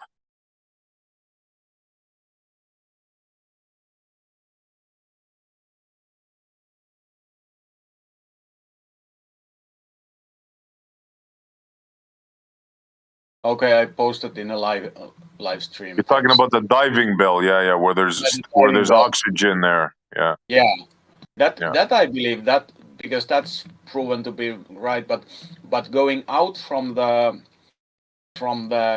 submarine, like from kind of hatch or whatever, I'm not sure I've ever seen that kind of thing. Yeah, I could swear I seen one. I'm gonna try to find the video. Okay, but no problem if it's done. So it's that's just make it even. It's some kind of possible to do it, but in a underwater. So but I don't know. Yeah, don't get into too deep this one.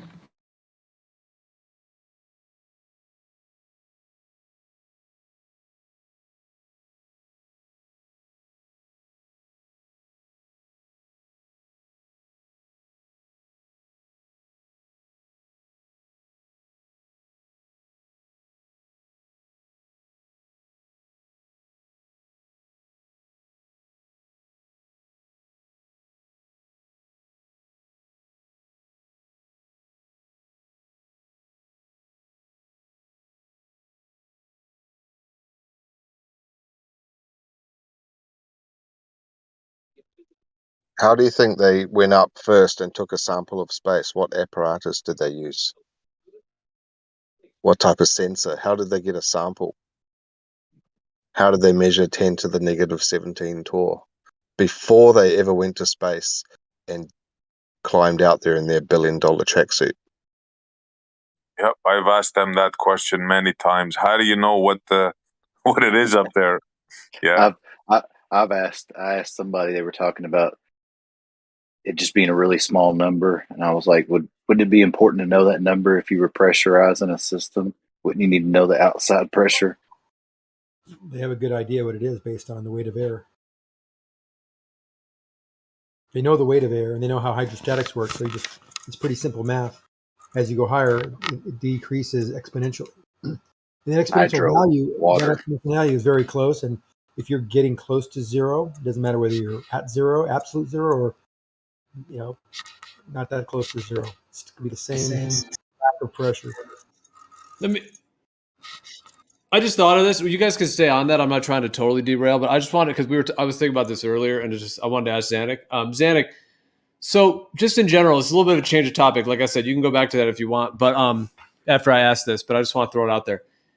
If you had the ability to go through all of mainstream science, physics, all of it, just technology, electrical engineering, all of it, if you were able to go through all of it, what percentage of it do you think would be solid truth, real truth, and what percentage of it is either lies, deceptions, fabrication, corruption? What would you say if you had to say what percentage is each? Well, you'd have to first figure out the percentage of businesses. So in the entire world, the percentage of large conglomerate businesses that earn over a certain amount of money, and if it's attached to a scientific department, then you get all of those and you work out per country how many countries have got that, and you could work out a system to find out the percentage in that way, and that's going to tell you pretty much how many liars there are. If you know. Tell you anything. First of all, he's asking me the question, and the question really was about my opinion on what I'd find if I look in every discipline of science. It's going to depend on every discipline too, because some science is theoretical and some science is actually more tangible. And so the tangible sciences, I think, are ironclad. The more intangible. Ironclad. You think any of this is ironclad? Tangible. I mean, things like how we understand how magnetics and electronics work we don't have any blatant or any kind of conspiratorial errors in those subjects. We use them.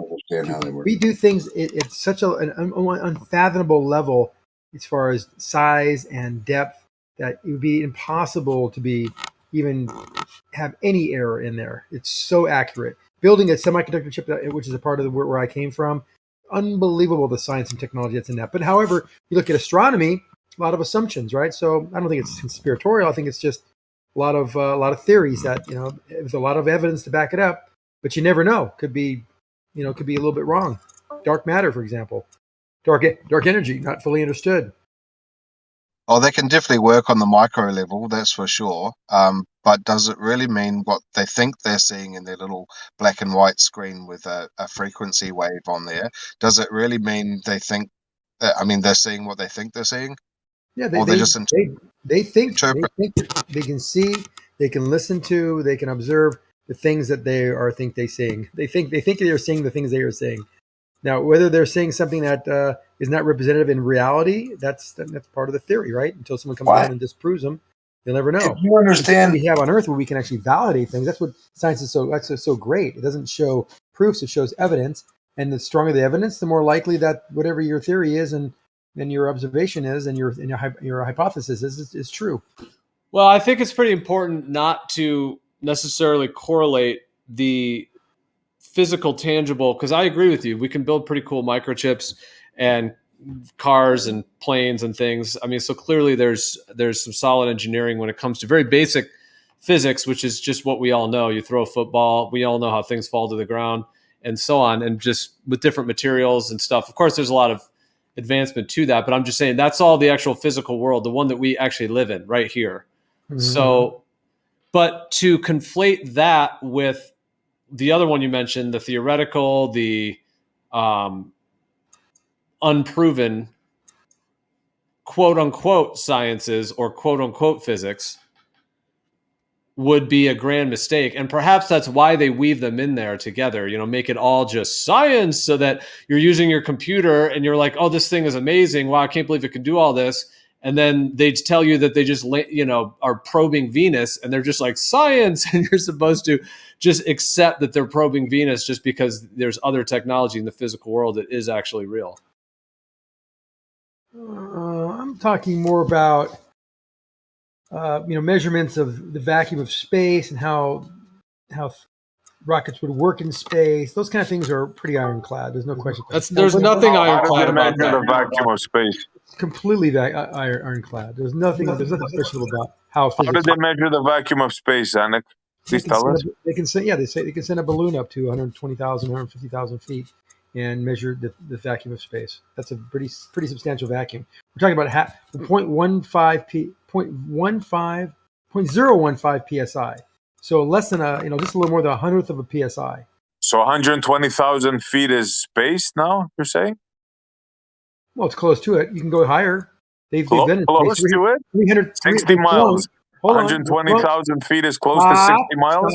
Let me finish. They've flown at 300,000, which is space, basically. They've touched and flown in space with thruster rockets and then came back down, and a couple of those guys actually died doing that. Yeah, but how did they measure it? The question on the table, how did they measure it? Excuse me?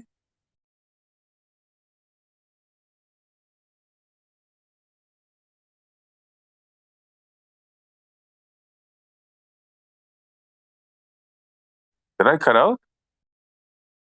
There's no less vacuum. No, you're still here. I heard everything. So you don't just go to space and suddenly you're floating. There's almost like 90% of the gravity in space. That's not what I asked you, sir. So I've told you. How did they measure the negative balloons? They can measure things with a simple Sonics pressure sensor. Be one or more sensitive equipment to measure how many molecules are actually hitting the surface of this device, and that tells you what the vacuum level is in that area. The device that they send up on the balloon 120,000 feet, that one? That one is the one. You can there's all sorts of ways of measuring. You can have piezoelectric static measurements of atmosphere. You can have barometers, physical barometer. You can have all sorts of ways of measuring. See, what you're failing to understand is that we're just measuring how many molecules are bouncing off this particular sensor. No, I get it. I'm with you here, Zanik, but I just want to see this particular sensor. I want to know what it looks like, how they do it. I'm curious. Look, it's not gonna. You're gonna be able to tell anything by looking at it. It just looks like a chip. Looks like a small electronic box. What? Just looks like a little box. Looks like a little chip. Box in space. Looks like no. That's what the sensor looks like. The pressure sensor is a piezoelectric pressure sensor, a Sonics sensor. Go look up Sonics. NUNX. It's piezoelectric. Are you saying it's a rock? Some sort of what is it? Why would you say that's a rock? What's piezoelectric? Explain it to the people that don't know what piezoelectric is. You can go look it up. Go look it up. Do you know what it is?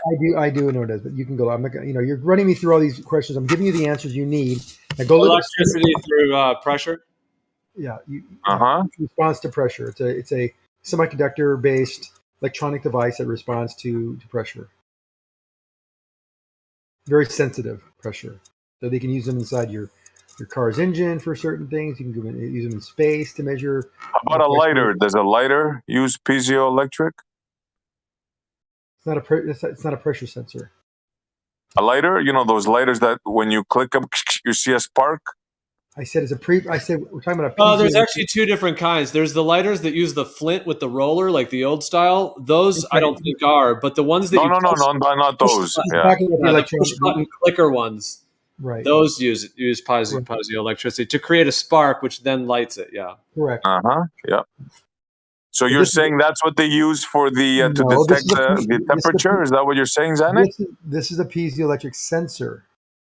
Go look up Sonic sensor. Don't stop asking me questions because you're just gonna. That's why I'm not answering you because you're being kind of a jerk about it. Go look up piezoelectric and go look up piezoelectric sensors and look up Sunix, N-U-N-X. I have Listen, several of them. I'm not being a jerk. I asked you a direct question and you're skirting it. Shut up. I own several of them. Don't tell me to shut up, you little schmuck. I'm not little anything to you. You just have to do your own work, all right? I'm not going to do it for you. Listen, schmuck, don't tell me to shut up. Call me be names. respectful here. Be respectful. Shut that trap of yours. You're just banging your jaw. I'm muting both of you for a minute. You guys are both just insulting and talking over each other.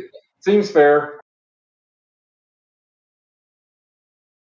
But probably, unless anyone else is going to talk, though. All right, let's go. Let's try one at a time. SC, do you want to ask a question? You guys are just getting into like an insult loop there. Go ahead. Yeah, you're absolutely right. My apologies, Gio. I just had to, I couldn't take it anymore. I asked you a direct question, sir, and you skirted it, and you started insulting me. Now, that is not fair. Do you know the sensor that they used? First, you claim it's 120,000 feet. If you don't know, just say you don't know. All right, Zanik, just try to respond like with a set thing, like 10 seconds, 20 seconds, whatever you need. Well, because otherwise you'll just talk over him, and I'm not going to talk over him. But try to respond directly if you could to what he says. So I said, look up the Sunix sensor, look up a piezoelectric sensor, and then get back to us. I'm not going to educate you on these sensors. And yes, they've done that test with piezoelectric sensors. They've also used other types of sensors to measure the pressure in space. And space is anywhere up above 60 miles, close to 60 miles. So everybody saw a direct skirt to my question. It's clear, right? He did not answer it. He told me to look something up. You said, how did they measure pressure? And I told you they measured it a number of ways, one of which would be a Sunix sensor. And I asked you, can you please tell us, because you said 120,000 feet, right? And we know that's not close to where they say space is. I said it's close enough to space. That's a pressure of 0.015 psi. It's as close to space. Now, because they haven't delineated that altitude as space, doesn't mean it's not space. It's space. It's very low pressure. It's a vacuum. 0.015 psi. If you had 0.015 on Earth, you would consider that almost a near perfect vacuum.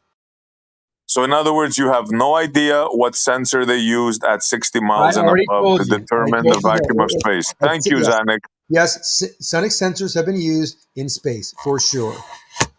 They're one of my customers. I work very closely with them. I know they've been in space with their sensors. So take that to the bank. Okay, so since you're so well versed in that, can you post us like a link? So I'd like to research this if you don't mind. I find it interesting. Wait, I have a question. I'm sure you did. Just go look up Sunix sensors and you can find all the information you want. So, hold on. This is Montreal. You pestered him for 10 minutes asking him what the answer was. Now that he gave you the answer, now you want to look it up. Why didn't you just look it up to start? You think that he knows what the hell he just said? Because he just said a sonic, whatever sensor. You think that's true? You're just taking his word for it? My point was, why didn't you look it up to start with instead of asking him for 10 minutes? Dude, I'm asking him to provide proof. He said he worked. It's his customer. And he doesn't know what he's talking about. He said 120,000 feet. I called him out on it. Then I asked him, show us this sensor that you're talking about. And he just said words. He has no clue of what he's talking about. No, I gave you all the words you need. You don't know what you're talking about. Show us this sensor. You heard the word piezo before. Then you started asking about lighters. And that's when I knew this was not going anywhere. So I just questioned you if you knew what piezo was. We got by that. Stop. I politely responded. I said, go look up piezoelectric sensors from Sunix. Sunix. S-U-N-N-X. Write it down. I want you, since you worked on it, to show us. You're talking over me now. You're talking over me now. So now there are many types of sensors that are used in space.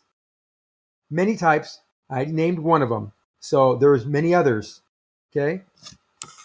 Well, sir, I don't believe you. I don't believe you have any clue of what you're talking about. The Flat Earth mantra, go do your own research. Go do your own research, and then I'll come back. We can talk about it. If you're very interested, you would do that. But you seem more interested in insulting me than finding the answers, which I don't think you really are interested in.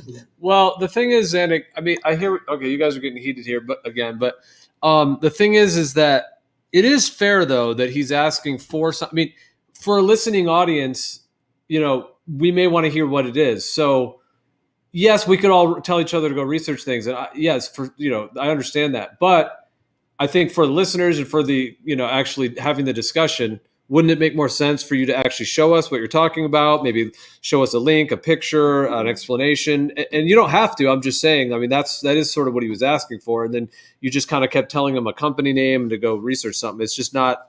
It's not really coming to the convo in full good faith in terms of being willing to kind of talk about whatever it is you brought up. Which is all right. Like, you don't have to do it or whatever. But I mean, he was asking you, so I do think it makes sense, for you to show us what it is if you want. I don't even know what the topic was actually. What is the main pressure in space? Oh yeah. Tell us the company again. I'm gonna Google it right now. Go ahead, Zanuck. What was it again? I think you said SUNNX maybe. Sunnix, SUNNX. SUNNX. Okay, hold on. It's like a Google mystery journey. What was I gonna say? Those like things where you have like little eggs, and then every time you get to an egg, it tells you the next step. Yeah, I guarantee you it's not going to be what he said. I'll bet you anything.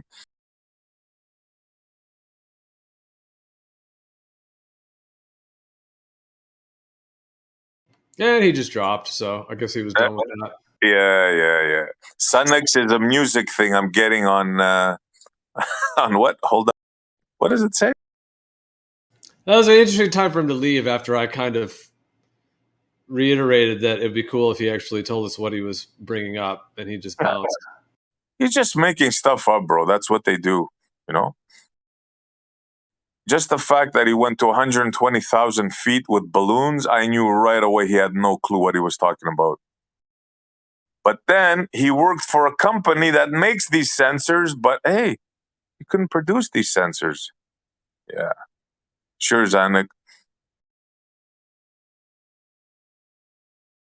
Bottom line is they're never going to show you the atmosphere pressing on a damn thing. They're going to say, look at this thing that isn't the atmosphere, and look at these numbers that are popping up. It's all inferred. It's all bullshit. Because the bottom line is, when you get up really, really high, they say that there's like nothing in between these atoms in space. Well, how could you have nothing in between something? If there's nothing between things, then the things are touching. Fucking ridiculous.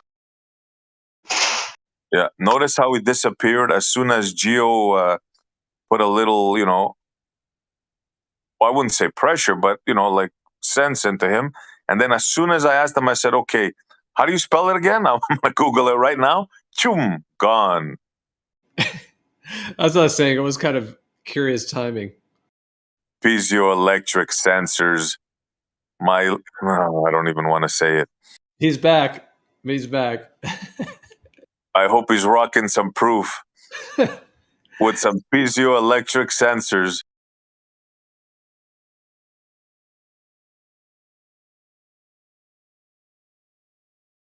Yeah, I mean, all this stuff works on Earth for a reason. So all of their assertions that something's happening in space is just that, an assertion. So yeah, piezoelectricity, because crystals release under pressure. And yeah, that's well known. But I mean, that's all Earth stuff. Yeah, everyone has one in their lighter. That's why I said it before. I had a computer. So you found this sensor, Zanuck? You want me the name of it? I'll get you a name of one. Give me a second. What was it again? The reason, so Gio, I was responding to Gio. Gio said, if I want to come in full faith and discuss. When you started testing me, saying that I'm a clown, I don't know what I'm talking about. That's when I back off. I'm not going to, go and play your game with you. He never said you were a clown. Whoa, there, Bubba. You're talking to me. I said they use I said you misrepresented what I said as well. I said to use these sensors. Kindergartners have use these sensors to go measure the pressure at 120,000 feet. Now I said, is it space? No, I never said it was space. Very close to space. 0.015 psi. Very close. Absolute zero for all practical purposes. Is it space? No. Space is more for 50 to 60 miles. At that point, there are sensors that measure nothing, basically zero at that point. Now, the real sensitive things are there's different ways of measuring the pressure in space, and they don't measure it because there's really nothing there. But they have other types of sensors where they can. I don't know exactly what those are and who makes those, but there are sensors in space that actually detect whether they are getting touched by a molecule of any kind of gas at all. Remember, you got to remember. Now you're being honest. 10 to the 17th torr means there's a certain statistical probability that there will not be a molecule of anything within a certain distance. And I think it's either 100 yards or 100 feet or something. So it's very, very rare that they even get an impact. So between we those don't impacts, know this. hold This on, is all. hold on. Between those impacts is absolute zero, by the way. You know this, right? No, we don't. No, Well, you should don't know say that. we know this because we don't. We do know this. No, And that's how we measure it. I don't Yes. know it. And I so don't. rockets Don't speak work for on, me. I don't getting know back it. to what we started with, rockets work in space because of Newton's second and third laws. They know this to be true.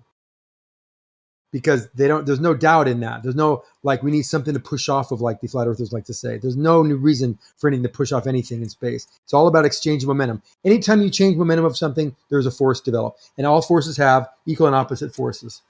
Yeah, very cunning of you how you're changing the subject. No, But no. now, Geo do you changed admit it. that He's you not had like no go back. clue about the what sensors they use in space? I told you one. I told you one sensors they use in space. I said I'd get a number for you. And as far as the ones in deep space or in like on a Oh, now it's satellite, deep they don't space have. now. They don't. Well, you said in space at 60 miles. At 60 miles, they have sonic sensors that have been going to 60 We were miles. talking about the Now, shuttle. hold So on, the shuttle is about. hold on. That's not where satellites are. They don't satellite. There's no satellites at 60 miles. Even though Okay, it's agreed. in That's space. why we were talking about at least at the height of the ISS, which they That's claim is 100 at 250, right? That's 250 miles. That's quite a bit further. Okay, so how did they measure They the don't pressure have- there? It's probably all calculated. I don't know if they have sensors on that to detect pressure because there's no pressure up there. So, In space. so you don't know. That's all you got to say, bro. And I'll get I off your told you case. that. You I don't know, said right? 4 times on the satellites and the ISS. I don't know if they have any sensors to do that. So fine, you don't know. Fine, agree. Okay, we'll leave it at that. And those calculations are very accurate. Now, how they So you sense it? don't know though, but you don't know the sensors, right? You know what sensors they have on the ISS? No. Okay, good. You just keep on doubting reality, and it's really kind of it's It's not puzzling. reality. You just There is said you don't reality. know. Why are you continuing? Why do you can't you think- just leave it at Why that? do you think when we measure 120,000 feet with a kindergarten system, and then we measure exactly the same the exponential change reduction in pressure if you go to 200,000 feet, we know this to be true. 200,000 No, feet. you don't. It's a calculation. No, it's not a cat. They measure it at 200,000 feet. I'm saying How? kindergartners. What Kindergartners did they with a what sonic sensor. tool? With The tool a that you don't sonic know? sensor. I know With what a they're sonic measuring. sensor. You see what they do. No, This you're is just- why you're this not guy listening. pisses me off, man. This is so You know? this is so trademark of you. You do not You're listen. full You of do not you listen. know what, dude. You do not listen. That's your problem. Electrical continuity. He just said 3 seconds ago he doesn't know what they use to measure. Then he commenced to tell me how they measure. It's incredible, man. It's It's very just obvious. I'm incredible. talking about two different measurements. One on the ISS, didn't know. One anything lower than that, I do know. You're conflating the two and saying I don't know, but yet I do know. You know, you're confusing. So you know the lower answer. levels. You know how they do it in the lower, but not in the ISS, right? Right, You have correct. no clue, right? Well, yeah, when it goes from 0.15 to 0.015 to 0.0015, and then beyond, I don't know how they test beyond. So you don't know in the ISS. Okay, good. Yes. Fine. I said that 4 times already, SE. Just give it a Yeah, break. but you keep going. You just don't No, want to. You don't want to stop stop it. there. You're You want to irritating me. butt You're this saying and butt you're that. irritating me. You're an irritant. You are an irritant. Stop it. Yeah, people like you irritate me. No, you Yes. are an irritant. Just stop it. No problem, bro. I think I made my point. I will back made off no point now other like a than gentleman because I know you won't. You made no point other than you're an irritant. Okay, that's the only point you made here. I gave you the answers you wanted. You're being a No, you're not humble. You're not a humble person, man. Me, if I don't know something, I'll say, I don't know. Does anybody know here? I'll say, and I'll ask, and I'll find I'm out. talking about the things I do know, and I admitted to things I don't know. You just can't tell the difference. So let's get this clear now.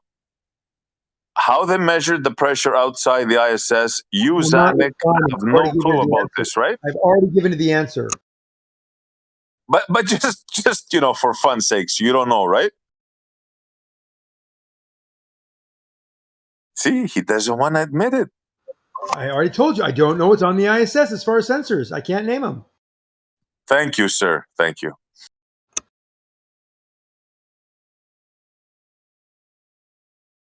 So how about them Yankees, huh?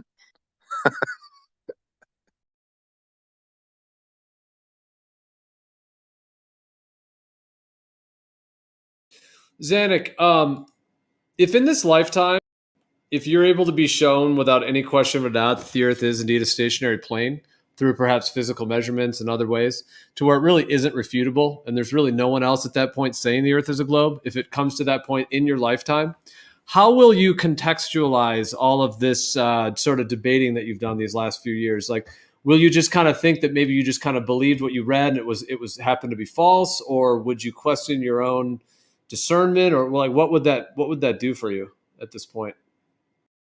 It would mean all known physics and math is wrong, that we were completely indoctrinated, and I'd be wondering if we were in some type of simulation. I'd be questioning our very existence. Why would all known physics be wrong? Because if the Earth is stationary and planar, all physics can work beautifully on that, because that's what it is. It's an ecosystem. It's a realm. It's a world, whatever it is. But if the ground is the floor and the sky is above, things fall to the ground, weight, everything we know about. Why would any of that be wrong? Because it's all working right now on the Earth. So just if you find out the Earth indeed is a stationary plane, why would you think at all known everything is wrong? Maybe the stuff about outer space, all of the outer space stuff would all be wrong. Yes. No. Well, no. Everything would be wrong, because you're things like horizon drop, for example, and seeing the moon below level. That tells me that the surface is not flat; it's got to be round. So if I found out that everything I've been told is wrong and everything I've seen has been wrong, that means I have to basically doubt everything that I've seen and invalidate things that I've seen or tested, so there's another reality. And I would say it's simulation. That the sun doesn't realize it's an illuminary. The positions of things are not following the laws of physics. Rotation not following the laws of physics. Why things are? But it all still fall. I don't get what you mean. It all is still doing the same thing. Mars, Venus, and Jupiter, they're all still doing the exact same thing. Everything would still be exactly the way it is right now. But the reasons for which they're doing them would be all completely wrong.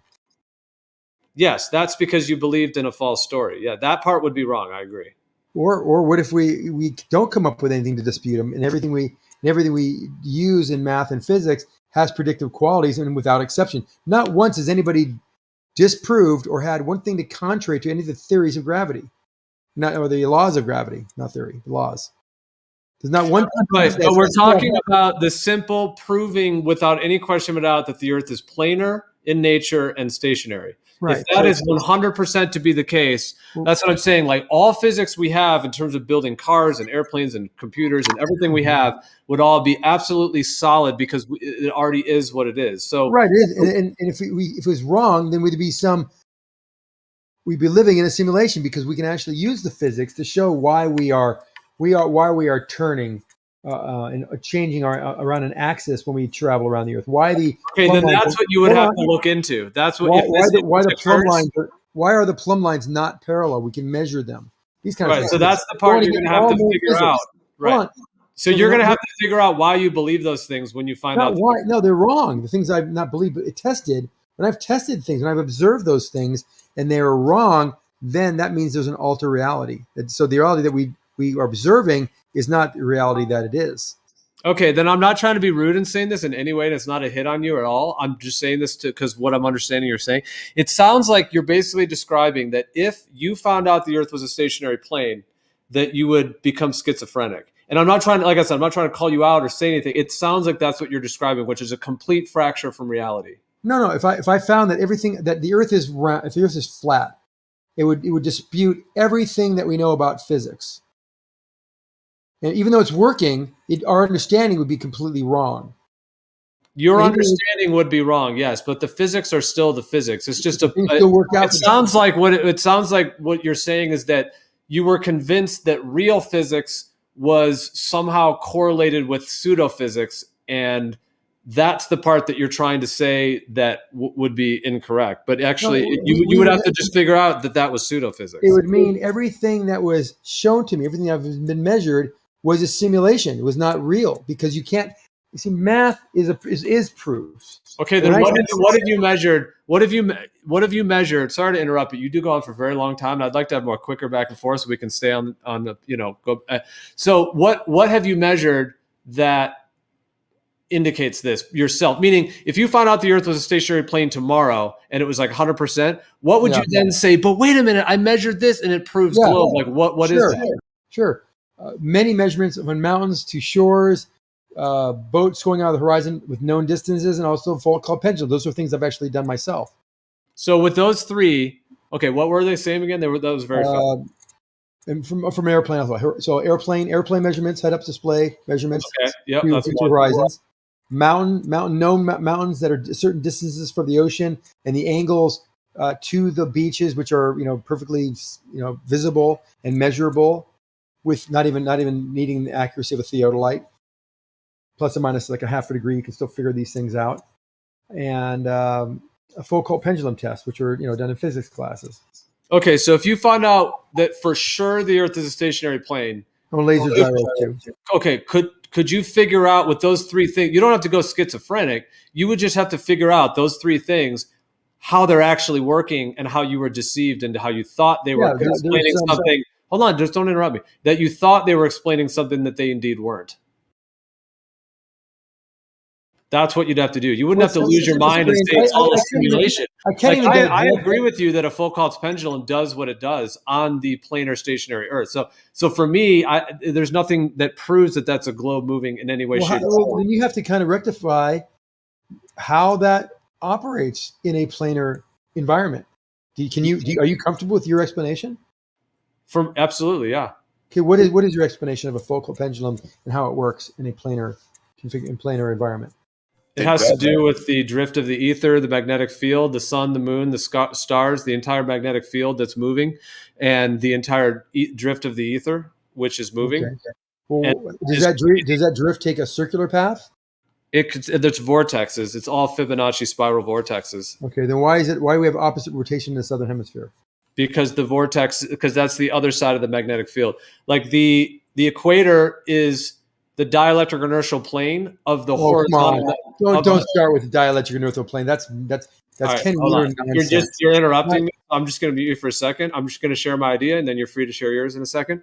So what I was saying is that the equator is the dielectric inertial plane part of the horizontal magnetic field. So if you have like a dartboard, you have the magnetic field. There's the XYZ axis of a magnetic field. So this one would be the horizontal axis, and so that equator is the midpoint. I just use dielectric inertial plane because that's just the center point of a toroidal field, and it's just one way to describe it. But the equator is the horizontal version of that, and so the magnetic field will correlate responsively, which is why we get the different rotations of storms and the quote-unquote Coriolis effect. It's all the electromagnetic field of the Earth. So that is why in the same way that the hurricanes will do that, the pendulum will do that as well. And it has to do with the magnetic field of the Earth, of a planar Earth, and nothing to do with any rotation of a sphere. So when we that was a very long description using Ken Wheeler's terms and things. I think you're above that. Don't do that. Dielectric. Those aren't Ken Wheeler's terms. Those are ancient terms. He didn't invent those. There's no dielectric. The word dielectric means non-conductive. Inertial means non-moving, and a plane is a plane. So that there's nothing new about any of that. Using it in your how you described it is Ken Wheeler. Okay, I don't know why you're bringing someone else. We're talking about the idea. I know, but you're using a term like that's why. Okay, so why? Okay, I'll always use that term. So if every time, there's no reason to bring up someone else in the conversation. Why is it an inertial plane? How is this an inertial plane? Because the words I'm using all make sense. Dielectric. Dielectric is an insulator. Inertial, yes, and non-conductive. Inertial is its resistance to acceleration, which is the ground, and then inertial is non-moving. Inertial is resistance to acceleration. Doesn't mean not moving. I don't think that's what inertial is. I would say it's non-moving. Inertial, yeah. Well, essentially everything that moves through the ether it transplaces and is basically everything that moves through the ether is an induction of transmutation of matter through ether. So in the case of that, Transmutation. the ultimate Transmutation, matter mutates into energy. Well, on. This is a whole other wormhole. Let's go back for a second to So tell me why does the follicle pendulum not rotate at the equator? Yeah, that's what we're talking about. Okay, right. So what I think is going on, like I said, yes. So the magnetic field at the equator, the reason I use dielectric inertial plane is because if you have a toroidal field, a whole sphere, and you put a plane in the middle of it, that would, like, one way that could be the Earth, the non-inertial, non-conductive, etc. You have that. And that's the midpoint. It's the ground. So that's why things ground to the Earth and so on. What I'm explaining with this is if you then, so you kind of have that concept in your mind, and then you take like a dartboard, North Pole in the center, continents coming out, and you've got the equator. Now the equator is like the dielectric inertial plane, like I was saying, of that horizontal magnetic field. So at the equator, you're not going to get, the ether drift is even, which is why it's the equinox. It's the sun's path at the equinox. So it's the center of the sun's path as it blasts through the Earth. And then, of course, it comes in at the Tropic of Cancer and out of the Tropic of Capricorn. So it's within that range. But that's the midpoint. So the pendulum doesn't drift there because it's the midpoint of the magnetic field. Does the sun have an effect? You said the sun, the planet. Does the sun have an effect on this focal pendulum? It can, yes. Well, we don't see that. During eclipses is when it's most noticeable. We don't see that on a focal pendulum at all.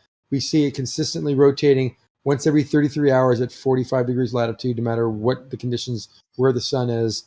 Yeah, because the reason the it can be a Faraday cage too, but the reason that you're completely interrupting me again, dude. Hold on, let me respond. The reason that I would say that the pendulum is precessing is because of the drift of the ether, which is ultimately the drift of the magnetic field. So the sun is correlated with that, which is why it's at its own constant pace. The stars, so they're all in their different cycles and paces and times. The pendulum would be reacting to the direct ether drift, which would be the vortexual drift that's happening all over the plane. So the sun is kind of pulling this ether band, and everything kind of pulls with it. Whatever the speed of the sun is, it's going that same speed. Is that what you're saying? It's not moving through it. It's kind of pulling it along with it. Yeah, the sun. Well, yes, the sun. Well, it's all correlated. It's all part of a system. Well, wouldn't it be? Well, so then, even with a flat topography or paradigm, wouldn't you have different speeds based on tangential velocities being different at closer to the radius versus to the outer circumference? If these things indeed are having a circular path, and plus, how are they tethered? How are these things tethered in making a circular path? The sun, for example. What's making it turn? What's making it turn in a circle? You said toroidal field. That's implying some type of circular path. Well, what I'm talking about is we have this like 15 degree per hour movement of the sun, and so on. That's all very noticeable to everybody. You guys are claiming it's because an Earth is turning, so rotating. But if that's not the case, the Earth is stationary and planar, then of course it's just that movement of the sun. What I'm then suggesting is that the ether drift, there is unether drift. There's multiple of them, so there's many different ones, but there's a core one.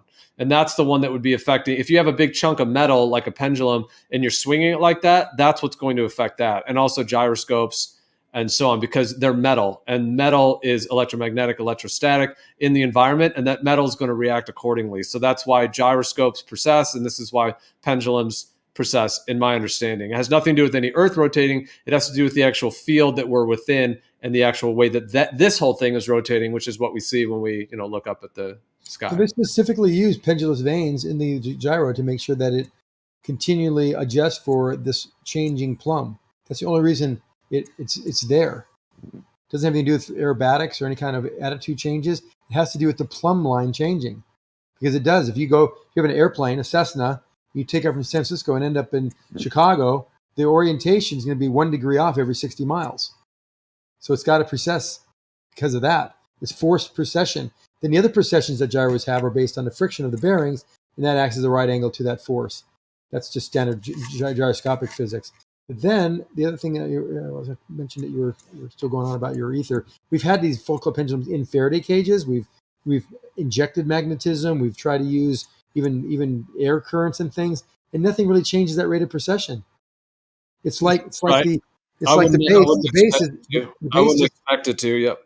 The base just rotates underneath the pendulum. The pendulum doesn't change because it can't rotate. And if you try to the pendulum is being affected by the environment it's in. That's what I'm telling you. It has nothing to do. How does this pendulum make it complete? So even no matter which way it started. So if you had some ether that was passing by it, how it's passing by both sides of it. It's facing it at a right angle.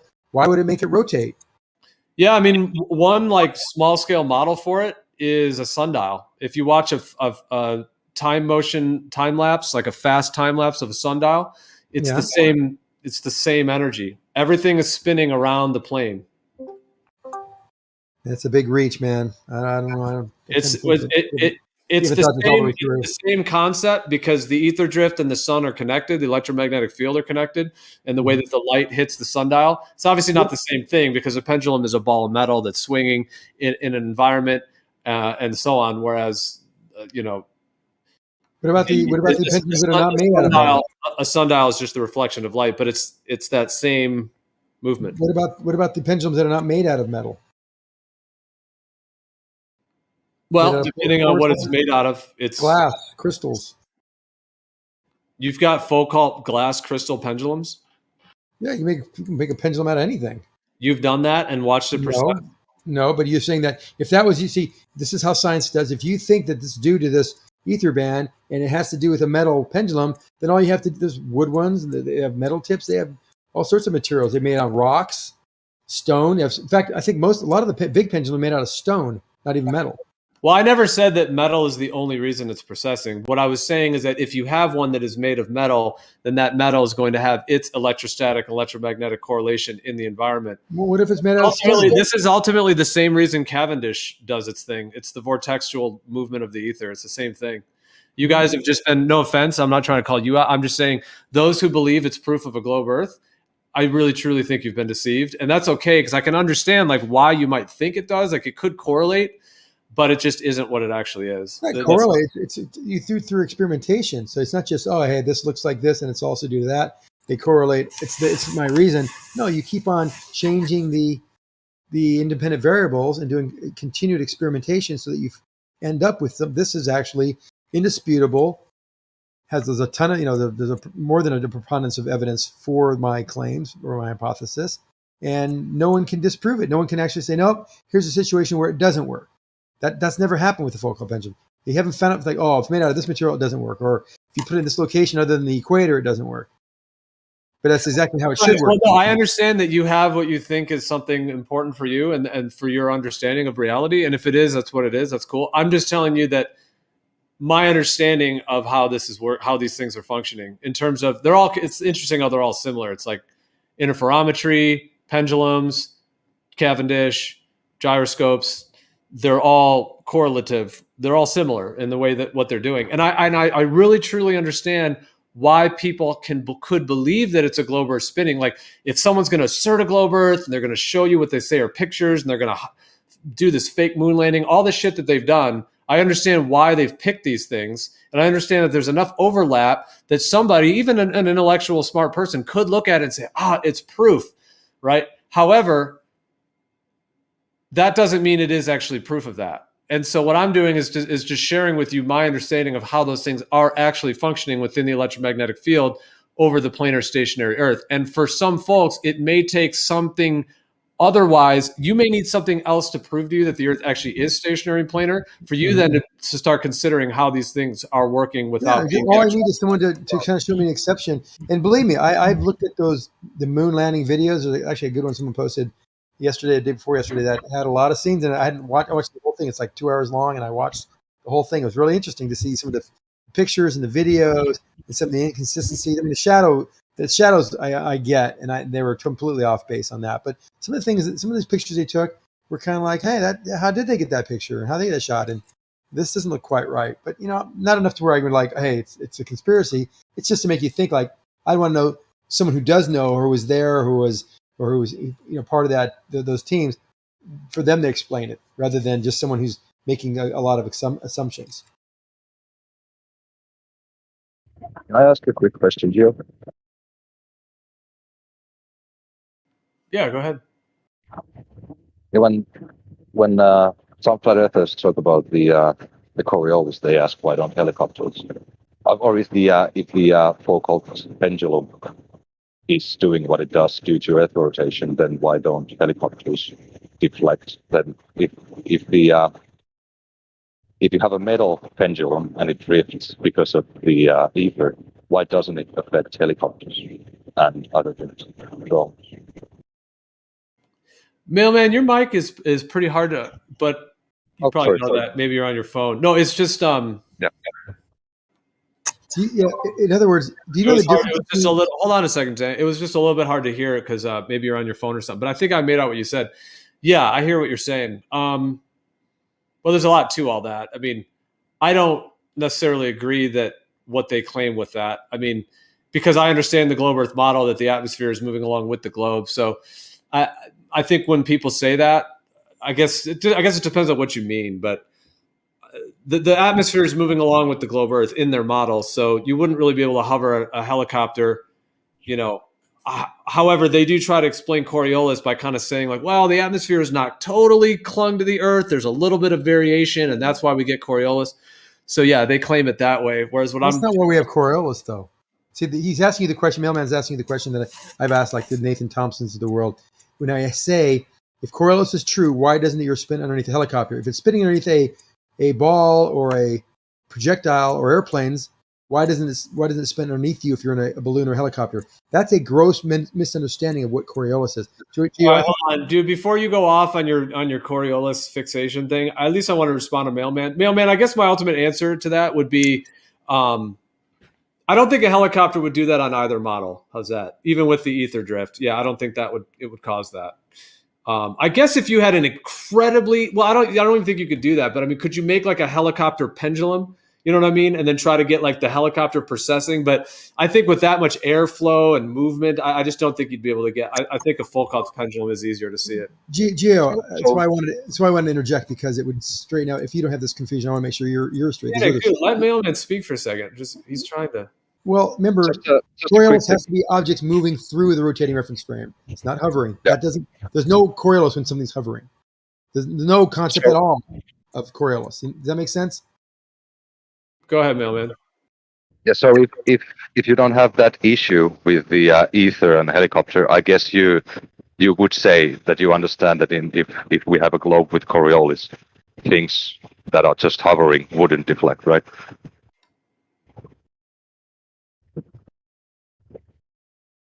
Say it one more time. That you don't have any issue with Coriolis regarding the globe claim, that things won't just drift on their own if they're not moving, right? Oh man, I have to think about that. You just said it though.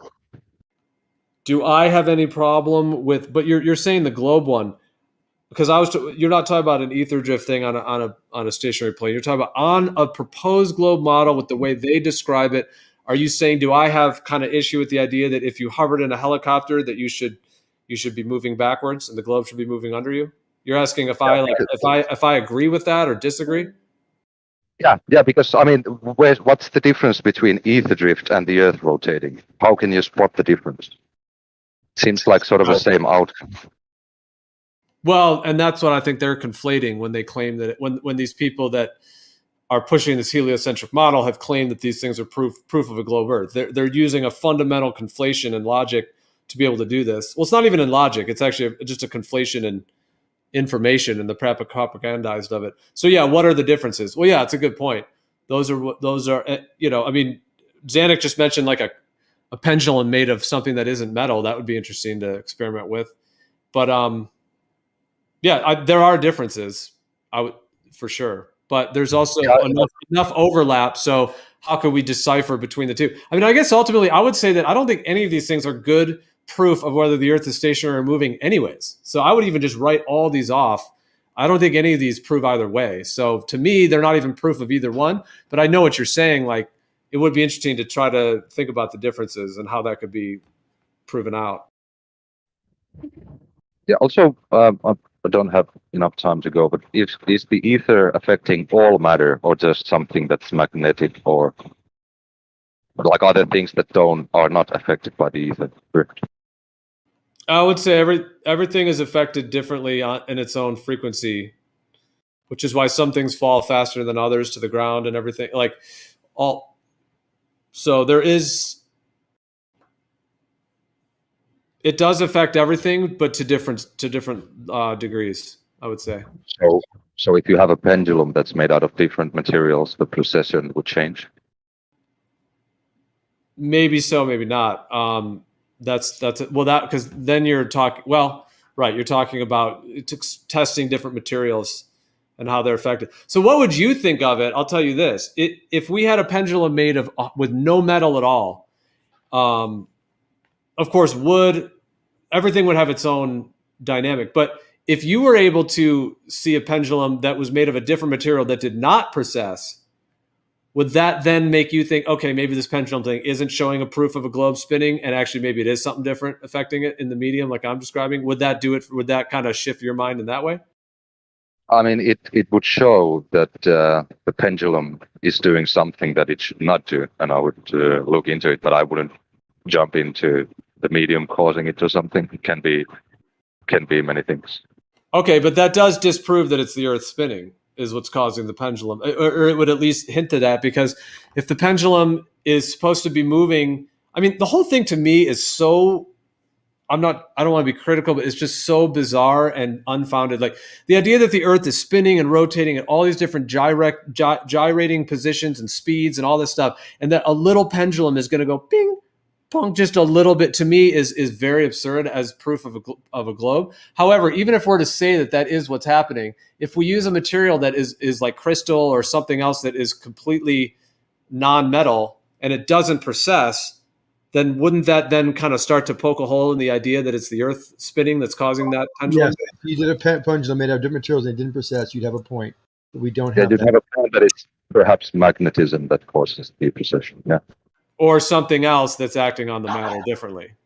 Sure, but Right. if it's with magnetic materials, it precesses, and without magnetic material, it doesn't. Then kind of shows that it's magnetism. Yeah, that would isolate that. That would be an independent, dependent variable type of deal. Yeah. Sure. However, even if crystal and other materials precess, that also doesn't rule out that it is a stationary plane with some kind of an ether drift affecting it or anything like that. It just it could indicate that drift is affecting all matter evenly. But what about it? What about if there were different precessions? See, I don't think there would be different precessions because the precession is connected to the movement of the sun and the whole movement of the ether. So it's just a matter of whether it's going to be affected by it. And like that was why you asked that question: is everything affected by it, or are only certain materials?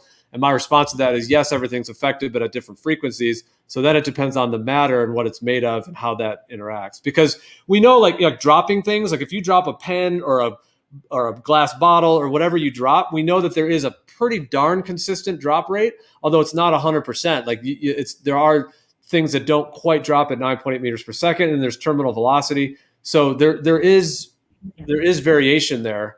But that's a similar thing to where like all matter pretty much drops when drops when you know what I mean? It falls when you drop it. But what are the variations? And yeah, it's interesting. But the thing with the pendulum to me is because it's at the equator or 10,000 kilometers from the North Pole. It doesn't deflect, so it's traveling in a straight line. And then it's mirrored when you go south and north. So that kind of is what I think would happen on a globe. I don't know how you would have a straight line at the equator on a flat Earth, because it's not a straight line, it's a circle around the North Pole. But from your perspective, it can appear as a straight line because you're a small little being and the Earth is huge, the plane is huge, and the sun is way up there. So is that what you mean? Just why the sun goes straight across the sky during the equinox? Sort of, yeah, because when you go south of the equator, it is curving, and when you go north, it is curving. So, and it's mirrored. So, right. Yeah, just like the star fields and things. Yeah, I would expect that on a planar Earth, where the sun is circling. Yeah. Yeah, that's exactly what it would be. Because when you're under the sun at the equator, you're in the most potent position of it when it's moving at the equator. So you're right at that like center of that whole system. You're at the center of the magnetic field. We were talking earlier, like Zanuck was asking why pendulums precess one way in the north and one way in the south. And globe earthers will claim that has something to do with the globe rotating and it's the north and south. And they say this is hands down proof. But I was saying that in my understanding of it on a planar Earth, that equator is just the midpoint of the magnetic field, meaning that everything north of the equator is the north part of, it's like the horizontal part of the magnetic field. So everything north of the equator is the north, everything south of it is the south. And that equator is the midpoint. So that's why you're going to get the precession rate matches the latitude lines. The precession rate matches the latitude lines. So how do you rectify that in your model? Yeah, because the magnetic field is a gradient that moves through as it gets further north.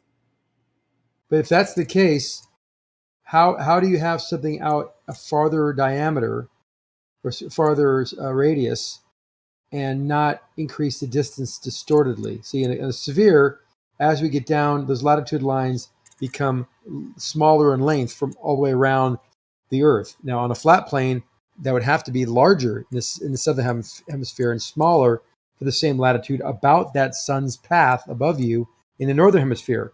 So it doesn't make sense that those objects are not as large as they would have to be to fit on that larger circumference and path all the way out to the Antarctica, which would be invertedly and be the opposite curve as what we do measure. That's what we see. You're describing the southern star rotations on a plane. You got it. Not southern star rotations. The actual physical continent. When you go around Antarctica, east to west, you're turning a certain direction. If the Earth is flat, you'd be turning the opposite direction.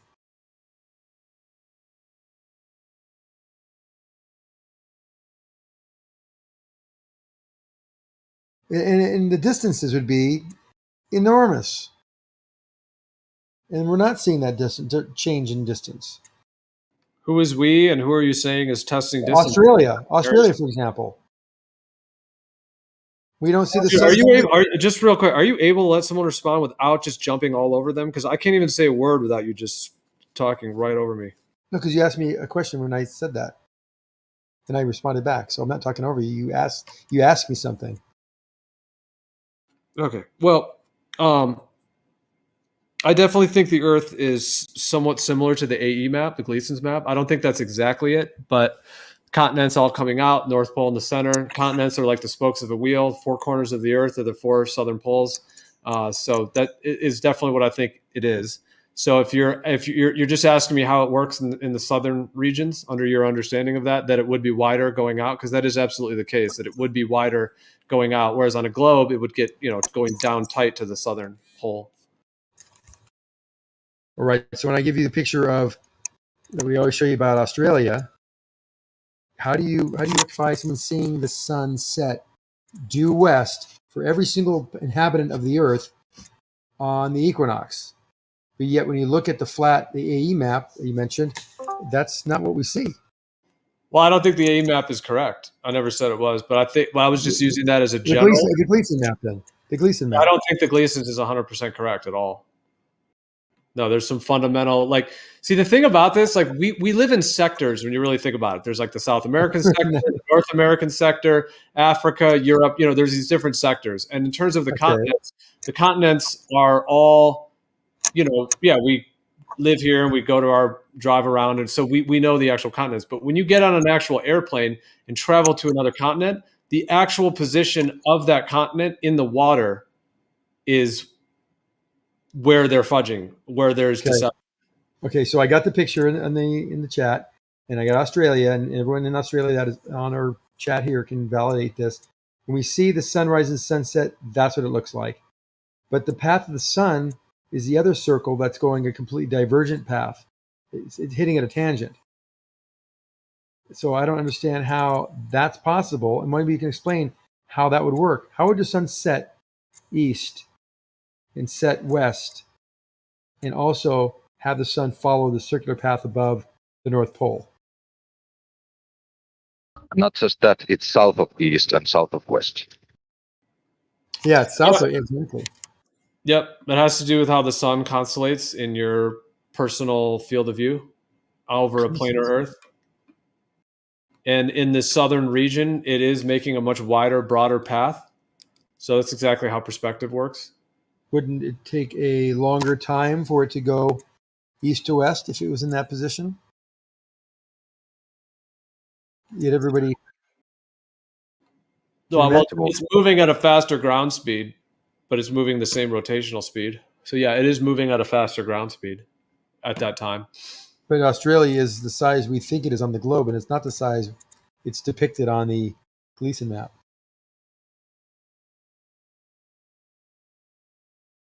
If it travels faster ground speed, then the day length should be different. No, it's the same. It's the same rotational speed. It's the same. So I'm going to post this real quick. Yeah, it's the same rotational speed but faster ground speed. It's just like if you have like the hand of a clock in the middle, like if you have a hand of a clock, like the hour hand that's going out, on the very tip of the hour hand, it's flying across the face of the watch. You know what I mean? It's moving at a faster. If you were a car that was driving in that area, you'd have to be going much faster. And as you get closer to the center of that hour hand, you're moving slower. You'd have to be in a slower car or whatever to keep up with it. But the whole hand is moving at the same rotational speed, you know, once every hour. So it's the same with the sun and that. Let me ask you a question.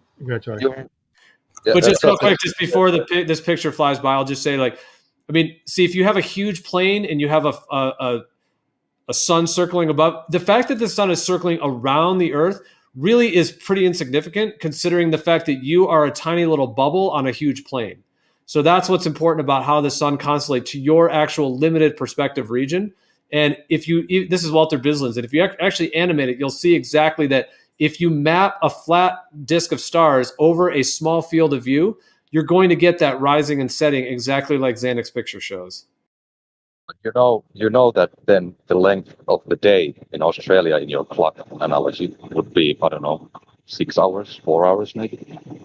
No, it's the same. It's the same amount of time, but it's moving over a wider, broader distance. I think at a higher altitude as well, but that actually doesn't matter in this. It actually could be at the same altitude, but no, it's the same. It's the same time of day. The one thing that is different is twilight. Like after the sun sets, that is dramatically different in the south than the north. In the north, we get these long, long twilights. Like after the actual circle of the sun is gone, you know, it has set. We get these incredibly long, you know, twilight, especially when it's the northern summer. And that's because the sun's in a tighter inner circle. So you get more of that glow. And then in the south, like in Australia, especially in their winter, really in all seasons, but especially in their winter and summer. But essentially when the sun sets, like there's much less twilight because it's so far away and it's making that huge broad circle. It doesn't have that ability to light up that kind of more local region. And it's moving at such a faster sort of pace as well in terms of over the Earth that it sets and gets dark very quickly. So that's a very clear difference between the North and the South, indicating that it's not just even sides of a globe, but indeed there's some major differences. But you know that depending, like if you're at the north latitude, the same latitude that Australia is south, you get the same twilight.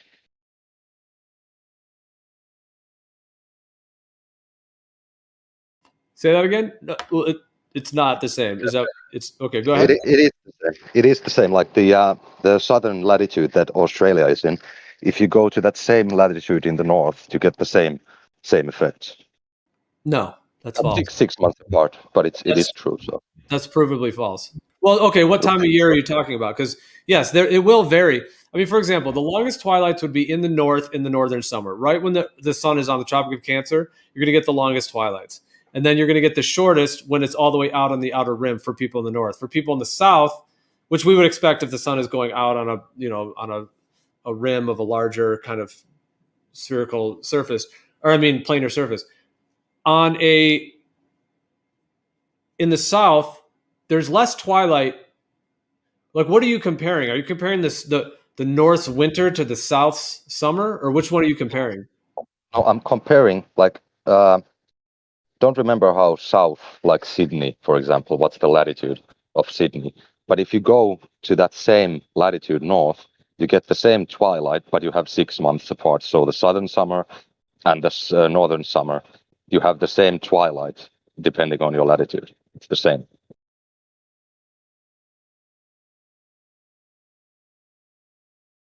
Sorry, you have to say it one more time because I was just looking up the latitude of Sydney. Sorry, say it one more time.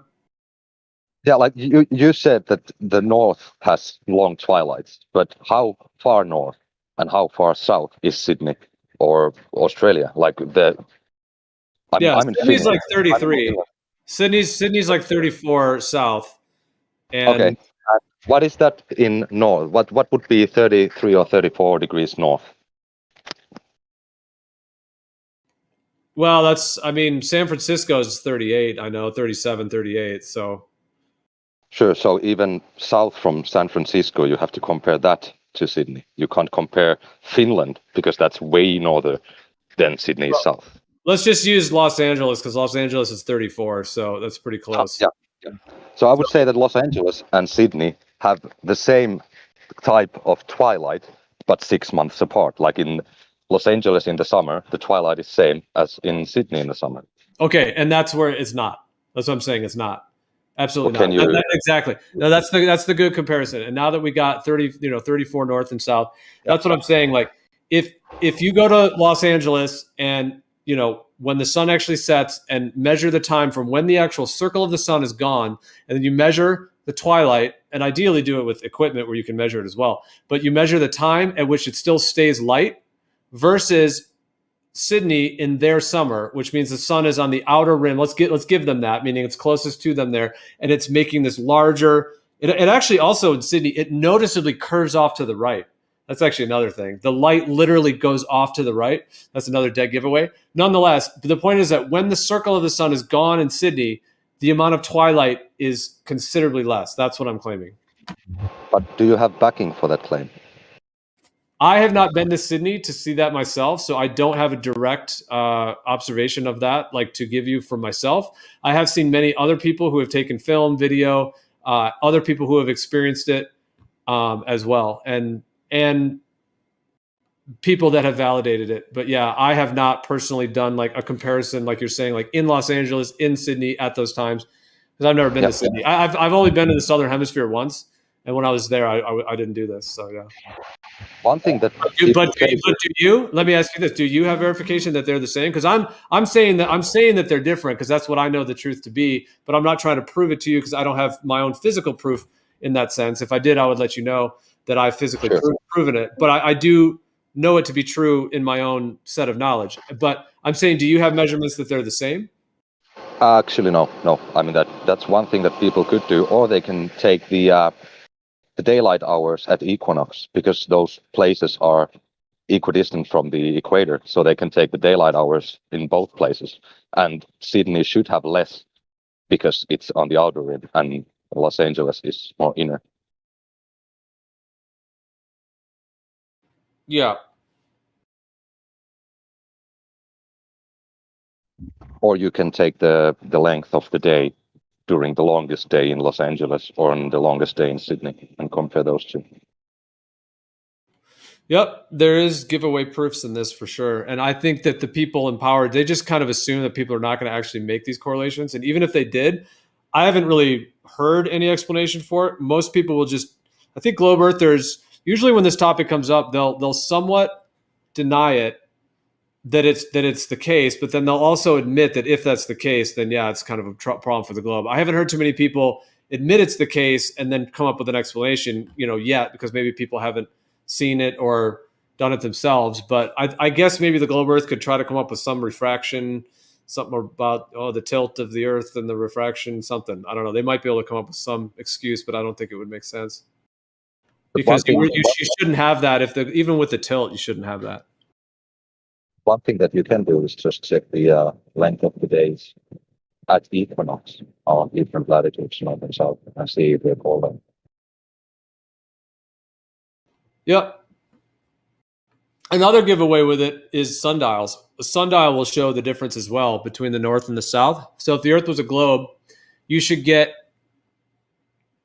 identical sundial readings from the north and south, right? 6 months apart, yeah. Yeah.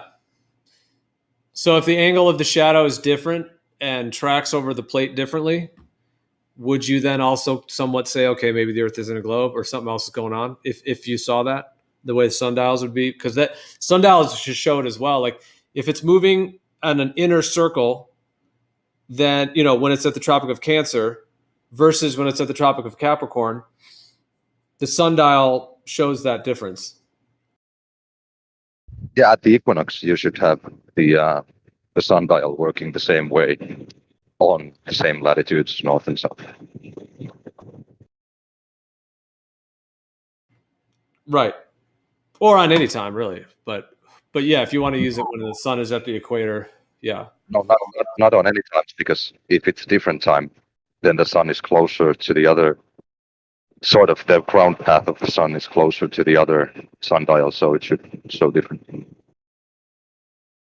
But it should be the same on a globe. Like, for example, in the north, yeah, I know what you're saying. Well, I think in the northern's winter, it should be the same as the southern summer on a globe.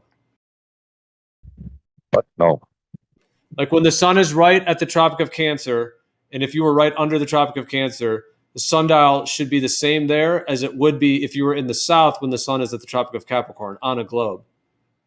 So that's yeah, sure. Yeah, so this is another proof. Like if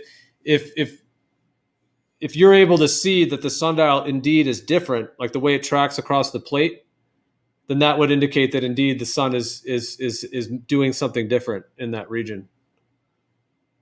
Sure, if someone can show it, then sure, yeah.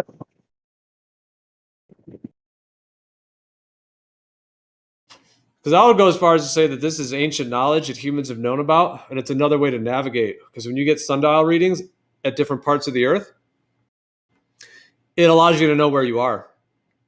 And the fact that the north is different than the south, you're able to traverse between the north and the south, along with the stars, of course, and Polaris and everything. But when you deal with like the southern region of stars and then the north, like sometimes you can't see Polaris, you know. So, but anyways, yeah. But the sundial can actually work as a navigation tool because it gives you a layout between the north and the south and the equator of where you're positioned in terms of your latitude.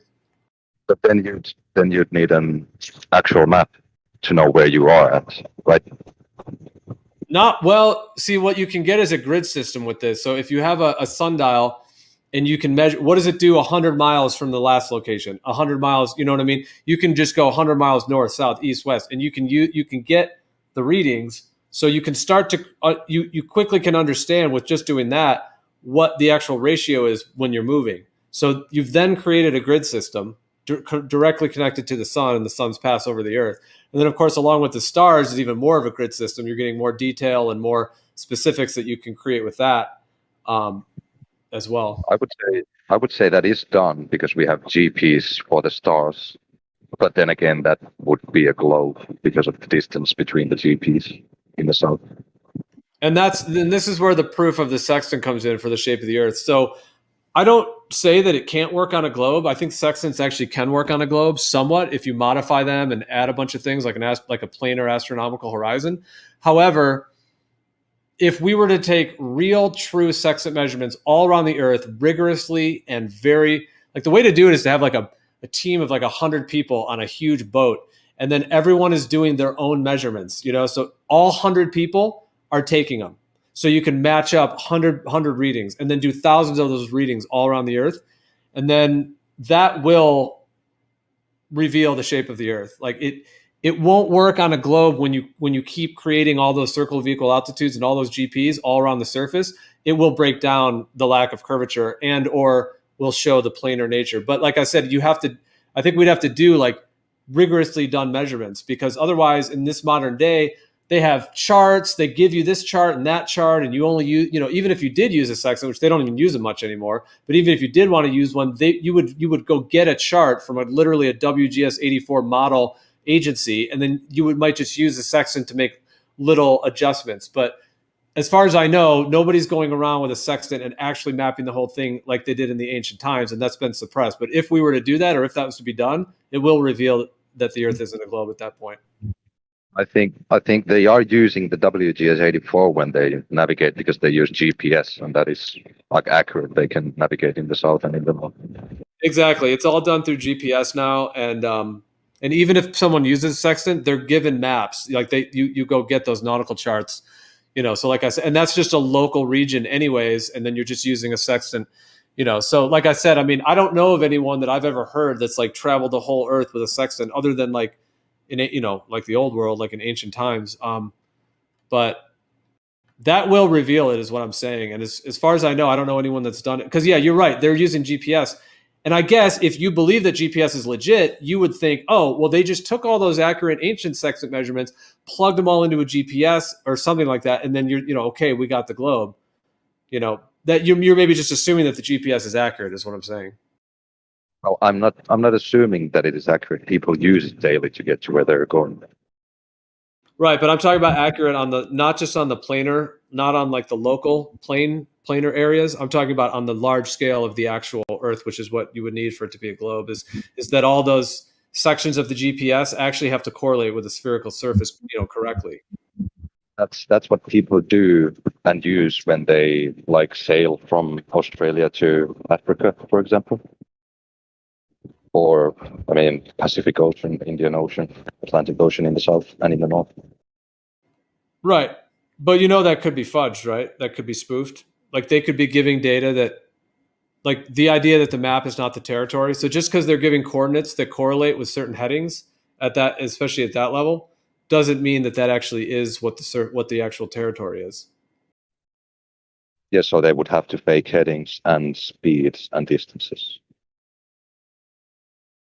Well, I would say that in all of the land areas, like cities and everything, they can just use planar GPS. There's no problem. And in fact, it is that way. Like, well, that's a whole other story. But in terms of that, but that's such a small area that like the 8 inches per mile squared is really not going to be a factor in terms of just the tolerance of how accurate those are anyways. So that all can just be what it is. And that's why we can drive to our neighbor's house and it's quite accurate, like within a couple feet. GPS and all that. So that is accurate. But when you're talking about out in the oceans, yeah, I mean, that's a whole different story, because now you're, if you're a vessel out in the ocean, I mean, yeah, you can have your gyro compass and you can have different equipment, but that is where there would be some fudging. Although the fact that most don't even travel in the south at all, and that those aren't even shipping lanes, and a lot of that is like military zone anyways, it's not like a lot of people are even doing it in the south. And the north would still fit, because the north on a globe and the north on a planar Earth, like an AE type map, are not very different. So it's really only the south is where they would have to fudge those GPS readings. Have you checked the marinetraffic.com to see how many boats and ships there are in the south? So there's hundreds.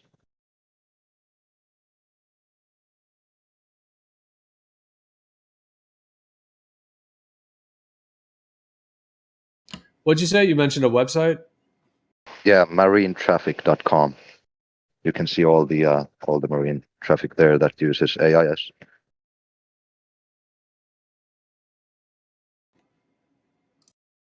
Okay, I'm gonna try to go to it. You like that one, or you're bringing it up just because?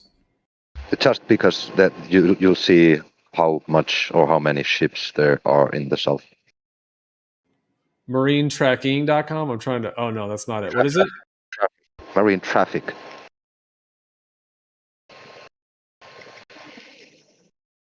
If I remember correctly. Yep, on this thing they do show boats going all over. Let's see, the South Pacific, they do show some there as well. Well, they already want me to sign up for something. Okay, I'm getting pop-ups. So what is this supposed to be? Like who like runs this? Or it looks like kind of a crap website, to be honest. Like, what is this supposed to be? It's every ship that has AIS, like the I don't remember the name or where the acronym comes from, but it's like an identifier. So it's basically like TCAS for ships, so that you can know if you're going to have a collision with someone, it'll warn you. because it's scanning all the ships. Right. So how do you have any way to verify that any of these ones in the south actually are in the south doing that?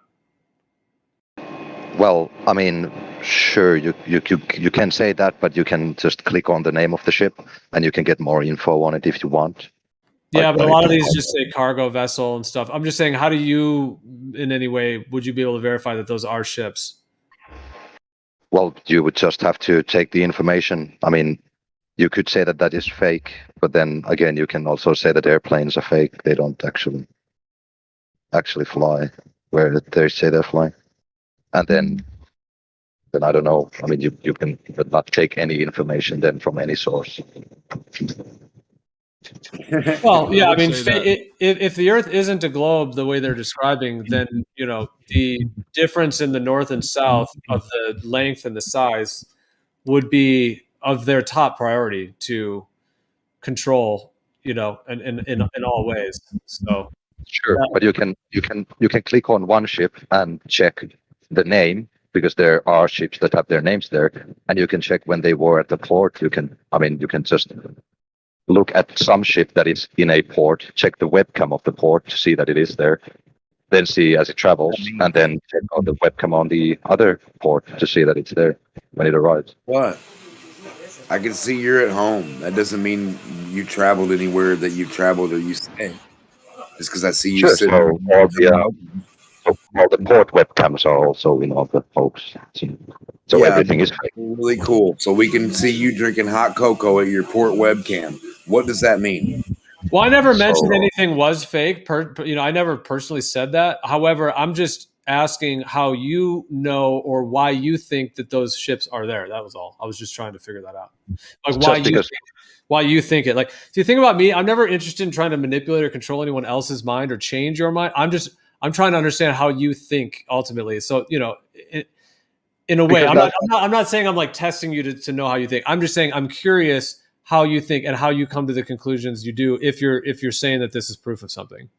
Because that's actually where the ships are, and companies use that to track them. And I mean, if they fake that, then I mean, there's people on those ships, and they transport goods, so you can actually track goods also. What's the point? Just that the distances in the sun and the GPS, they can use that. if you can't prove the ships are real, how are you going to prove that the fake people on these fake ships are real?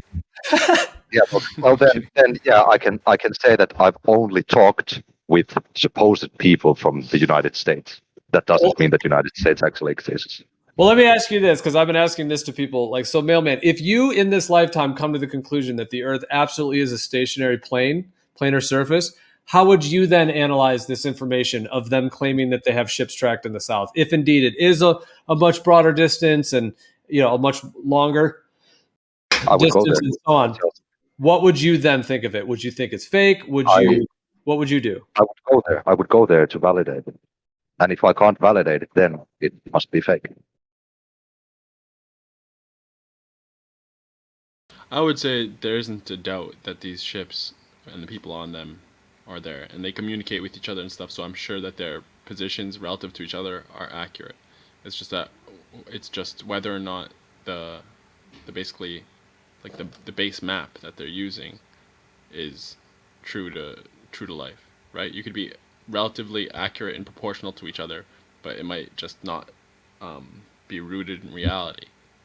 So that's I'm mainly interested in the the speed of the boats, because they get from point A to point B at X amount of days, and then you can take the top speed of the boat. I'm not sure that's a measure of speed, to be honest. That's just a matter of duration, right? A measure of how long the trip is. But the speed is changed by headwinds and tailwinds and stuff like that. So sure, but then if you go both ways, there's two ships, one going east, two boats, one going east, one going west, so you can then expect. Well, let me ask you this: how do you track your speed if you're out in the ocean and you, let's say you don't depend on GPS for the moment, and you're just in the ocean and you don't have any equipment? how do you figure out your speed? Or if you want to add equipment, tell me what equipment you would want to get your speed. I mean, you can measure the speed. I don't know if they use pitot tubes or what on boats to get the speed of water. Oh yeah, there is. I've driven boats and had boats and all. Yeah, that you've ever been in a boat or had a boat where like if you accelerate it, it'll give you the miles per hour. I think No, he said pitot tubes, which like that's basically it's a similar type thing. That's using a tube that measures the pressure of the water. But the problem with that, that is good to get a general speed because you're just measuring the pressure of the water hitting. The thing is that, and so it'll give you a general, but it's not going to give you the actual accurate because it's not really factoring in all of the actual currents in the ocean. Sure, that's why you should check. No, the air doesn't. I mean, like the wind in the ocean, in the air, and the currents in the water. But it would also change the speed or in the water, the wind. So you can just take the speed of the water. But yeah, currents would affect that. So you can take boats that go both ways. I mean, it's highly unlikely that all the boats in the south have a current following them, going east or west or north or south. Well, I'm just saying, if you're out in the middle of the ocean, I'm talking true full-on ocean, and you're in a big boat, like, I mean, you can get a sense of the current if you know your boat well in terms of the amount of like RPMs and your engine and all that you're getting. But small differences would make a huge difference in terms of the distance you're traveling over very long periods of time. We're talking weeks and weeks out in the ocean, just weeks and weeks in pure open ocean. So as you're doing that, like, the difference between going 5 knots or 10 knots or 15 knots, any like literally like 1 knot difference or 2 knot difference over long distances is going to change that distance dramatically. Yeah, and it should change it extremely, like quite a lot. So a ship that is going 20 knots should go like 40 knots or something. But it's the same with the airplanes. The same with the whole airplane thing in the south. If they're moving at a faster speed, then that also would completely make like enough of a difference. Well, that's a good thing. That can actually be, you can test it because you can measure the speed of the ground by degrees. So you can correlate the ground to the airplane and check how fast the ground is moving in relation to the airplane, so you can get the actual ground speed.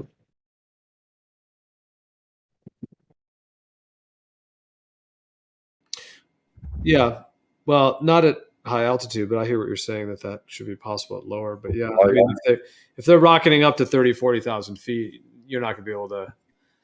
Especially if you're above the clouds, you wouldn't be able to tell that difference. But if there is no clouds. But the point is, in both scenarios, boats and planes, it wouldn't be too hard for them, in my viewpoint, to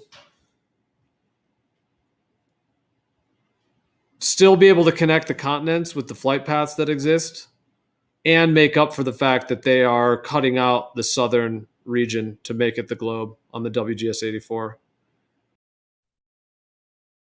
I mean, I don't think it's easy, but then again, you said that how do I know that those boats exist? So I can't say. I mean, everyone uses that information where they are the shipping company uses that information because they can't contact the ship. Well, they can with the satellite, but you won't accept that. But yeah, I mean, everyone uses it, so I would say that it's accurate.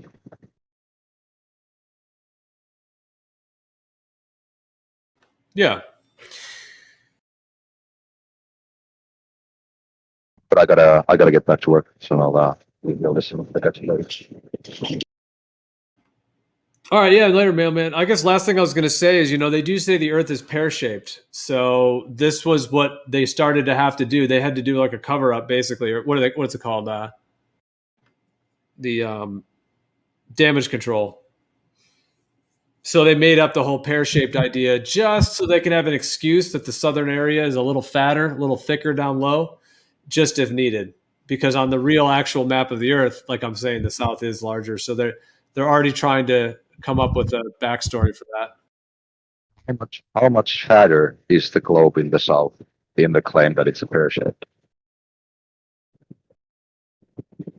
Like, do you have some numbers?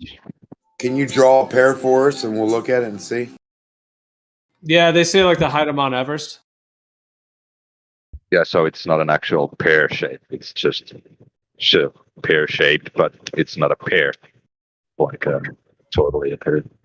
It's not apparent. Apparent. Yeah, but that's 30,000 feet, which is what is that? Yeah, I mean It's that's nothing. It's nothing. If you contrast it with the circumference. Well, it's several miles. Yeah, in relation to thousands of miles. Just under 7 miles of difference. That's a massive amount. I mean, yeah, but what's the? I mean, the circumference. What was it? 40,000 kilometers? No, I don't remember. Yeah, we'd have But to the crank out some models. We get Kosho on it. Maybe he probably would want to make some Blender model to see that to make a ball and then try to make it 3959 and then pump it out. You know, I just said the Everest thing because I remember Neil deGrasse Tyson saying that. I don't know if that's their official model. I mean, have you ever looked at a WGS 84 to see like? I mean, because I don't know. They say it's pear shaped, so I guess I don't know. If they don't necessarily release that because it's the model you guys believe in is part of the government intelligence agencies. You know that, right? Like your actual model was created by the National Geospatial Intelligence Agency, which is a United States intelligence, United States government intelligence agency connected right in there with the FBI, the CIA, and all that stuff. That's your model. Sure. They made up the WGS.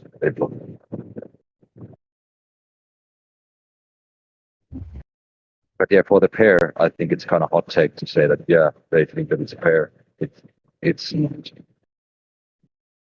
Well, I'd like to see this pair. How much of a pair is it? I think you could go to Google Earth or Microsoft Flight Simulator. That's an accurate depiction of the globe model. So you can actually go there and check it out. Here, I just found this one. Take a look at this. That's ridiculous. That's from their.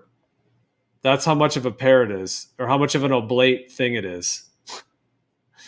Is that to scale?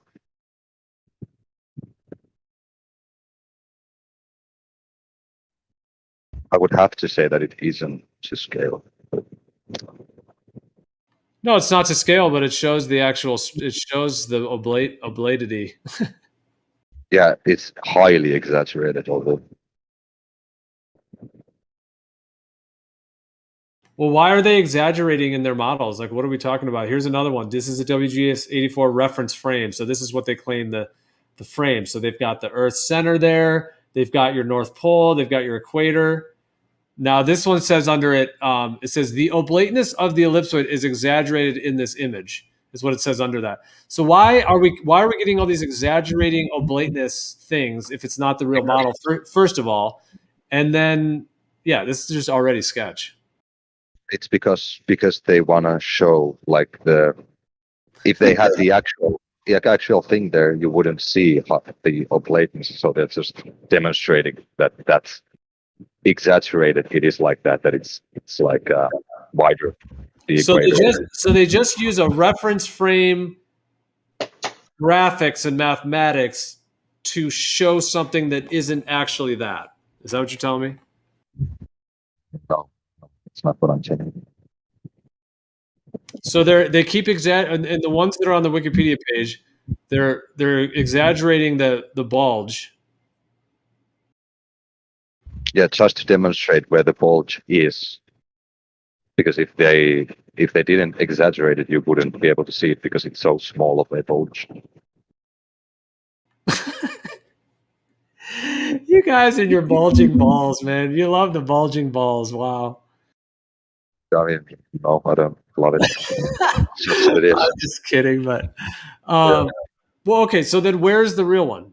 Do you? I mean, you can go to. I would go to Google Earth, maybe. So just straight up Google Earth, you think is the WGS 84? I guess if I think they use that, yeah, for the elevation profile, yeah. I would assume it is, but I'm going to see if they say it. Yeah, it does. Yeah, imported into. Okay.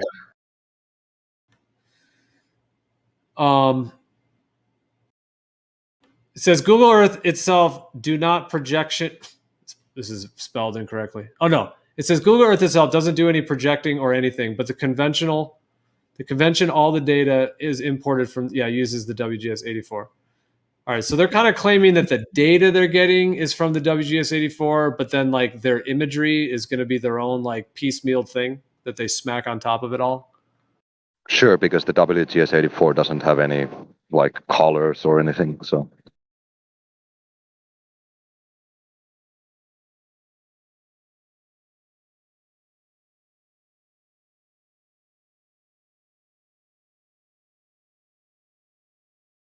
Right. Well, originally I was just saying that they're using the pear-shaped idea as a backup propaganda scheme, so that if and when people figure out that there is more land in the south and it is wider, that they can, it's more pear-shaped than we thought. Instead of 7 miles, it's 100 miles, whatever they have to do. Just like they do in the distance to the sun. They kept changing the numbers over the years to fit the models they were pushing.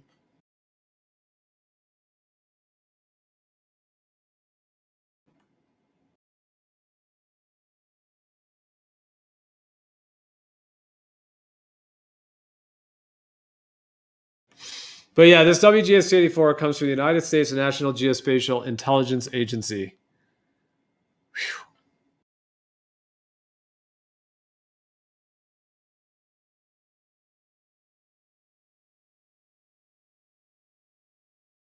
And this is their logo, which is a complete cartoon CGI globe Earth.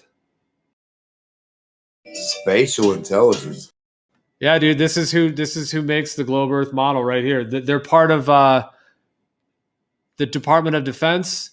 They're part of and then they're also connected to the CIA and the FBI, all of the intelligence agencies. Hollywood. Yep. Hollywood, exactly. So people who believe in the globe Earth, this is what they're backing. Like they're co-signing on this, coming from an intelligence agency of the United States government.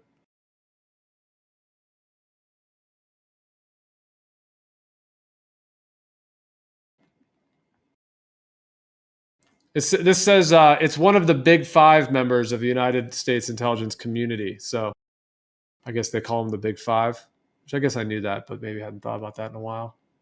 Well, you got MI6.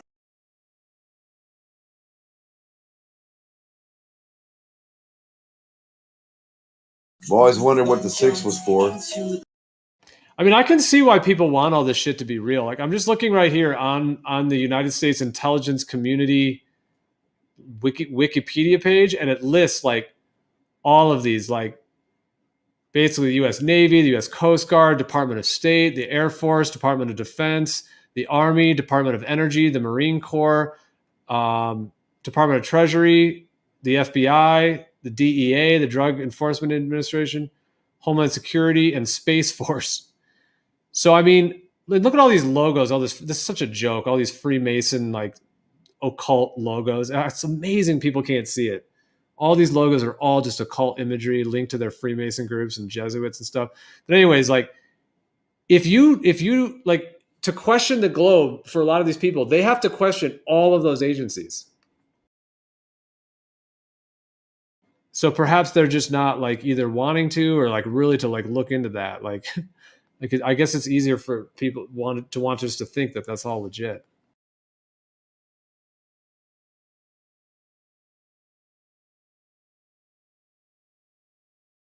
I just posted if anyone wants to look at it because it just shows all the logos there. Like, what a joke. All Freemasonry.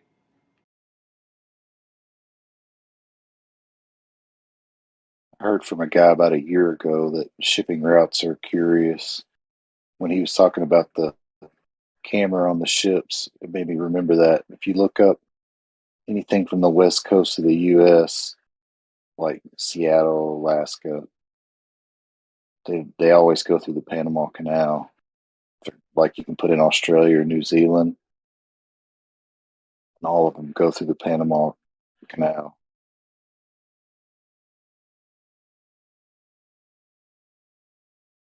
which seems odd.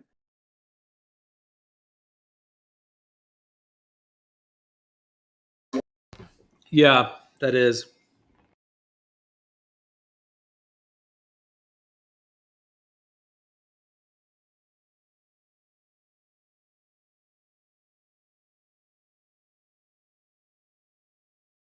Yeah, it is weird how they have to go certain directions on a sphere where you'd be able to go every direction to get around.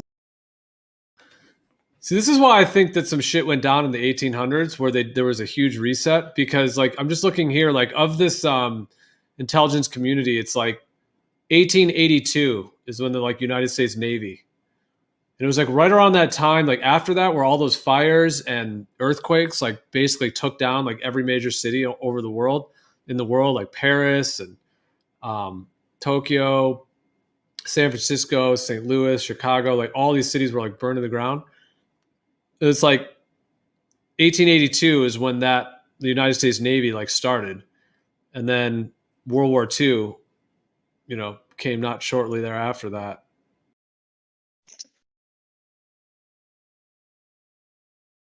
Like I kind of think that's about how long they've been pushing all this bullshit, like the globe Earth and all this other stuff, all the fake science. Like that's all when it was coming, because that was when like Michelson, Morley, and a lot of that stuff was popping off, and then it was really the late 1800s, early 1900s that everything shifted. Really, with World War I being the kind of major shifting point.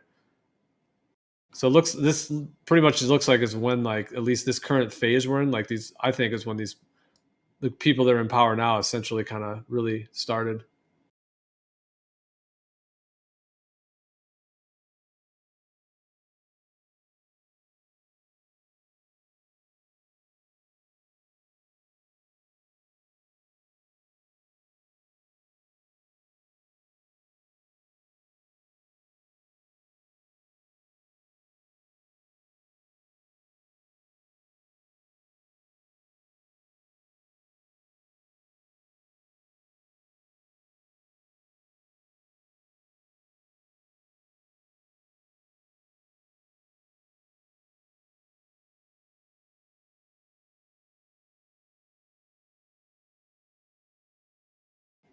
I know I've been talking a lot, so I'll go on mute for a bit.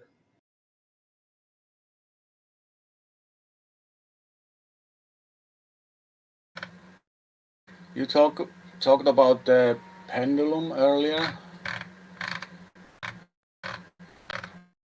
Yep. Yeah, we were talking about Foucault pendulums. Yeah, because while the Earth is spinning underneath that ball of the Foucault pendulum, so the Earth is not moving left or right; it's moving straight forward. Because if you talk about the spin of the Earth, so when you are hanging something or from the ceiling, the Earth is always moving straight forward. It's never turning left or right. So therefore, the pendulum will not also turn left or right, regardless what is causing it. But the spin of Earth cannot be causing the pendulum to go clockwise or anti-clockwise, because the spin is going straight forward. That's one point. No, that's the bad point. And the second point is that one thing what should be happening is that Earth is going downwards very fast. So one pendulum is in Paris, France, and in that point of Earth, the speed is something like 1,100 kilometers per hour. So that means in every second, the pendulum should be 7 millimeters lower than it was. So the thing. What are you talking about? You know the full rotation in Paris. What do you think the full rotation time would be? How many hours do you think it would be for a full rotation in Paris? Do you have any idea? I don't understand. So how long does it take for the precession to make one complete revolution of a Foucault pendulum in Paris? I think it's 24 hours. I'm not sure. No, not even close. 33 hours. Okay. There is a 24 hours. direct relationship between the latitude you're at and duration of the precession or the circle that the pendulum's going to make. You can actually tell how far north or south you are of the equator just by using a Foucault's pendulum. Did you know that? Yeah, I have heard that. That I have seen one experiment done in some staircase where they put some pencil or on what it's called. This. And you find that a bit strange that we have that relationship. And as you know, as you correctly stated, the speed at the equator is, if you want to just use that as a velocity, is different to the velocity at Paris. And there is a direct relationship between that and doing a full rotation of Foucault's pendulum. But the thing is that Earth doesn't spin left or right. It always spins straight forward. Doesn't matter. Okay. Are you saying that there is no centrifugal force that we can calculate from that rotation and compare that to the acceleration towards Earth? Okay. Let's imagine that you have an helium balloon inside your car, and you're driving. Okay. Because that will have the opposite effect of what you're trying to do there. Trust, you're kind of interrupting. Right, you're right. I came in a bit hard. Please finish your point. Well, I think he wanted to lay something out. Okay, so you have an helium balloon inside your car, and you are driving straight forward, and you push that helium balloon to move from a frontal or whatever direction. The move of the car, if it's straight, it will not affect the move of the helium balloon inside. So the helium balloon will move exactly the same way as if the car is not moving or it's moving. So it's opposite, I know, because the helium is dragging upwards and the pendulum is dragging downwards.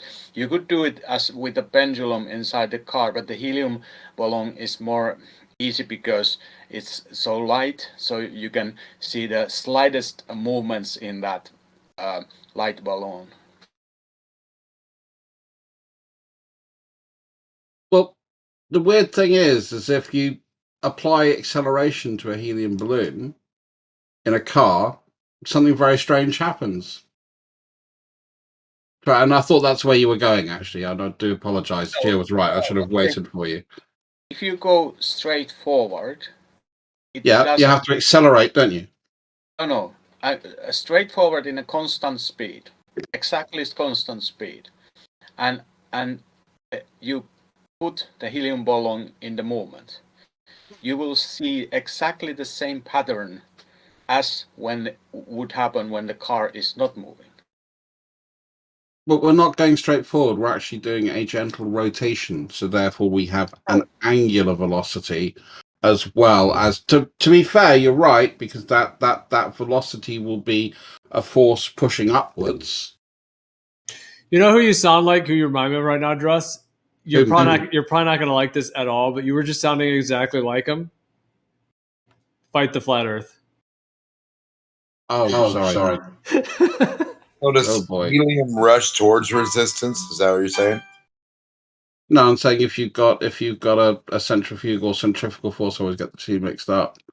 You mean resistance? Any force is a resistance. You understand that, right? Any force is a resistance. Yes, sir. Yeah, any object with a force going against it is a resistance. Do you understand that? If you've got a thrust, that's a force pushing away. With resistance. Using the resistance. Sir, there we go. Not sure I'm happy with that. When you think about it. Well, what's gravity? This is the resistance. Isn't gravity resistance? Yeah, it's acceleration. I mean, what other word? What other thing? Acceleration. That's the other word I'd use. Resistance is the opposite of acceleration. Yes. So as you just admitted, not every force then is resistance. Democ, you've got a real lot of background noise still, but it's like playing songs, I think.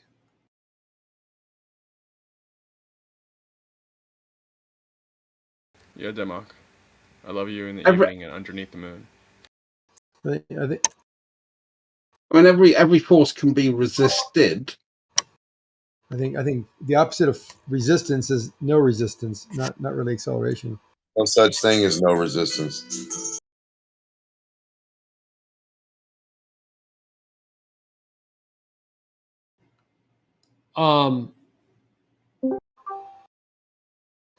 What is the topic at the moment exactly? Isn't really one. We're just wandering around a Foucault's pendulum. Word pedantics. Dross, I'll ask you. So if you Dross, if you end up coming to the conclusion in this lifetime through physical measurements, or if it's just widely known by everybody that the Earth indeed wasn't a globe and indeed is some kind of a planar stationary surface, how will you then recontextualize how the Foucault pendulum functions on a stationary planar Earth? That's a good question. Yeah, I think for me it's kind of weird because that's one of the pieces of evidence we use to show the fact that it's not stationary. So if we could demonstrate that it is stationary and that is wrong, then obviously what we need to do is find out why there is that relationship between how far north or south you are and that precessional period. So go back in the bucket of I don't know. Yeah. What if I said a magnetic field that is a gradient? Because that wouldn't work, because I could use a diamagnetic, I could use a material not affected by magnetism and it would still work. So Well, that would be an easy thing to disprove. Well, have you ever tried a pendulum that's made out of non-metal? Yeah, I saw someone do it with a plastic bucket. I did it with ceramic chips. Yeah. I mean, that's its own topic. But what I'm talking about is if there's a magnetic field that is currently not fully known or understood, just like from the sun, you can get UV or infrared. There's all the different spectrums from the sun. So what we call magnetism and electricity, I would say is just one spectrum. And of course, there's a lot of variation within those. But I'm referring to like the concept of an ether drift with an electrostatic field that varies by latitude because the field itself is a gradient. And that's why the pendulum moves differently in the north and the south over a stationary planar type Earth. But, if we're going to use an evidential position, then you would have to show that there is some interaction between all materials that we have tested it with and this field that you want to invoke. Right. Well, I mean, that all could be done. I think it'd be very interesting to do multiple different tests with all kinds of different materials and see what you get. But in the same way, like I think the similar field is why things fall in terms of, what we call gravity. And most things fall at that 9.8 meters per second. Perhaps not everything at all times at all places, but there is like an average in that. So in a similar way, there could be a way in which the field is affecting things. I mean, storm patterns all move in that fashion too, because if you have like the sun moving at the equator, it's creating the counterclockwise and the clockwise rotation. Just like if you drag a paddle through water, it does the same thing. So we already know that there's those like that rotations going on. I think the whole system is a vortex. It's a magnetic field. So I think that is what's causing the pendulum to drift. So indeed, it never was the actual movement of any Earth, of a globe Earth, but it was actually just the measurement of this field, which is why gyroscopes precess. It's why pendulums precess. It's actually why Cavendish does what it does. And one other, what was I going to say? What's the force of 9.8 meters per second squared? Put it down to this electromagnetic ether field movement force. Oh, and I was going to say, I'm sorry, I just remembered it. Just the last one is that all those I mentioned, but also a sundial is a version where in the north and the south it's different. So I'm not saying that a sundial is a pendulum, but it's another one that shows that. So yeah, sorry, I just wanted to say that. Go ahead. But a sundial's affected by the latitude. I mean, the only thing I'd say is that has a whole set of presuppositions that you'd need to demonstrate. You know, if we're going to put this into, how much force? Science. Well, I think everything is a vortex. So I mean, the ether drift is a vortex. Like the sun, moon, and sky is a huge vortex around us, and it's fractal. Essentially, fractal vortex is what I think it is. So it's smaller vortexes within larger ones, within larger ones, within larger ones that literally go up all the way to the cosmic scale of the sun, moon, and stars, which are all making that largest fractal rotation. But it then is happening at all those smaller levels as well, which is why Cavendish and the pendulums and all these things are happening. That's why they were talking about the helium too. That was one of the topics. But 9.8 meters per second squared. What's that force? What's that exert? How much force? Has anyone ever asked that question? Depends on your mass. I would say it depends on the weight. Right, but if you multiply the mass by the acceleration. So see, the thing about the pendulum and also the interferometer, the ring laser gyros, it's the same reason, the same ether drift I'm referring to. Well, the thing is that like that, we already have that direct measurement. So I mean we already know that exists. They're just claiming that it's because the Earth is rotating on the globe model, but we know that. I'm saying if you mimic that amount, the 9.8. right at a resistant amount, you got a force field. Then you have your electromagnetic flying like the Jetsons. Well, yeah, the weight of an object, like what I was saying with the pendulums and all that stuff, is that if there is this, then that ether drift thing is just part of the other system, which is why things fall to the ground, which I would say is also connected to what I would refer to as like a geostatic system. Not geo because it's my name on here, but I'm actually just meaning Earth, like geo means Earth. So just an Earth static system that is in its own spectrum is how I see it. So just like the sun has the different type of spectrums, there's actually an Earth static, like a geostatic system that all physical matter has to abide by. So the heavier something is, the more charge it has, which is pulling it down to the ground, which is the ground. And then things like helium have a charge which pulls them up to the positive. Well, why is it when we change the weight of a pendulum, what happens to the periodicity of the pendulum? If I put 100 pounds on a pendulum, then change it to 50 pounds, does it change its period? One medium can climb through the next like a helicopter. Is that what you're saying is true, Geo, about the magnetism or whatever you've attributed gravity to? What happens when I put a twice as heavy mass on the pendulum? Will it swing faster or slower, Geo? Well, is the helium attracted to space? Is your name Geo? Or repelled from the Earth? Is your name Geo? That's the question. Is it attracted to space or repelled from Earth? Geo, do you hear me? I can't hear you, but yeah, what are you asking? What are you asking? If I change the mass of the pendulum and double it, what will it do to the period if this force is increased by the magnetics? You're asking me if you doubled the mass. What are you asking about? What would you trying to tell me something? Let's say we have a period. It goes back and forth once every 4 seconds. And then we change that mass, and it was 50 pounds. We put 100 pounds on there. Same exact size, just use something denser. What's the period going to do? Well, that gets into your definition of what mass and density are. Are you saying something heavier? Yeah, heavier. You got to weigh it. It's 100 pounds. We put 200 pounds on there. Well, I just can't answer that in one way because it depends on the materials, the environment, everything. No, there's a lot of factors. You got something that's let's say a submarine torpedo. It's a submarine torpedo, and it's 2 feet long, same exact size. I open it up and I fill it with sand, and then I let it swing, and it weighs 50 pounds. Then I take the sand out and I pour gold in there, gold dust in there. That weighs 100 pounds. Same exact size, same exact container. which is going to... The only thing you're changing is the weight, Geo, so all your other variables stay the same.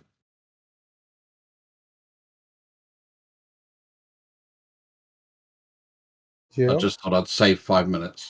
Perfect. Yeah, I'm just partly doing something else. I'm partly doing something else. It sounds like you keep requiring things from me. I guess just share whatever you want to share because I'm half listening and half doing stuff. I don't know if you're asking me a question. Or... It's a quick answer, Gio. I answer your question. I mean, that was actually a great question you asked us, by the way. I'm just saying, if you have a period for this pendulum and it's in a container, and I put the same container and I fill it with gold or with sand, what would it do? And one's twice as heavy as the other, however you want to define it. What happens to the period of the pendulum? Nothing else changes. What happens to the period? What do you want me to say?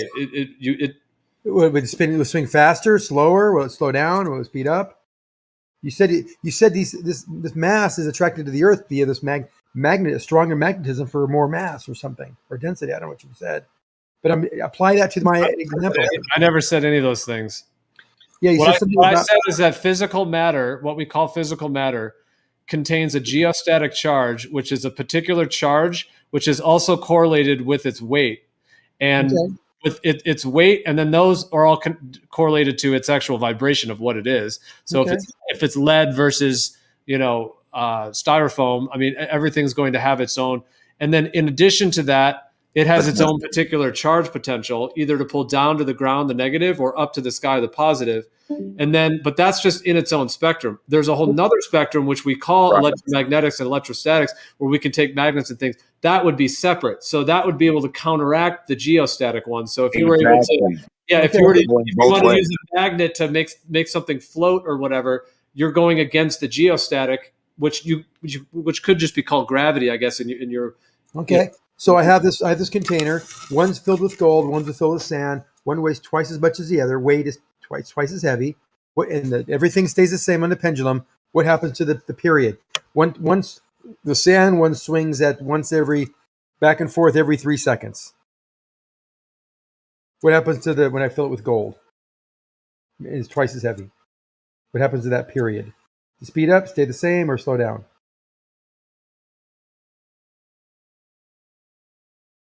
I guess slow down. Gio?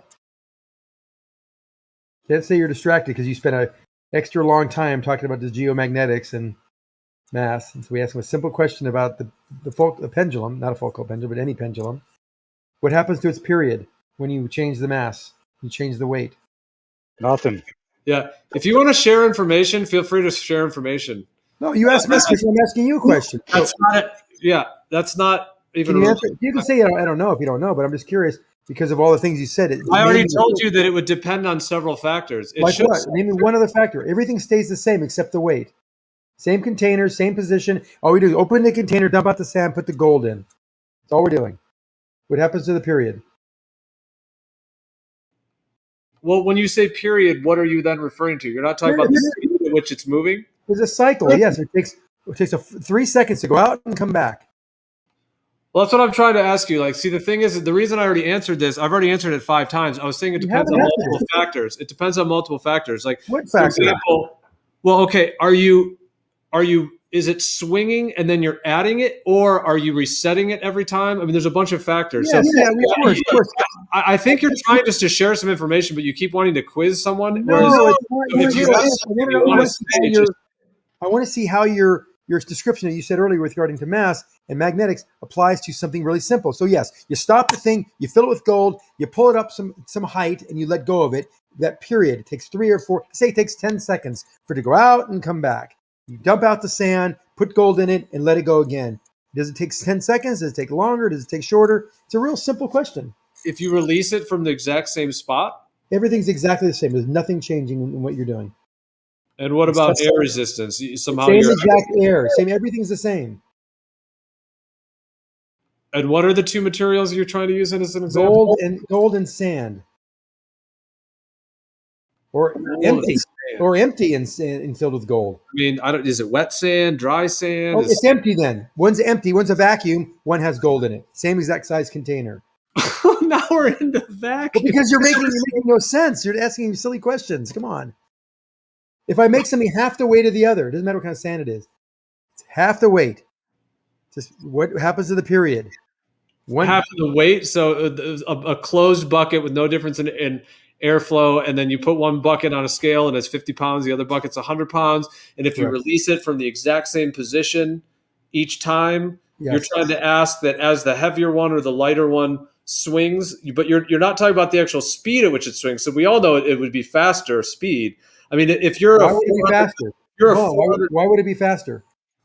Well, we've all experienced that, like if you in terms of weight when you swing. I don't know if we've experienced that at all.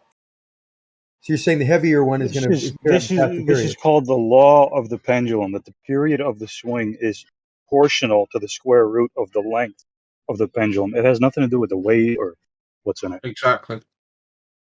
You had to give away the I answer. would totally agree with that statement. That's the The answer. only thing that you would get from a heavier pendulum is it would keep that swing for a longer duration. Yeah, but that doesn't really correlate because on both quote unquote models of a spherical Earth with your gravity, which is pulling things with their weight and mass, correlative to their weight and No, mass. just 9.8 meters per second squared is the It's acceleration same on all both of mass. those ideas. So I mean, the problem I have with kind of the example is I would be able to affect everything just by affecting its base charge. I mean, So if I charge something, sorry, I just want to finish one. If something was charged positively, and we could then give something a negative charge, then that should affect how it would accelerate towards the Earth, and we don't observe that.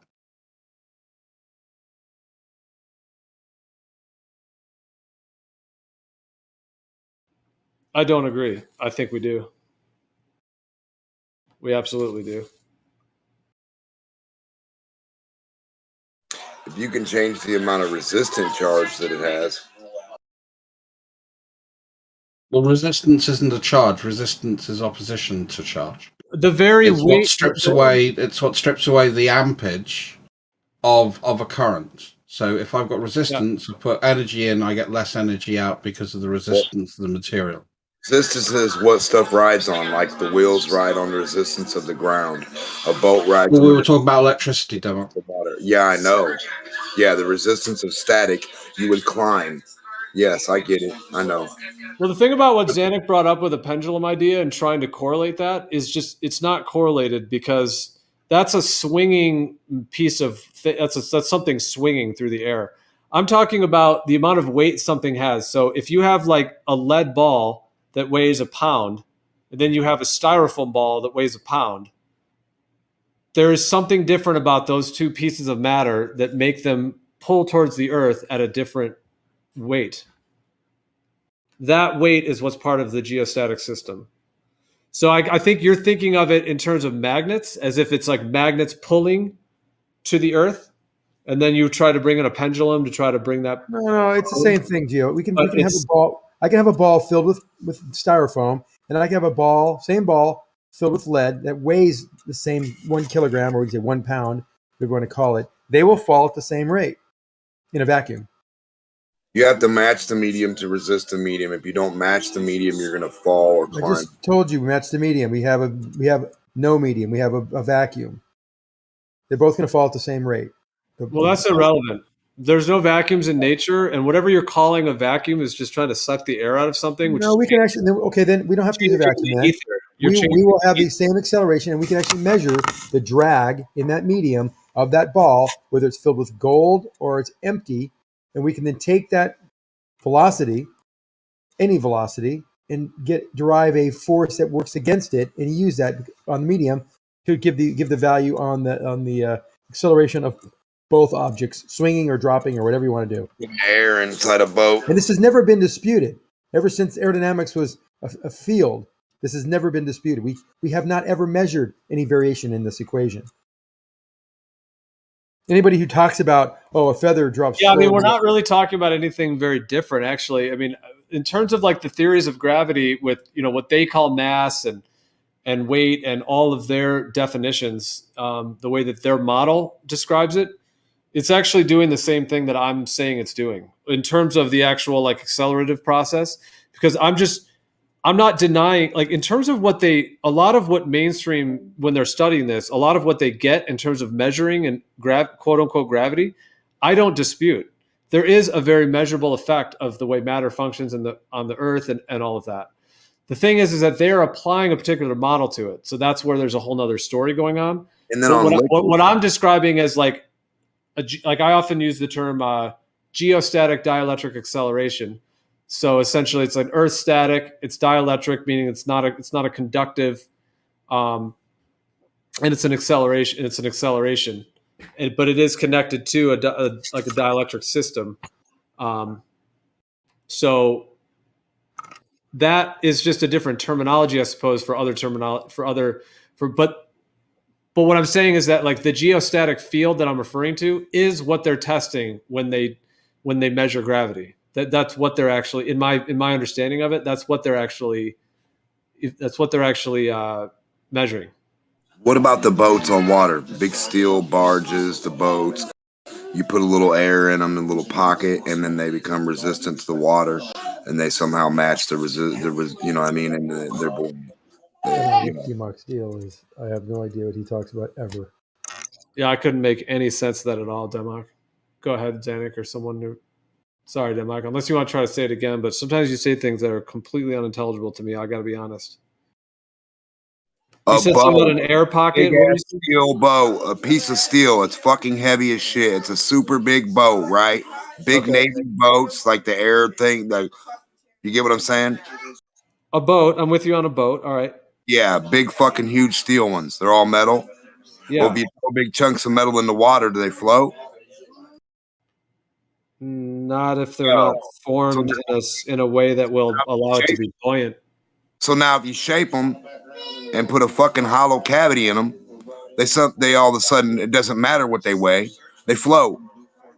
No, it still matters. Not anything will float, but yeah. I mean, I think some things will still sink, even if you. So now the same thing that was 1,000 tons of steel, you just shaped it a certain way. Now the 1,000 tons of steel floats on the ocean, right? No, I mean you can't make like a rock float just by shaping it like a boat, you know. So no. No, you can't. No. What is a boat made from?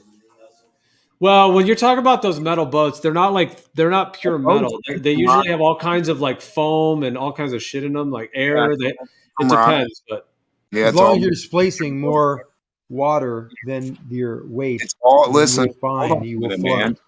Slow down. You're getting away from it. Buoyancy is displacement, the weight of the displaced medium. Every material we make, you can have a big solid piece of steel from the fucking earth. Oh my God, D-Mock, seriously. What? Well, you're talking all over me. If you can displace that amount of steel's weight in water, it will float. It's pretty simple. If you shape anything like a boat, it's going to float, and you make it but if you take a rock and try to shape it like a boat, it's not going to float. So you'd have to have you'd have to have something else going on. I don't think. If I take a 10-pound piece of steel, there's cement boats. We have cement boats. Hold on a second, man. If I take a 10-pound piece of steel and shape it into a boat, it's going to float. If I take a 10-pound piece of cement and shape that and fabricate it into a boat, it's going to float. What are you talking about? I don't think so. I know so. And another thing, any material that's all you made, got to do is displace more water with that structure. You guys are acting like all you have to do is displace more water with that structure than the weight of the cement or rock boat. Material. Boats are not made make anything float. Crazy shit. Just Boats are made from the earth. What the Shut hell? the fuck up, Zan.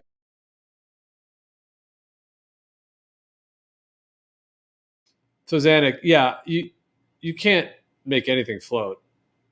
Of course you can. If you can shape it, you can make it float. All you have to do is make it. It depends on the size and the weight of it. There's no dependence on the size.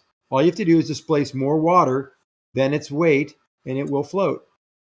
Yeah, I agree with that. That's what I'm saying. So if you had like a solid lead thing, you're not going to be able to displace enough water to make that thing float.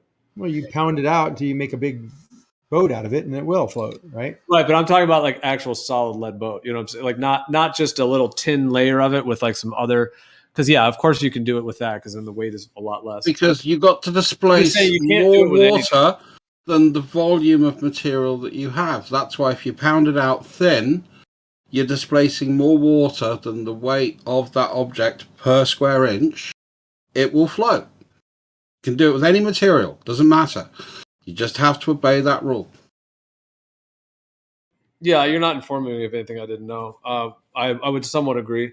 What I'm saying is that you were both arguing past each other. That's why. At some point, if you had a 3 foot thick layer that you wanted to make into a boat, it would have to be so massive to be able to actually create it to float that at some point it is impossible.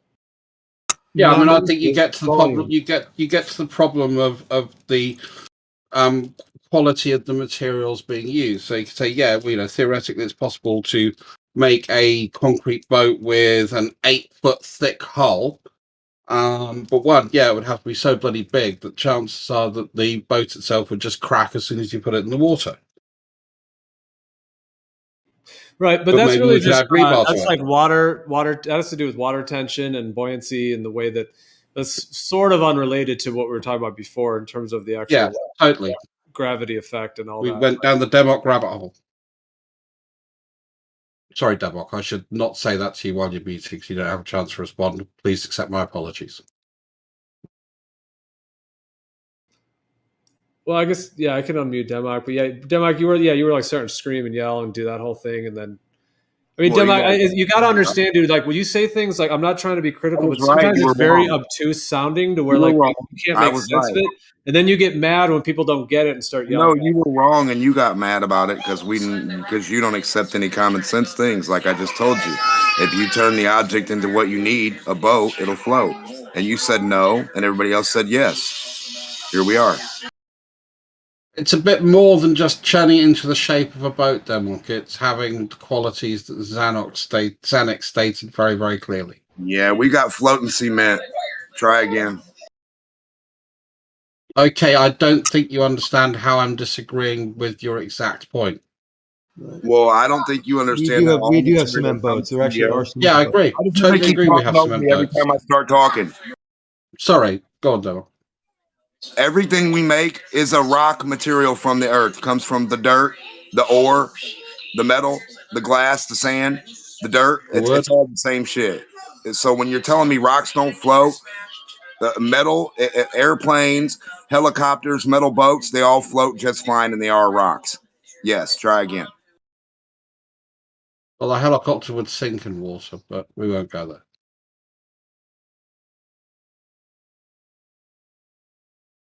If you want to illustrate the concrete boat, foolish maybe if you emptied the Suez Canal, you could build a boat from cement 8 feet thick, and it would probably be long. You'd have to be very long and quite wide, but if you then gently put water back into the Suez Canal, it would float, I would imagine. Yeah, no, I don't have a problem. I mean, the only thing I said, as soon as you have material like cement, which is quite brittle, that's why I said that you get into the properties of the material. I agree. That's why I said if you did it in the canal, you could probably gently float it. But as soon as you put much of a wave, it would probably crack. You're right. Yeah, that was the only thing I was saying. I mean, as I say, as long as you're displacing more water in weight than the material that you made it out of, it will fucking float. Simple as. It's going to float. Absolutely. Just saying, when you're talking about the idea of weight, it doesn't matter at all. Not when you talk about like the space of the ocean or the space of air that you're residing in, or you're like something that's so huge that can carry anything imaginable that you can even fathom building. So like the air itself, like anything that you can make that can ride off any helicopter that you can make big enough that has air, it can ride off that. So the weight doesn't matter once you get the resistance, the amount of resistance you need. That's all I'm saying.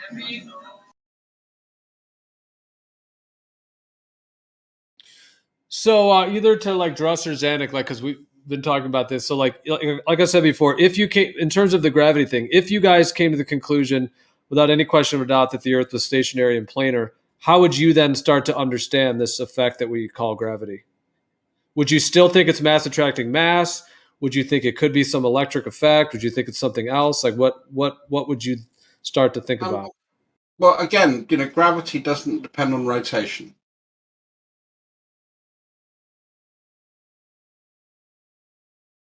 Your theory of mass attracting mass doesn't, you're saying?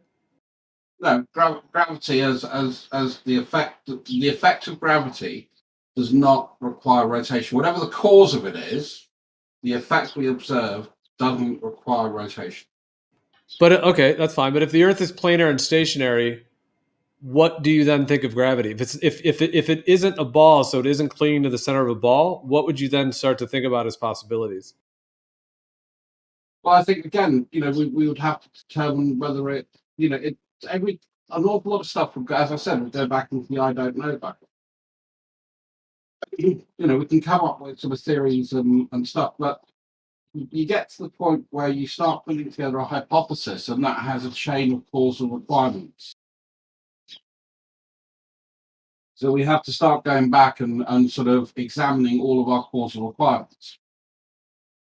Requirements of what? Why do you have a requirement of something you're going to examine or try to figure out in the first place? How's there a requirement? Aren't you supposed to just observe nature and then try to mimic it, not just put requirements on it? I don't get that. I mean, I don't see why not. I guess with the mass attracting mass model, that you could have mass attracting mass on a planar stationary Earth, where I guess just the thing you're dropping is attracting to just the plane, just down to the mass of the plane. How big the plane is? Well, yeah, you would have. Well, would I have all the dimensions of it, or do I have no idea of its size? It'd only be earthity then. It wouldn't be gravity. It'd just be earthity. I mean, ultimately, I don't think that's a thing that's even humanly known, other than transcending the human body, to get because in terms of the full size of the Earth, because it's not even physically possible to traverse the entire thing as a human. So that's but I do hear what you're saying. Yeah, I guess no, you wouldn't. You would just know that it doesn't have curvature and it isn't moving. So I'd have to then propose that gravity, as we see it as an effect, would work still. But it would mean that it would be a pretty big place. But the problem I would have is the fact that then, we know, it's been demonstrated that plumb isn't parallel to each other, so that would be a problem. Yeah, let's say we validate that as well, that the plumb are parallel. In that case, then it would have to be a very, very big Earth. I'm more asking just zooming into a future that is we're thinking right now. That's what I'm saying. If you come to the conclusion in your own that it is a planar and stationary and the plumb lines are parallel, that's what I'm asking. Because I was doing this last night with the globe Earth, we were talking about refraction and this whole thing of things bending up and all this stuff. And I was putting myself in the shoes as much as I possibly could. This is what I would have to believe if I were to believe the Earth is a globe. It would mean that the Earth would be incredibly big.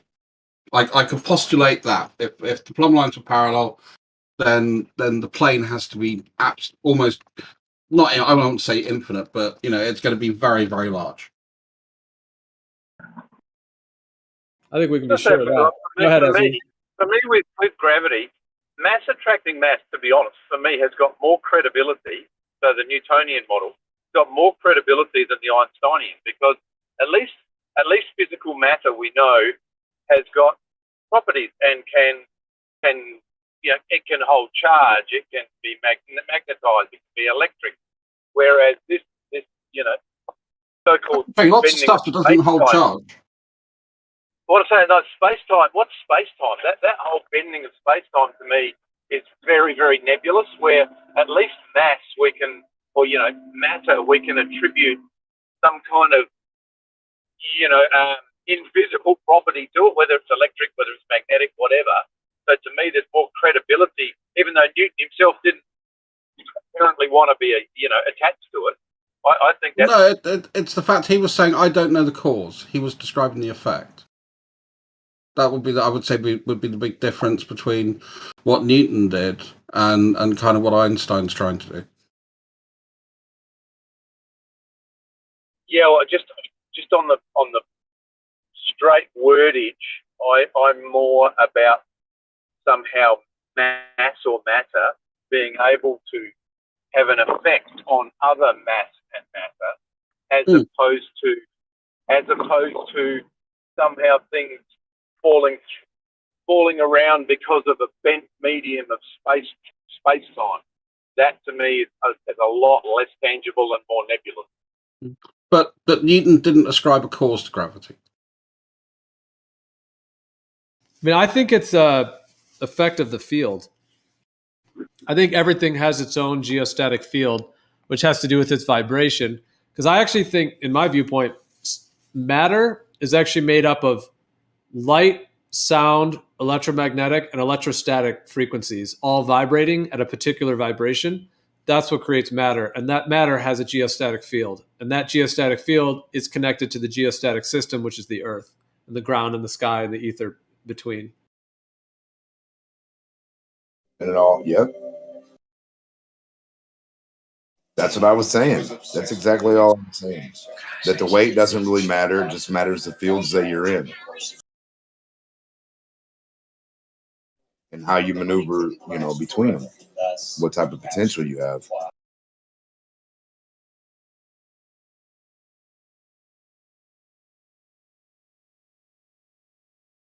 It's like you have the potential to either ride on the surface or reside through the medium, like helium,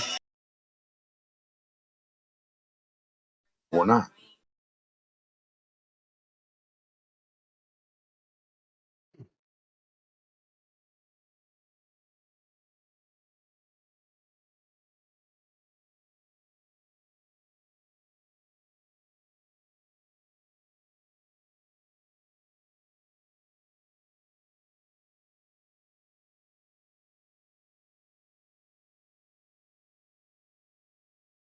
Helium could be the opposite of what space is.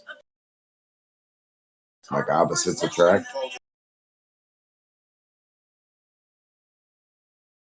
Yeah, I mean, ultimately, if you're going to create a world that you want humans to be a thing where you're walking around, I mean, who even came up with the idea of humans? That's a whole other story of like creation. But if this is what you wanted to make, then you would create, like a plane to live on, separate the waters from the waters. I mean, all that makes sense to me.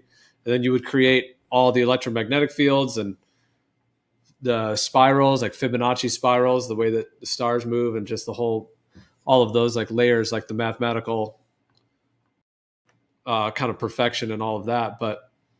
And then you would, create a way in which things fall down so you can live as a human. You can walk around and stuff, do stuff.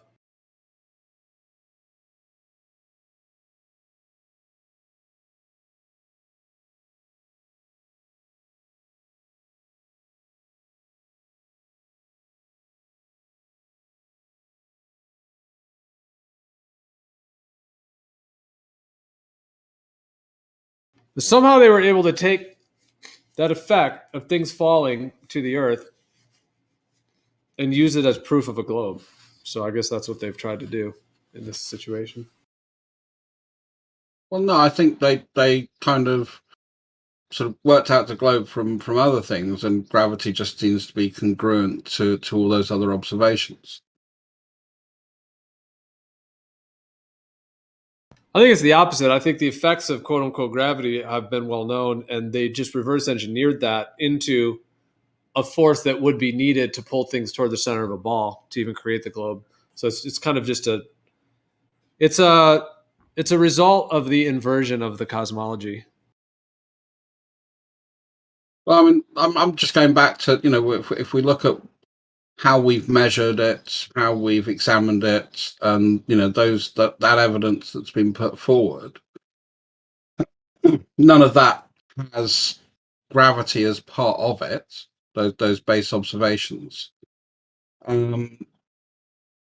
So yeah, I'm a bit of a loss why you think that.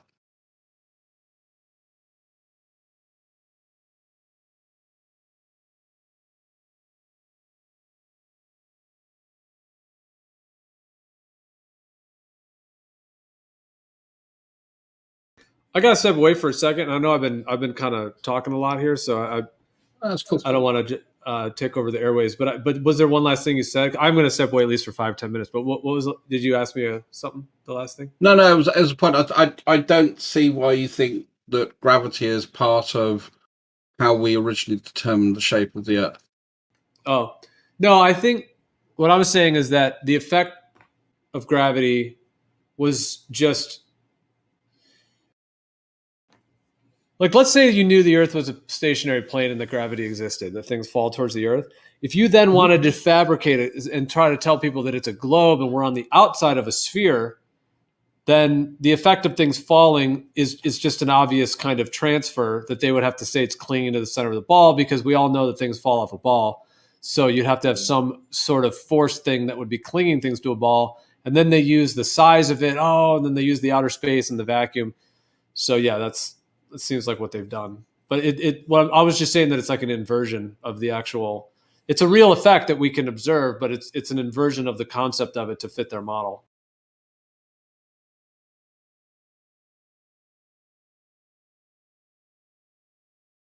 And that's why I'm saying, like, as a thought experiment, if you were to come to the conclusion that the Earth indeed was stationary and planar, then you as well would have to say, okay, then yeah, there's not things clinging to the center of a ball. So whatever that thing of gravity is still exists, but the explanation that was given for it was just not the true one.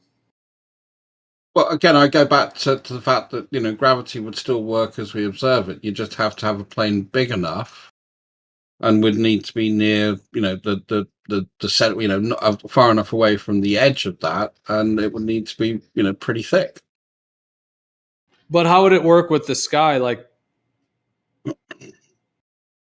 see, what I think is funny is that, okay, the thing we're calling gravity, the things falling to the Earth, and the vortex of the sky, the way that the quote unquote orbits move, are actually they're part of the same, like, fractal Fibonacci golden ratio perfection mathematical of the universe system. Like, they actually are part of the same thing. So the way that the cycles that the luminaries move in, like, let's say just above a planar Earth, they do have their frequencies and their orbits, and that whole thing is pulsating. And that some of those mathematical constants are the same ones as why things fall to the ground. So the fact that exists, in the actual, like, in my viewpoint, the actual stationary planar Earth type world, the heliocentrists who created that model know that. Well, they stole that from people who've had a lot of knowledge about it. And then they figured out a way to contort that into a convincing mathematical model that will convince humans with certain assumptions, that the Earth is a sphere and that it's in a vacuum or whatever. But that is why it works in a lot of people's minds, because they can see those mathematical constants and it works in their mind. And so that's why it works. And so some people that believe that, I understand why you think it's proof of those orbital cycles and of the gravity, and it all can make sense. But they've just reverse engineered that to try to make that make sense. Like, they're using the actual mathematics and geometry of the way that this luminaries move and the way things fall to the ground, inverting that, making the Earth a globe, and then trying to use those same frequencies of the orbits to try to say that these are balls out in outer space. And then they create that sort of gravitational constant. And that's why they have to put these balls at certain distances. They have to put the sun 93 million miles away. They have to do all that because it's an inversion. What's kind of Newton's biggest contribution almost was the fact that he was able to combine, like you just said, like, combine those two ideas, things falling to the Earth, and also the way that the objects in the sky moved. You know how they say we're fallen stars? Or star dust or stuff like that. But yeah, go ahead. It's true, sure. But it's like poetic, I guess. But yeah. I mean, it's just like a cheap poetry, but I mean, it's true. It's kind of cool in that way too. But well, there is a constant, dude. It's like this whole thing is like a machine that's running. You know what I mean? It's like a wind-up machine, and it all has all of its gears. The gears are all moving. That's kind of ultimately like there's that kind of poetic idea to it as well. So yeah, it all interconnects, which is, like I said, they've just inverted that mathematics, but assume the globe Earth model. But I know, but you guys think it proves it. That's what I'm saying. I think that's where, and I'm not trying to like attack your beliefs or anything. I'm just saying I think that's where you're being deceived. And I think you would agree that if you even come to the conclusion that indeed the Earth wasn't a globe, then you would have to see that there was some way that you were deceived. If that, but I think that's how it's happening. Yeah, possibly, but I mean, I think that honestly that would be so. Like, if I found out that the Earth was, I don't know, anything like concave, flat, doesn't matter. I would have to, or anybody, you'd have to kind of still cope with the phenomena that you observe. So, the gravity and all that kind of stuff. If you try to make sense of it, you just have to make sense of it for how it's presenting itself to you. And that's kind of how we got to where we are, is just all the stuff as it's presented to us, plus the conclusion we can come to. But yeah, I mean, ultimately we'd have to come to different conclusions, unless, of course, our new hypothesis is wrong. You know what I mean? Because all those mechanisms already fit with the old model, like the globe model.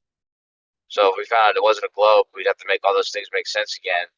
I don't know. It just seems like it already fits, so it's kind of a difficult question to answer. It's like it already fits like this. Yeah. I guess it's hard to even theorize. Like if I found out the Earth was flat, but everything else was like Foucault's pendulum and gravity and all that kind of stuff, how would I make sense of it?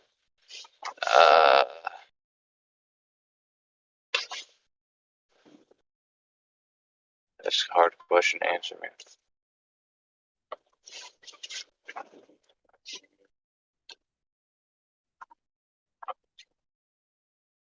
Damn near possible. Basically, you're afraid of saying you don't know. Is that it? No, that's exactly what I'm saying. I said I don't know how to answer that. That's exactly what I'm saying. I got a question. Basically, no one's afraid. I'm saying that all the answers make sense with. All the phenomena make sense with the answer we have. If that answer was wrong, then yeah, I wouldn't know how to make sense of it. But there's a reason why you're here, right? Is because something's not right, right? No, that's why you're here. No. So This is no. That's why you're here, because you see the pendulum move, not the Earth.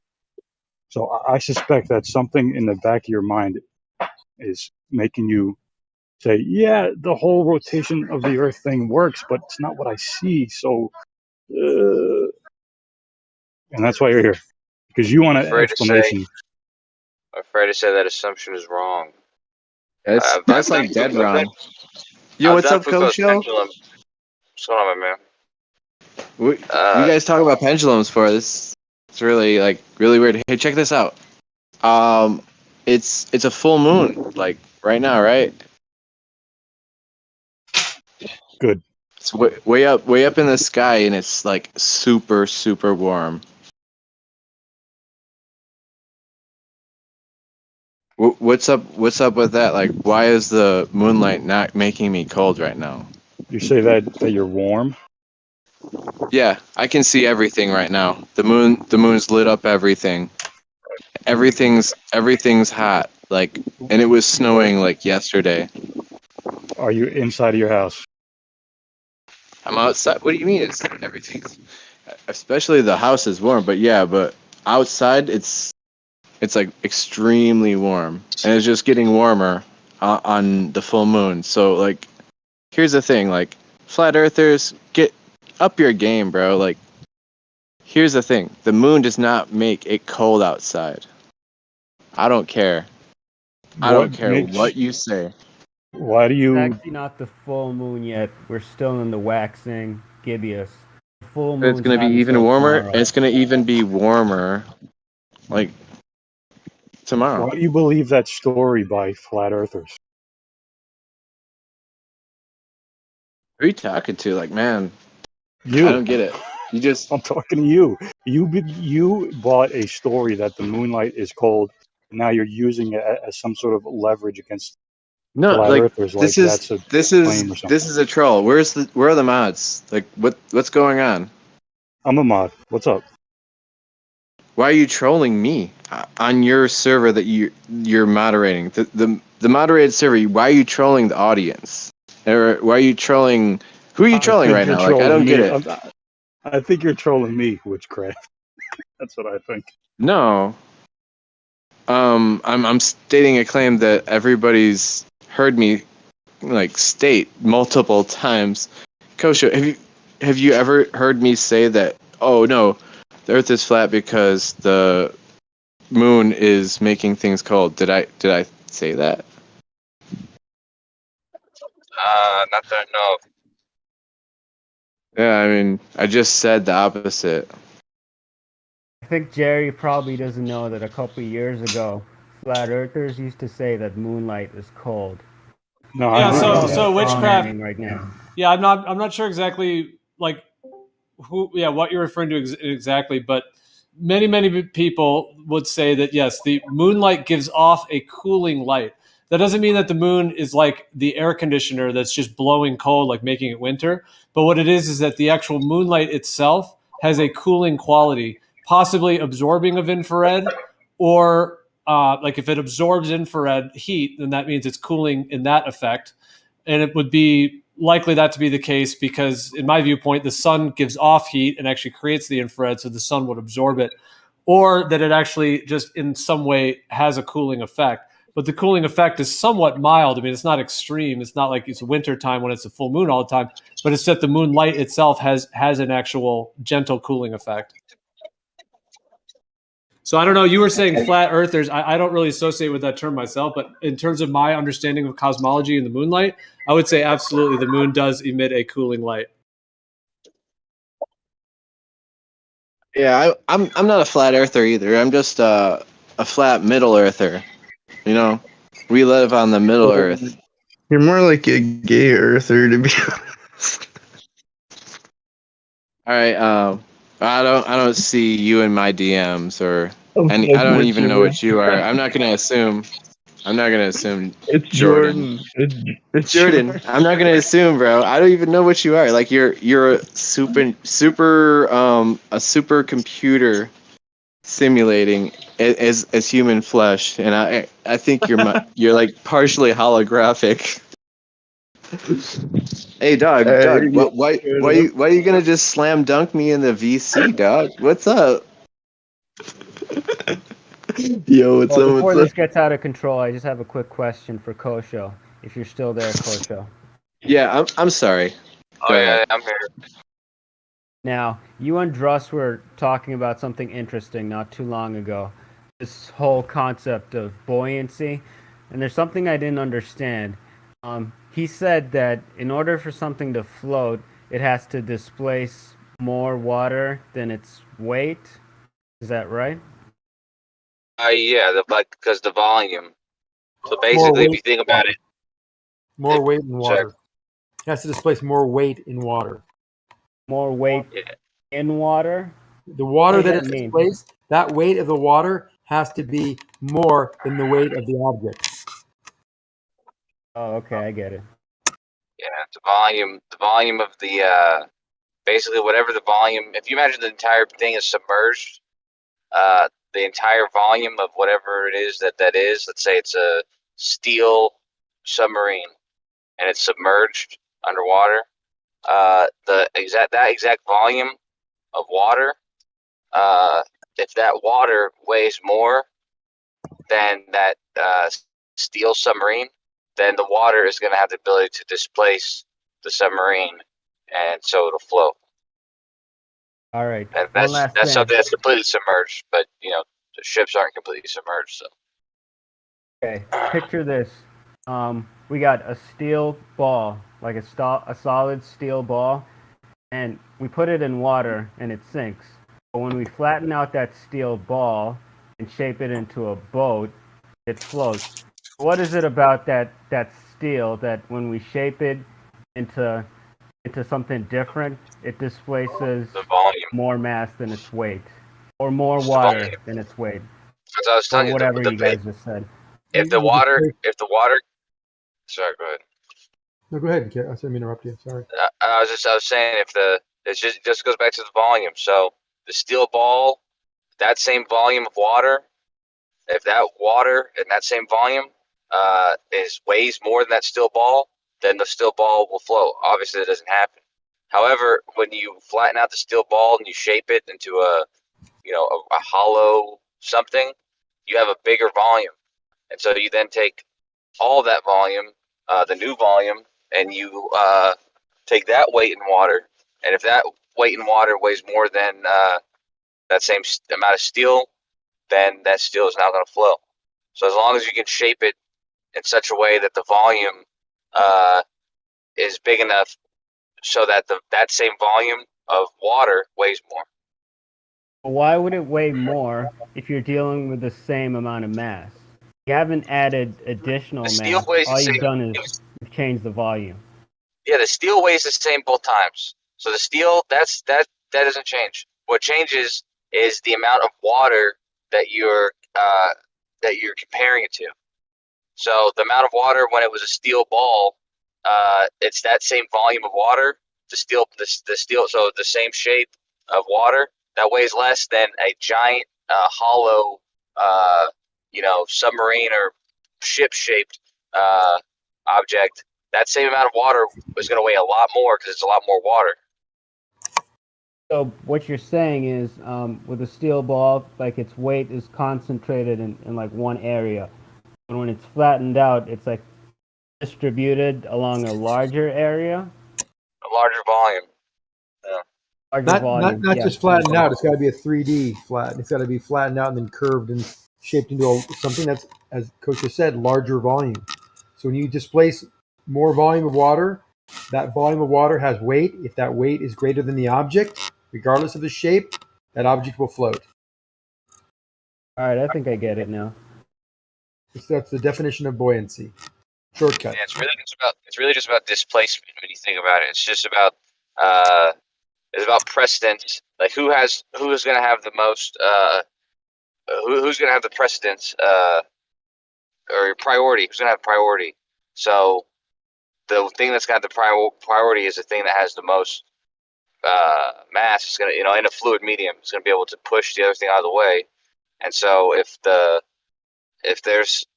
same volume of water that exists in some other material weighs less than that same volume of water, then the water being heavier is going to be able to compel that other object to move out of the way. The water's pushing down more so than that object, so the object floats on top of it. That's how helium balloons float and all these other things float, because there's a I don't remember what I was saying. Oh yeah, because it weighs more. That's right.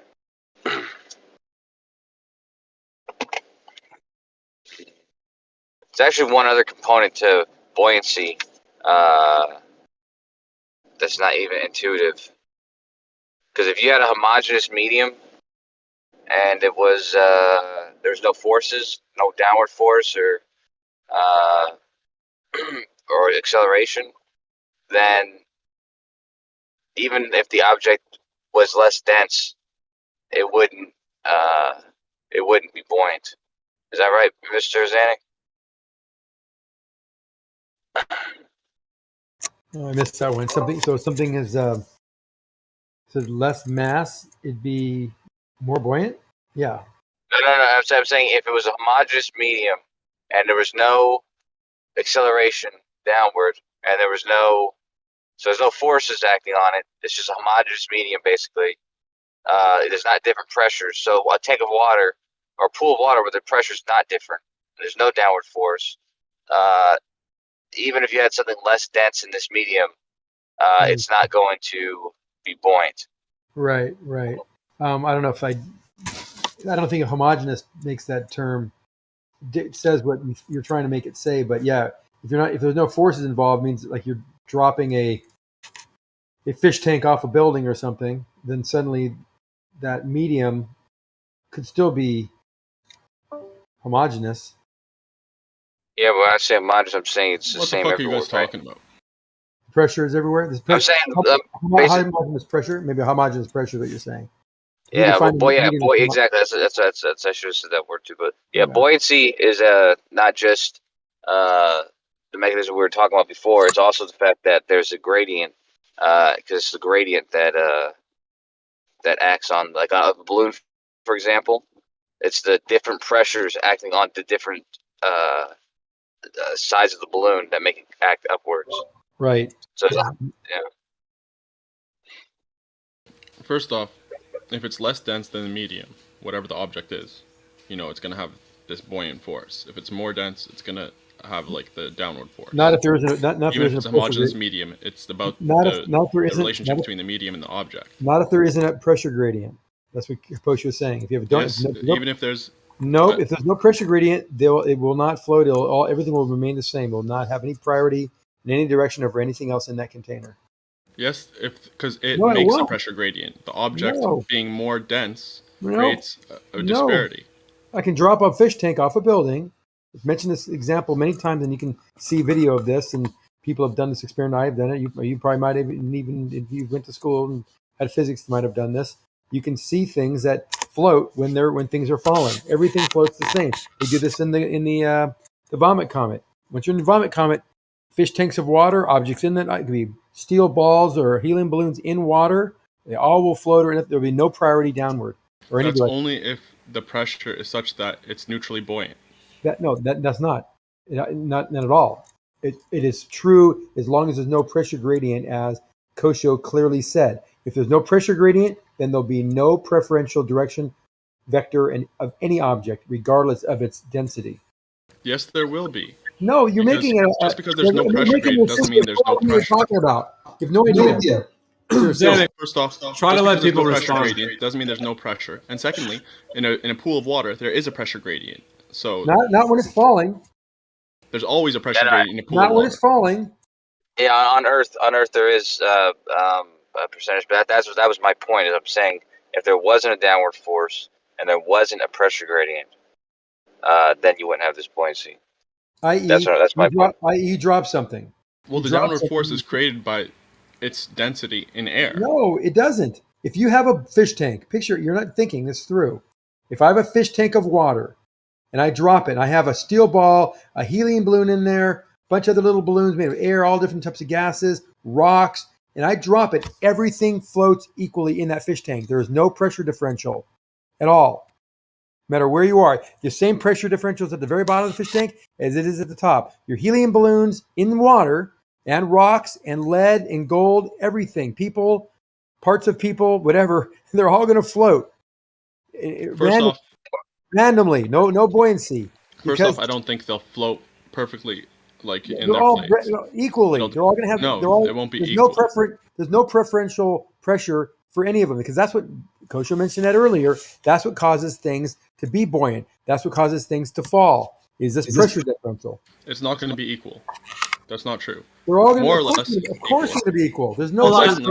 Secondly, you're not. Sorry, let me just say something real quick. Go ahead. Zanuck, I'm sorry to have to kind of call you out, but I kind of noticed what you're doing. You do kind of like a passive-aggressive form of domination, where you're kind of just responding, but you the way that you talk over people and jump in and constantly shout people down, it allows it to where the other person can't really actually be fair in the conversation. So if you could, please, so I don't have to keep muting, have to mute you. If you could just try to let people actually respond, so we could hear the other side. Okay. All right.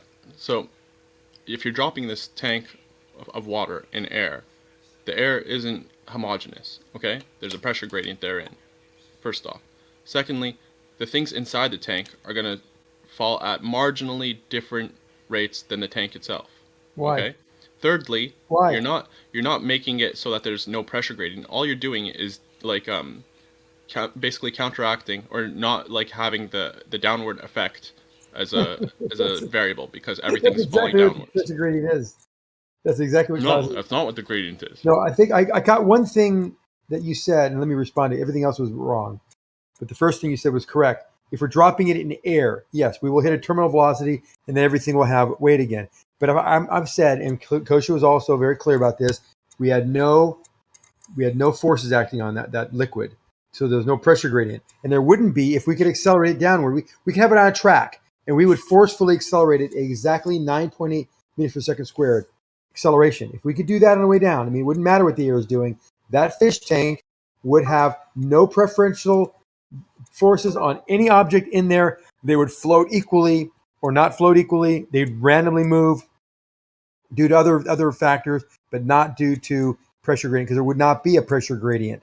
By definition, there would not be a pressure gradient because we would be accelerating downward at 9.8 meters per second. Does that make it clearer for you? No, you're wrong, man. I'm not wrong.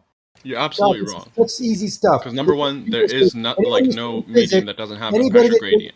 Anybody that's taken physics knows what I'm saying is not like I'm a genius. This is basic stuff here. And you're wrong. Zanuck, dropping something does not get rid of it does not create. I didn't say like, no you pressure weren't gradient. paying attention.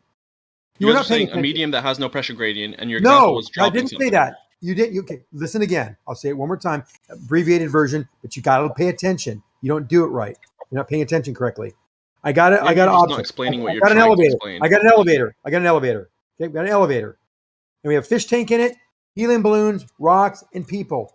And even let's say we have it sealed up, and the bottom of the elevator is filled with 3 feet of water. And we not only drop this down the elevator shaft, we were going to pull it down at 9.8 meters per second squared, so that there's no terminal velocity, there's no resistance to the air, because we're forcibly accelerating it at 9.8 meters per second squared. If we do that, there will be no preferential movement of any object in that elevator. Water, the fish tank, balls, people, it all will be without pressure variance. That's incorrect. That's the first incorrect thing. That you said. is Are you done? I'm just Or going to do mute want him me to so you address can that? talk. The only way to do it is to have to manually mute him, which makes so much more work for me. But yeah, go I mean, ahead. I was willing to hear out his other points, but in any case, that first point, it's incorrect because the 9.8 meters per second squared is an agreed upon average. It doesn't affect every object the same. It depends on its density. Okay, so some will be like completely counteracted by it forcibly being dragged down 9.8 meters per second squared. Some would be would fall a little bit slower than that because they're less dense. Some would fall a little bit faster than that because they're more dense. So again, there would be a slight difference between the things falling, even if it was forcibly being dragged. But what would its density have to do with it if it's all in a elevator and the elevator itself is falling, so there's no wind resistance. He forgets that this force of gravity is not density dependent percentage. It's based on its mass. And if its mass is 1 kilogram, it'll have 1 kilogram force on it. I mean, nine newtons of force on it. And if you do that acceleration, which causes that acceleration rate of 9.8 meters per second squared, it will, everything will, regardless of the mass, 1 kilogram or 10 kilograms, regardless of volume, regardless of density, they all will accelerate at 9.8 meters per second when dropped in a vacuum. Now, it won't be, is there always a perfect vacuum? No, there's not a perfect vacuum. But if we actually force the acceleration to be wherever it is on the Earth, at that level, near the surface, 9.8 meters per second, then yes, everything will float. There'll be no pressure gradient at all. And it has nothing to do with the density. Zero. Except there's a medium within that elevator, right? A medium of air. No, that's moving. That's falling too. That's being pulled down. That's going to be It's going all floating. up because everything's being pulled down, right? No, it all will be pulled down exactly the same rate. Exactly the same. Because we forced that to be matching the force of the Earth on those objects, on the air, on the helium, on the rubber balloon, and the people. Everybody, if you weigh each other, everyone has this weight. And that weight is proportional to its mass and gravity. And if we accelerate exactly to gravity, there are no pressure differentials in that condition. People think I'm wrong, and I'm not All right, wrong. so let's say we had a helium balloon inside this elevator. What would happen when you drag it down? It floats. Same thing as everything else. No, well, you keep saying float. I would it's wrong term. Yeah, wrong term. Go ahead, Coach. He just means it would be. You said it right before, like moving in freely in any direction. Like it's just there's no There's no preferred direction for anything. No, but remember that there's air in this elevator. So as Sure, you of drag it course down, there is. There's water too. It'd sink in the water. Percentage. You're not getting it. hold up. Buoyancy is. Zanuck, Well, don't lose let me it. finish real quick. And then Zanuck, let I meant, me just okay, finish real quick. fine. Let me finish real quick. Hold on. What I'm saying is, it doesn't matter. You keep on conflating the air and the helium, and air is heavier and has more density than the helium, and so it's got to float. No, once we accelerate this downward, all bets are off. Percentage. Everything is no preferential movement. Everything is going to move around equally. The That's helium, not true, though. It is true. How come we don't see that in a vomit comet then? We do. No, in a Absolutely. vomit comet, you That's drag exactly it down. what you the see in a air is vomit gonna go comet. to You the see that top. the density No, or it's just not completely true. stops Now, working. for that one, Zanuck, you just reminded me of Res Rhetoric. Math is reality. Wait, like this is exactly what you see in a vomit comet. Density towers just stop doing anything reasonable. Yeah, but in terms of like a balloon and the air, they basically like the helium balloon goes in the inverse because the air is going to the top now. No, that's not what happens. You're thinking of a car like braking, where the helium. This is a question I would ask my engineers when we hired them back in. I had 3 or 4 questions, and one of them was, "Hey, I'm in a car. I got a helium balloon. Slamming the brakes. Which way the helium?" And this is just basic stuff, and just to see what their answers would be and their logic behind it. Some of them got it wrong actually, but the helium goes what? What happens when I slam on the brake in a car? Even with the windows open, what does the balloon do? A helium balloon. Percentage. Huh? When I slam on the brakes in a car and I have a helium balloon in the car, I'm holding it on my finger, tied to my finger like a little kid. What happens to the balloon? Which way does it go? Back. When I slam on the brakes? Yeah, it goes Yeah. back. Exactly. Now, that's not happening in this vomit comet because we've just removed the acceleration due to gravity on all these objects. So everything's a level playing field. There is no preferential direction for anything in the vomit comet if the pilot is doing what he should be doing. He's matching the acceleration rate of gravity, which is around 9.8 meters per second. It's just moving freely, yeah. But that's what I'm saying. The acceleration rate is not the same for everything. Yes, it is. It's not. Yes, absolutely is. It's really not. It's an agreed upon average. It affects Hold on. everything That's differently why. based off of its density. Hold on. That's why a 1 kilogram mass will have what kind of force acting on it? What do you mean? Around a little over 9.8 newtons. No, that's an agreed upon average, bro. Hold You're on. not understanding No, it. hold on. This might be the answer you're looking for. Now, if I have a 2 kilogram mass, what's the force acting on it? Again, you're not understanding that. I do understand. It's you that No, are. you're not understanding that the force is not just the mass. It's the mass and the acceleration. The acceleration is not always 9.8. That's for our calculation. The acceleration is a result of the force. Acceleration is a result of the force. You said it right. More force is the result of the acceleration. More force. No, more force. The result of the same acceleration. Yes, to have the same acceleration and a higher mass, you have more force. Yes. I think you said it more clearly before, Zanuck, when you were talking about the elevator pulling it down.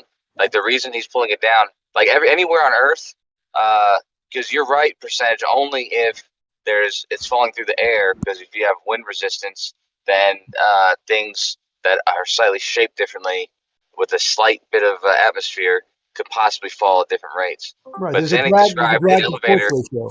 There's a drag to force ratio. But he described an elevator in which the elevator was forcefully being pulled down at exactly whatever the gravitational attraction is at that place, which is going to be the same for everything in a perfect vacuum. Even though you don't need a perfect vacuum to do this, but this is basically simulating a perfect vacuum.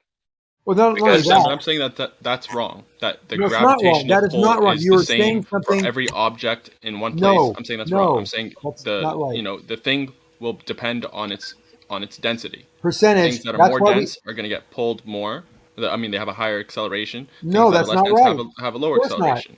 Hold on, Of course dude, not. Zanuck. I know that you think other people aren't, but this live stream is not a place for you just to yell no the whole time while people are Well, speaking. he's So just being right, but if you stubborn. disagree with people, that's fine. You'll have to wait, and then you can All right. your Sorry chance about to have the mic. Because otherwise, we're just hearing you saying no. We can't hear what he's actually saying. Well, because you got to get this. The vomit comet is great examples of this. Everything in the vomit comet, regardless of it, air or balloons, helium, air-filled, people, marbles, rocks, water, floating, just water in the air. It all does not have a preferential vector or direction. Nothing. It's all randomly. It doesn't matter with the So mass. how I'm not long are convinced. they? How long are they able to maintain free fall in the vomit comet? Depending on the aircraft, you can do it up to a minute and a half. A minute and a half, and after the minute, and a half, what happens then? Well, you have to start pulling out of because it'll have a parabolic path, and at that point, the speed of the airplane will be going so fast that it might exceed its structural limitations. So, depending on the aircraft, you could go longer, but generally, it's about a minute to a minute and a half. What A little less, yeah. circumstances is free